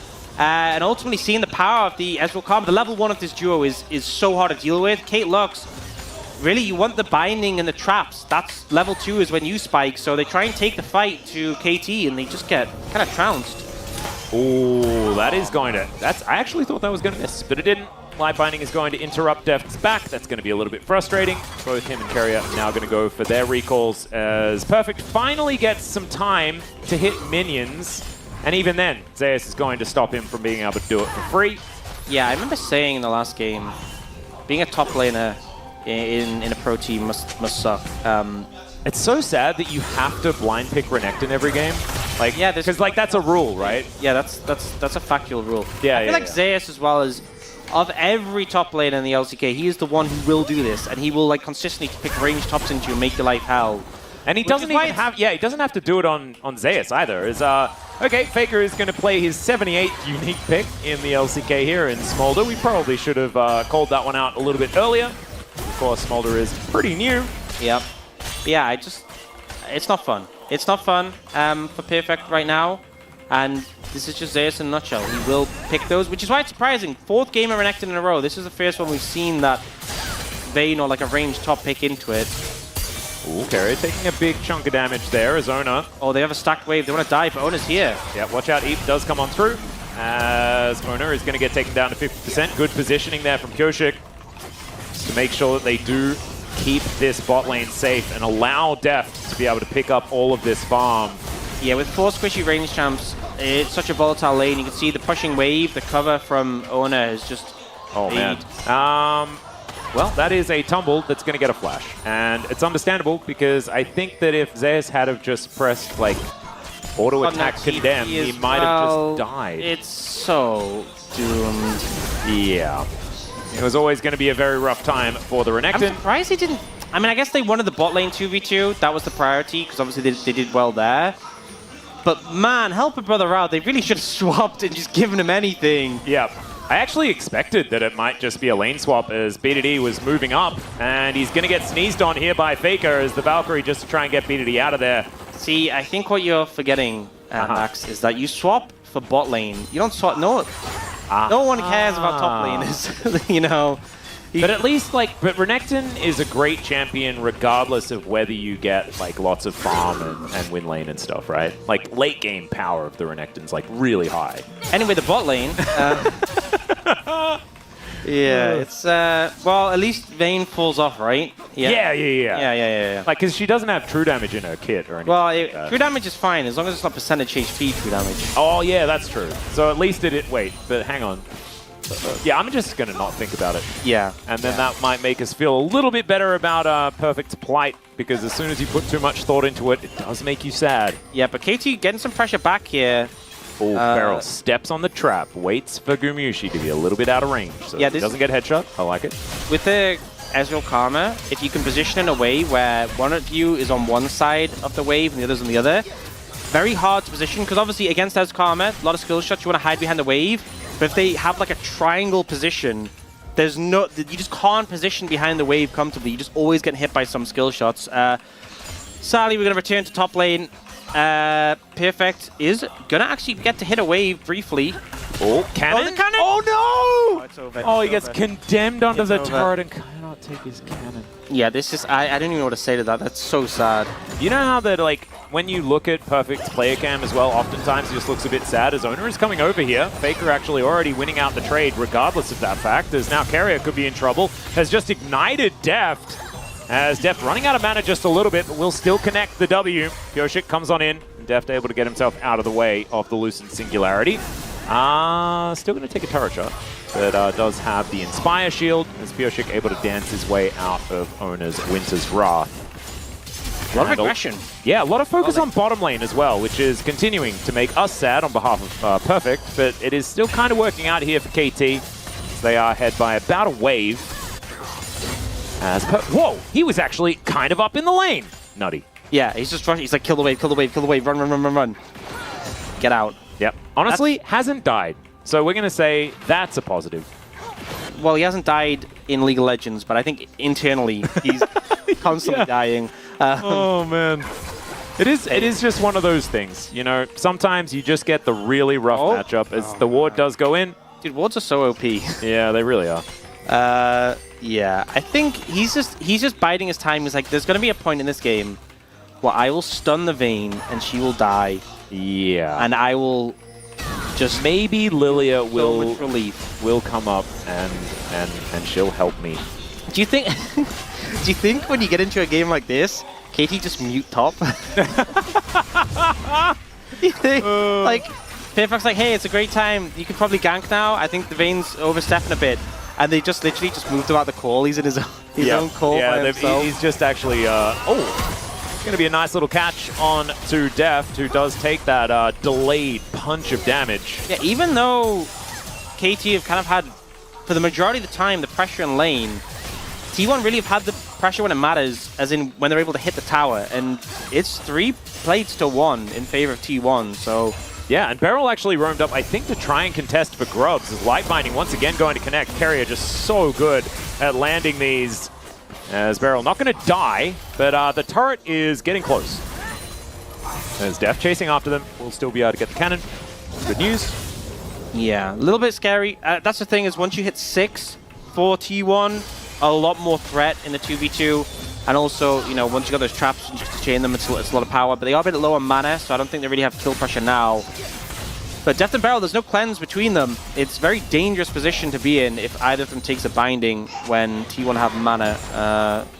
We got a look at mid, Faker on 76 stacks. Yep, not looking too bad there as Zeus getting close to getting a plate, and he will be able to pick up the money there. Perfect is at least able to freely farm here under his turret. Only 40 CS behind. Yeah, only 40 CS behind. As the Condemn comes through, the Ruthless Predator is not, it's more like a Toothless Predator here towards his top side, and that's not the cool dragon from How to Train Your Dragon, unfortunately. It's just not having any teeth and being a Renekton. And that's a bit sad, as now BDD fighting against Faker here, but Carrier is in position. He is making sure that he keeps that Ignite on cooldown. Here's Carrier. Wait, Carrier has as much gold as Perfect. I think... I feel like a game like this, I'm not going to lie, I would never want to play Renekton ever again after a game like this. I would be ready just to call it forever, period. KT fans might actually be happy about that, but unfortunately, they don't get another go in these playoffs if they don't win this game. As Pyoshik has started off this dragon, Carrier is standing on a ward right now as he does move himself in. Remember, it's kind of an awkward composition to start off fights with, but Owner is certainly the one. That is the flash over there from Pyoshik, just try and put Owner to sleep. as the final spark does come in. Ona can just walk on forward, but the Dragon has been taken down. Mom gets mad. Connects onto Beryl and BDD, but they are already out of there. As a let's stop. Can we just stop? We don't. I don't want to look at this. It's so sad. Yeah. Well, Dragon secured by KT. Yoshi going aggressive to make sure they have the space to get that one. It's still not a great spot. No. That tower is looking limp in the bot lane. Really and is. That crocodile is looking very limp in the bot lane. I love when we start pulling up the graphics really just to hammer in. Yeah, I don't outdo him top lane. Guys, if you didn't realize top lane is cooked, if you win share, by the way, top lane is really not going well for KT. Just in case you weren't aware. We want to really make it clear. No, I love our graphics. Yeah, I'm starting to learn again. As Gumayushi doing that thing that he likes to do on Caitlyn, which is kill turrets. Yeah, see, has done a lot of damage there. As Perfect dashing forward, and then is going to be once again probably relegated to only this turret one more time. The problem is that it doesn't get better, right? This is the big issue. Oftentimes we talk about these top lane matchups and we're like, oh, it's okay, they're scaling, and blah blah blah. Yeah, I think the one thing is, at least when laning phase is over, you can just run away from the Vayne perpetually. Well, you know, Perfect did stop the back. And you can just try and not be the one to deal with the Vayne. Maybe you can leave that to the Corki. But no, this Vayne's going to be a problem. And again, they don't have great lockdown. Like, Renekton getting to a Vayne and stunning can be really hard in the later stages. Lilia getting the sleep to proc, really difficult. There's no other CC in the composition, so might be a big struggle in the late game in general. Ooh, there's a final spark to come on through. That is still going to be Koshik picking up that grub. Might just be all of these going on over as T1 not looking to commit to this grub fight. So 4-2 going to be the advantage here on KT's side. The first good news story that there is, unless Ona will just come in and steal it away, but it's not going to be the case. As Faker here towards the bottom side, just grabbing a plate smorgasbord and looking to try and push T1 ever further ahead. Beryl is rotating down though, and we do have BDD in position. Okay, Sneeze does connect onto 2. It's a lot of stacks. That's not too bad, but the flash forward from Beryl to try and get that snare locked in. Mom comes on through, but the slow is still going to be there. Valkyrie forward, and that is going to be first blood going to BDD on his Corki. Able to find a kill. Faker overstepping a bit, greedy for the plates, and does go down. Beryl trading the flash. Take down the little dragon. Wait. Oh. Yoshik top? Dear. Perfect does press his ultimate button. Yoshik was top, but he recalled. Yeah. Well, guys, you were winning lane 1v1. You don't need carrier there. It's a crocodile. You don't need carrier there. It's just not okay. Well, at least the gold lead has shrunk just a little bit. It is still only 1,000 in favor of T1. Made up for a little bit by the grub advantage and the dragon that KT have been able to pick up. 2 dragons, I guess, if you include this one. Daily heal from Beryl for the movement speed, and then able to use the empowered W. Sorry, it was normal W empowered Q just to get the damage in. 500 gold there for BDD. Pretty nice. Nice amount of extra gold. I think due to the fact that Faker did pick up a bunch of plates, that is going to mean that BDD does have a CS advantage, not to mention a Trinity Force that he has put together. Having a look at the plate money, though, wow. That's a lot. That is most of the gold lead. Also, though, I want you to take note of the fact that Beryl went Slay, right? He's fully investing in the movement speed. Love that. He love that. Fast. And next Drake is a Chemtech. We could have a Cloud Soul as well. Could you imagine? Think of a champion better at activating Cloud Soul than Karma. That's true. You press a lot of R. I love how there's now 3 people in Tifx lane. Yeah, Zeus and Faker are going to be able to easily take down this turret. That is going to be first turret blood going over their way, further extending that gold advantage as KT looking to try and answer here towards the top side. It's BDD that's getting the majority of that money, but the problem is the KT now having to deal with an inner turret just being focused. Rift Herald is going to be employed alongside BDD. But if it gets another charge, they might be able to answer this. Yeah, I think if they trade even, it's pretty okay, all things considered. With 4 grubs, this should actually be very doable. With how especially low with no one there, yeah. I think KT are probably okay with how this has panned out. Also the gold on good members as well, BDD and Yoshi getting it. Yep. I will say though, Ona's kind of been farming up a storm. We've seen so many games where Lilia just ran the Rift and been so far ahead in farm compared to Sejuani. I imagine as the game goes on, that'll be the case. But for now, Oda's been keeping it pretty close. Dragon is up. It's a Chemtech Dragon, so no Chemtech Souls. So definitely nice one to pick up. Definitely a shout out to you there, Orcs, for paying attention throughout this entire series. I'm dialed in. Oh yeah, 100%. It's good to see. And now we're just praying for a Cloud Soul for all that extra movement speed, and it's an Ocean's Head. This is honestly... Ocean's okay for T1. There's a lot of poke on KT that they can obviously mitigate, but it's a pretty lame Dragon here. A lot of squishy people who aren't going to get a huge value from the healing. It might be just pretty good for T1, who don't really want to start fights. They just want to hit you with stuff. Yeah, I mean, just because KT has a lot of poke with the Ezreal Corgi, it's pretty good to mitigate that. But it's nothing crazy. So, man, I mean, last game, it was a good soul, and they just weren't killing the dragon. This game, it's not even a good soul. So, you know, hopefully you get more dragon killing. We do have Beryl has picked up the Mikhails already for the cleanse, which I think is a decent investment, but I am kind of surprised that... Guys, leave Perfect alone. It's Perfect carrier. Is it Bully the Rookie Day? Is that what we're doing? Must be it. But yeah, I'm kind of surprised. I thought you would have gone for Shrelia's and gone for that full movement speed, but obviously you can't go very fast when you're stunned or rooted. Maybe the feedback that they got was buy less control wards so you can afford items, so maybe we still get to see it. Oh, that's as item number 2. That could be good. I don't think that's going to happen. No, I don't think that's going to happen. Try and convince an LCK support not to buy 2 control wards every back.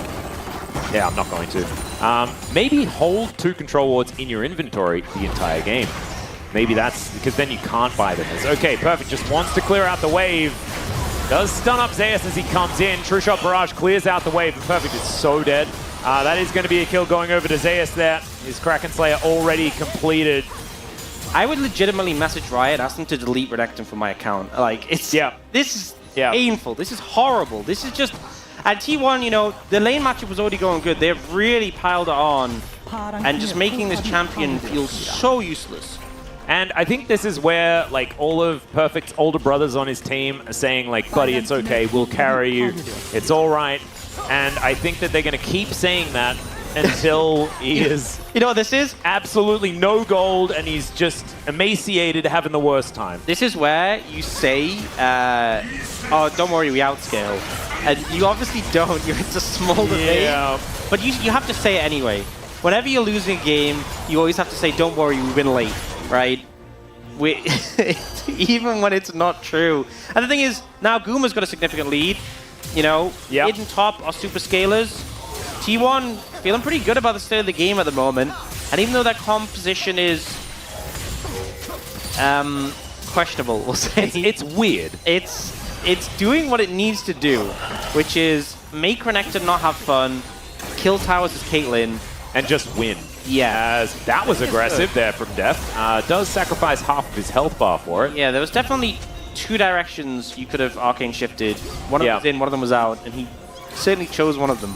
Could have gone sideways as well. Yeah, that instead of the all-in.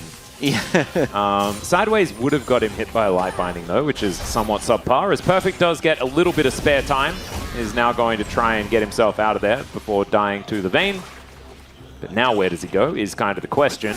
How crazy would it be T1 winning this and us not getting 5 games? I think everyone would agree we'd be completely robbed. If that would be robbed. But it's looking like that's the direction we're headed right now. Which is exactly what you want to say if you want 5 games. True. Is that's what you need. I mean, I'm sorry for the KT bias, T1 fans. This is a foregone conclusion. Yeah, 100%. T1 just going to crush him. You know, I think the phrase you have to say is, there's no way T1 can throw from here. That's something like that. You say that. We say it about a game that's like 1-1, but it's just the game state and the fact that you've got Perfect sitting there with like 1 Oh, yeah, it's an item. He does have an item, though. That's something. He can break their stride. You know what? This would have been the game where you'd have missed Prowler's Claw. And maybe he's just singing that song to himself, you know? Ain't nobody gonna break my stride, and no one can slow him down. Oh, no. Yeah, he's just going to keep on moving, okay? Whether you want him to or not, doesn't matter. This is a truly... Oh. That's sad. Getting your stuff stolen by a Sejuani when you're a champion like Lilia, yes, does feel really bad. As Glacial Prison does come forward, Beryl's like, nah, don't need to press my Mikhail's button. Mikhail's on that. Oh, Perfect's here. The Renekton has shown up. There we go. Gets immediately shot at by Gumayusi, who changes targets. Guns are pretty effective against crocodiles. Oh, okay. Pyosik having a little bit of a spin here. Does get sneezed on by Faker. And it looks like we are trying to set up for this next dragon. Dragon number 3. As BDD is pretty scary. Does do a fair bit of damage. It's an awkward spot because BDD's mana immune isn't stacked, and Deft has the stacks but doesn't have the items. So they could have gone for a trade. They're not as strong as they should be right now. They're a bit behind. I think they should just give this dragon up, honestly. Yeah, and it's just a cloud. I don't think they're too worried about giving that one up. We have spoken about giving things up and being like, that's okay, but then like afterwards, KT just kind of lost the game. KT are masters of giving up. Yeah, this is the problem, is that eventually you do need to get control back, and giving things up does not quite help you there. Yeah, giving up Nexus, not a good play. Yeah. Giving up Singular Dragon, that's okay. It's okay. Perfect's here to defend the turret. Perfect may not be here for much longer. It's okay. There's the dash forward from Pyosik. Does find a sleep onto one, but it's not exactly high priority there as Gumayusi did just get so far away. Bum comes down. The mini waves are all just obliterated. So it's not going to result in too much. They can't get onto them, and they're just not doing enough damage. T1 just kind of stand there and fire skill shots at you until you lose. Is kind of the vibe at the moment. They are going to lose this mid-tier 1. It is definitely going to go down. Yeah. The sneeze not going to quite work, but it does not matter. Gets them away from it. And so T1 got what they came for. And the problem is that I feel like T1 just gets to replicate that as they move around the map. 225 stacks here at 22 minutes here for Faker is a decent clip as well. And is it time to start talking about the scaling, right? Like, Gumayusi scales phenomenally well with items, does have 2, probably the better 2-item spike that you can get onto a Caitlyn, but probably wants 4. Zeus is just going to get better and better, and Smolder needs no introduction. Perfect's playing Renekton. Renekton has scales, so... That's a good point. Oh my god, Deft just missed a cannon. Yeah. That's a tilter. This game, it's kind of like last game we were talking about how the Smolder felt like this mounting dread who never really showed up. Like an anticlimactic season of Game of Thrones. But so this one, this one, T1 are the team who are ahead, and they have this Smolder. So it's kind of like they've got the best of both worlds from last game. They're the ones with the lead, they're the ones setting the pace. But they also have Smolder, and if that was enough, they also have Vayne. So even if you kill Smolder, there's a Vayne and a Caitlyn. So yeah, there's a lot of threats. There isn't a lot of frontline. And in fact, there's kind of none, but it hasn't really looked like that has mattered at all. Yeah, Perfect can only stun one of them, and that's all he can do. We do have the mana immune coming in for Deft. BDD's about to have his stacked. They need to get something done leveraging this power spike, because if the game just continues to meander for a while, I think KT might be in... Well, they're already in trouble. They might be in...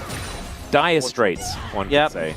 Yeah, up a creek without a paddle. Yeah, there's a few analogies that we can go with. I'm not going to quote any more old songs, though. I'll try to stay away from that.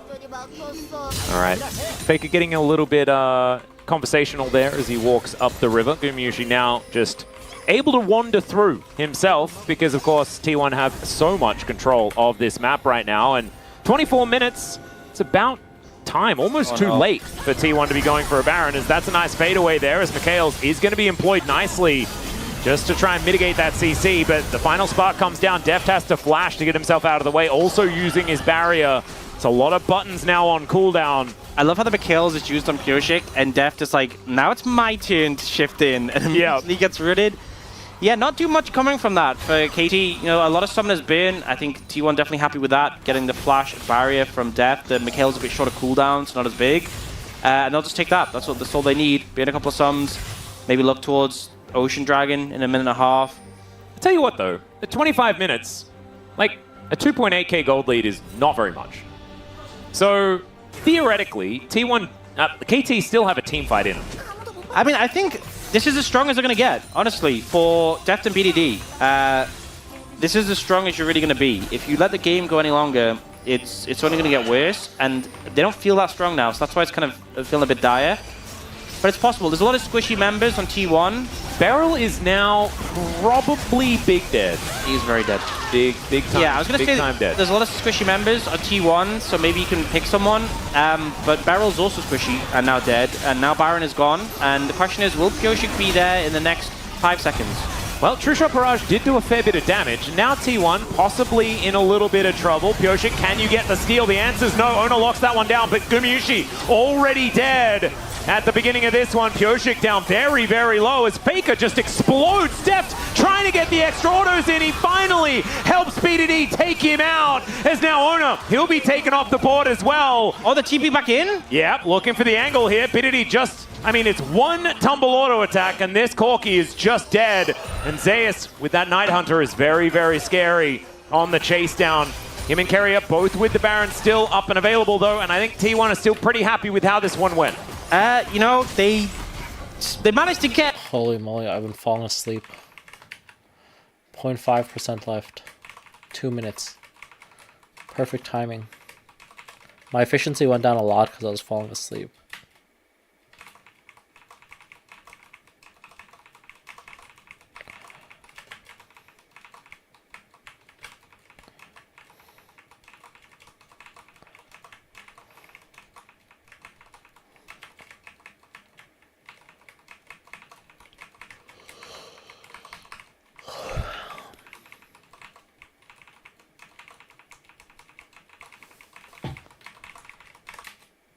Hello, welcome.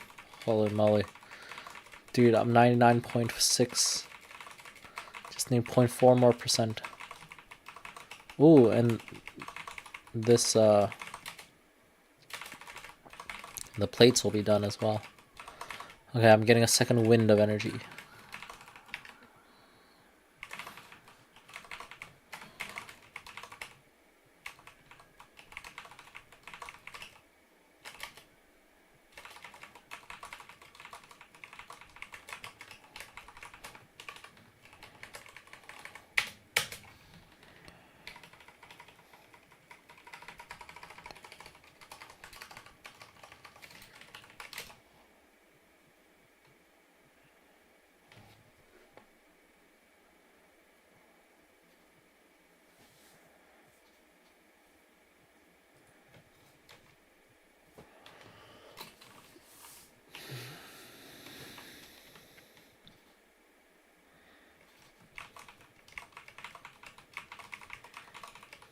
Oh, everything is timed so perfectly.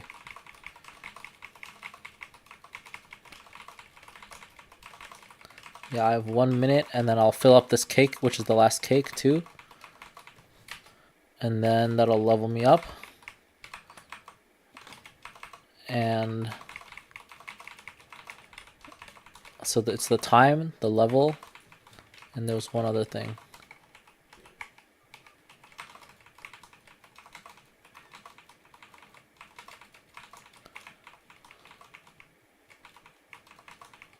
Oh, the time, the level, and the cake. All three I'm doing at the exact same time.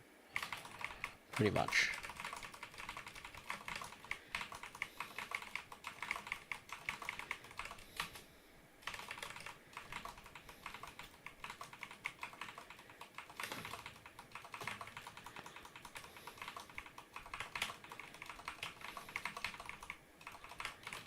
This is my first time grinding a level in a while.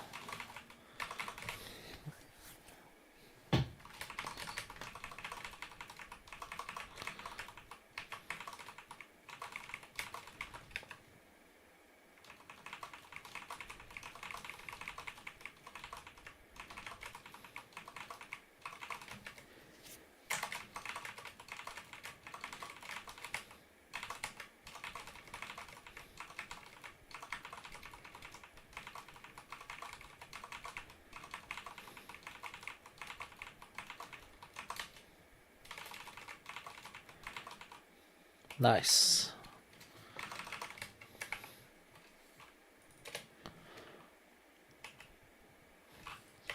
Assign that.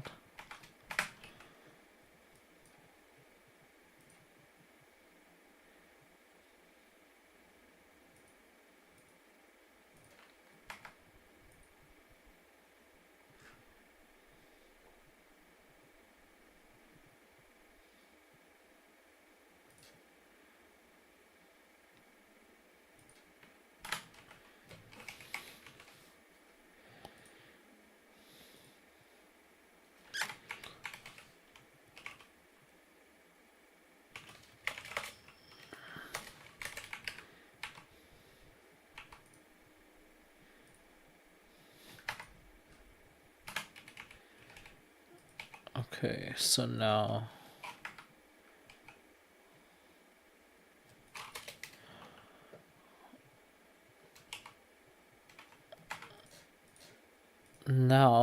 we go to the boss UI.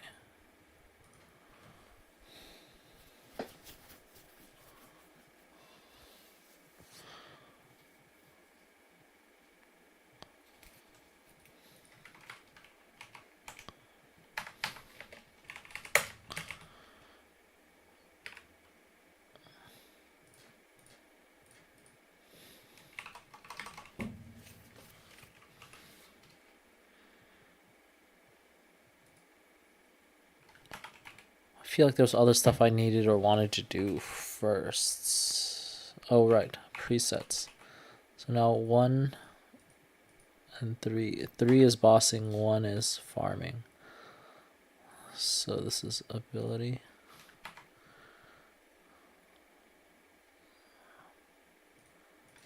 One is farming, 3 is bossing. Save.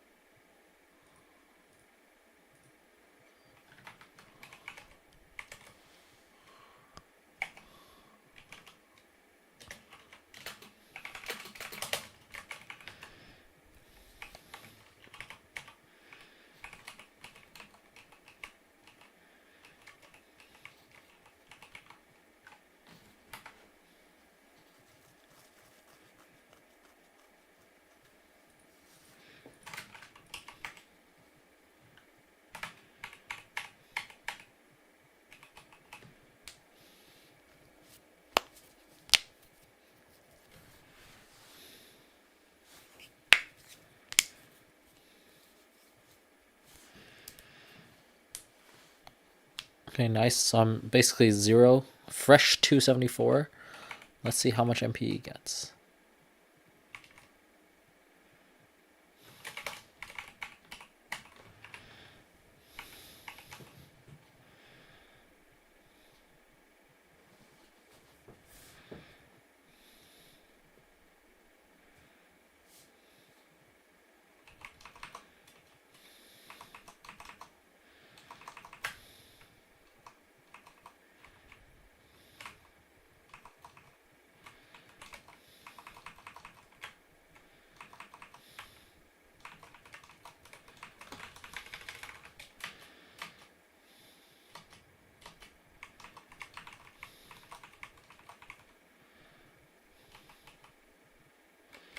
Yeah, I just use my origin just so that people aren't waiting.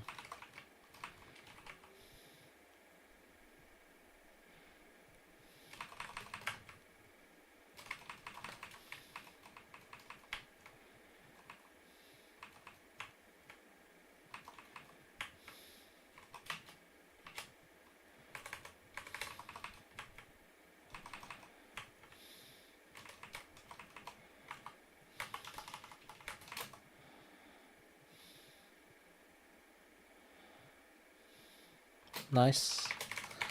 Alright, prepare to see the biggest chunk of EXP you've ever seen in your life. 0%, 9.19%. Beautiful. Okay, let's think. So this will get me to 20%, then this will get me to like 65%. So there's 35% left. Yeah, then I should be good. Because I have 2 days of the event, and each day will at least give me 5%. That's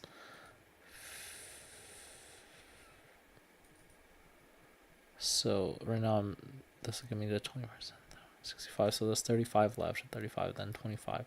25 in 7 days. I have to get 25% in 7 days. Yeah, should definitely be doable.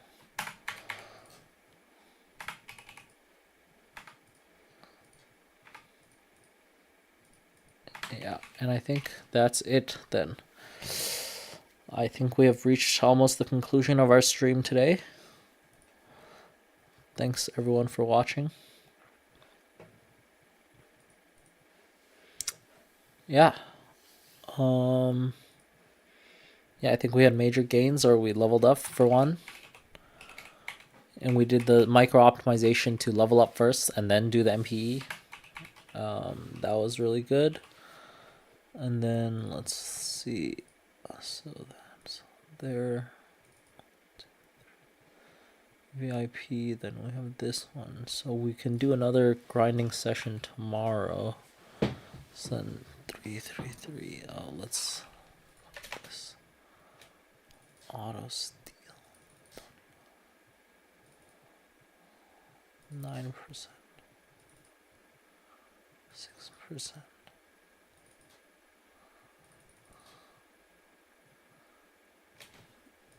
Beautiful. So now,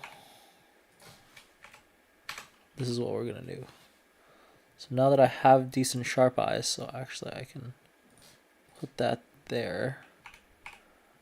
Then the pet, instead of the decent sharp eyes, can do shadow partner.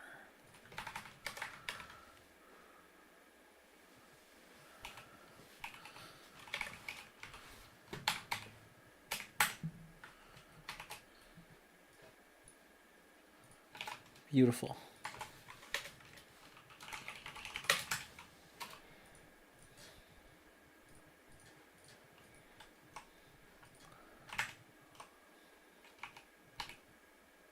Okay, that's actually really big gains. And then, let's see. Close that, close that, close that. Okay, so, and then we got really good inner ability, or like, yeah, we micro optimized this one a little bit. So I would say we made some big gains today. Some big gains. Yeah, dang. I have 2 viewers now, so I almost don't want to sign off, but very tired. Did a lot today. Yeah, so thanks for watching. Tune in tomorrow. So, okay, what's in store for tomorrow? So, tomorrow, I remember there's a lot I'm supposed to be doing tomorrow, too. But I don't remember, but there's so much to do. Oh, let's claim this. Dance fragments.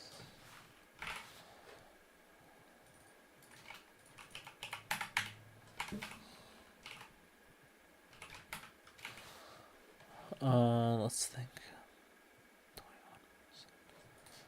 So we have 21% on these pants.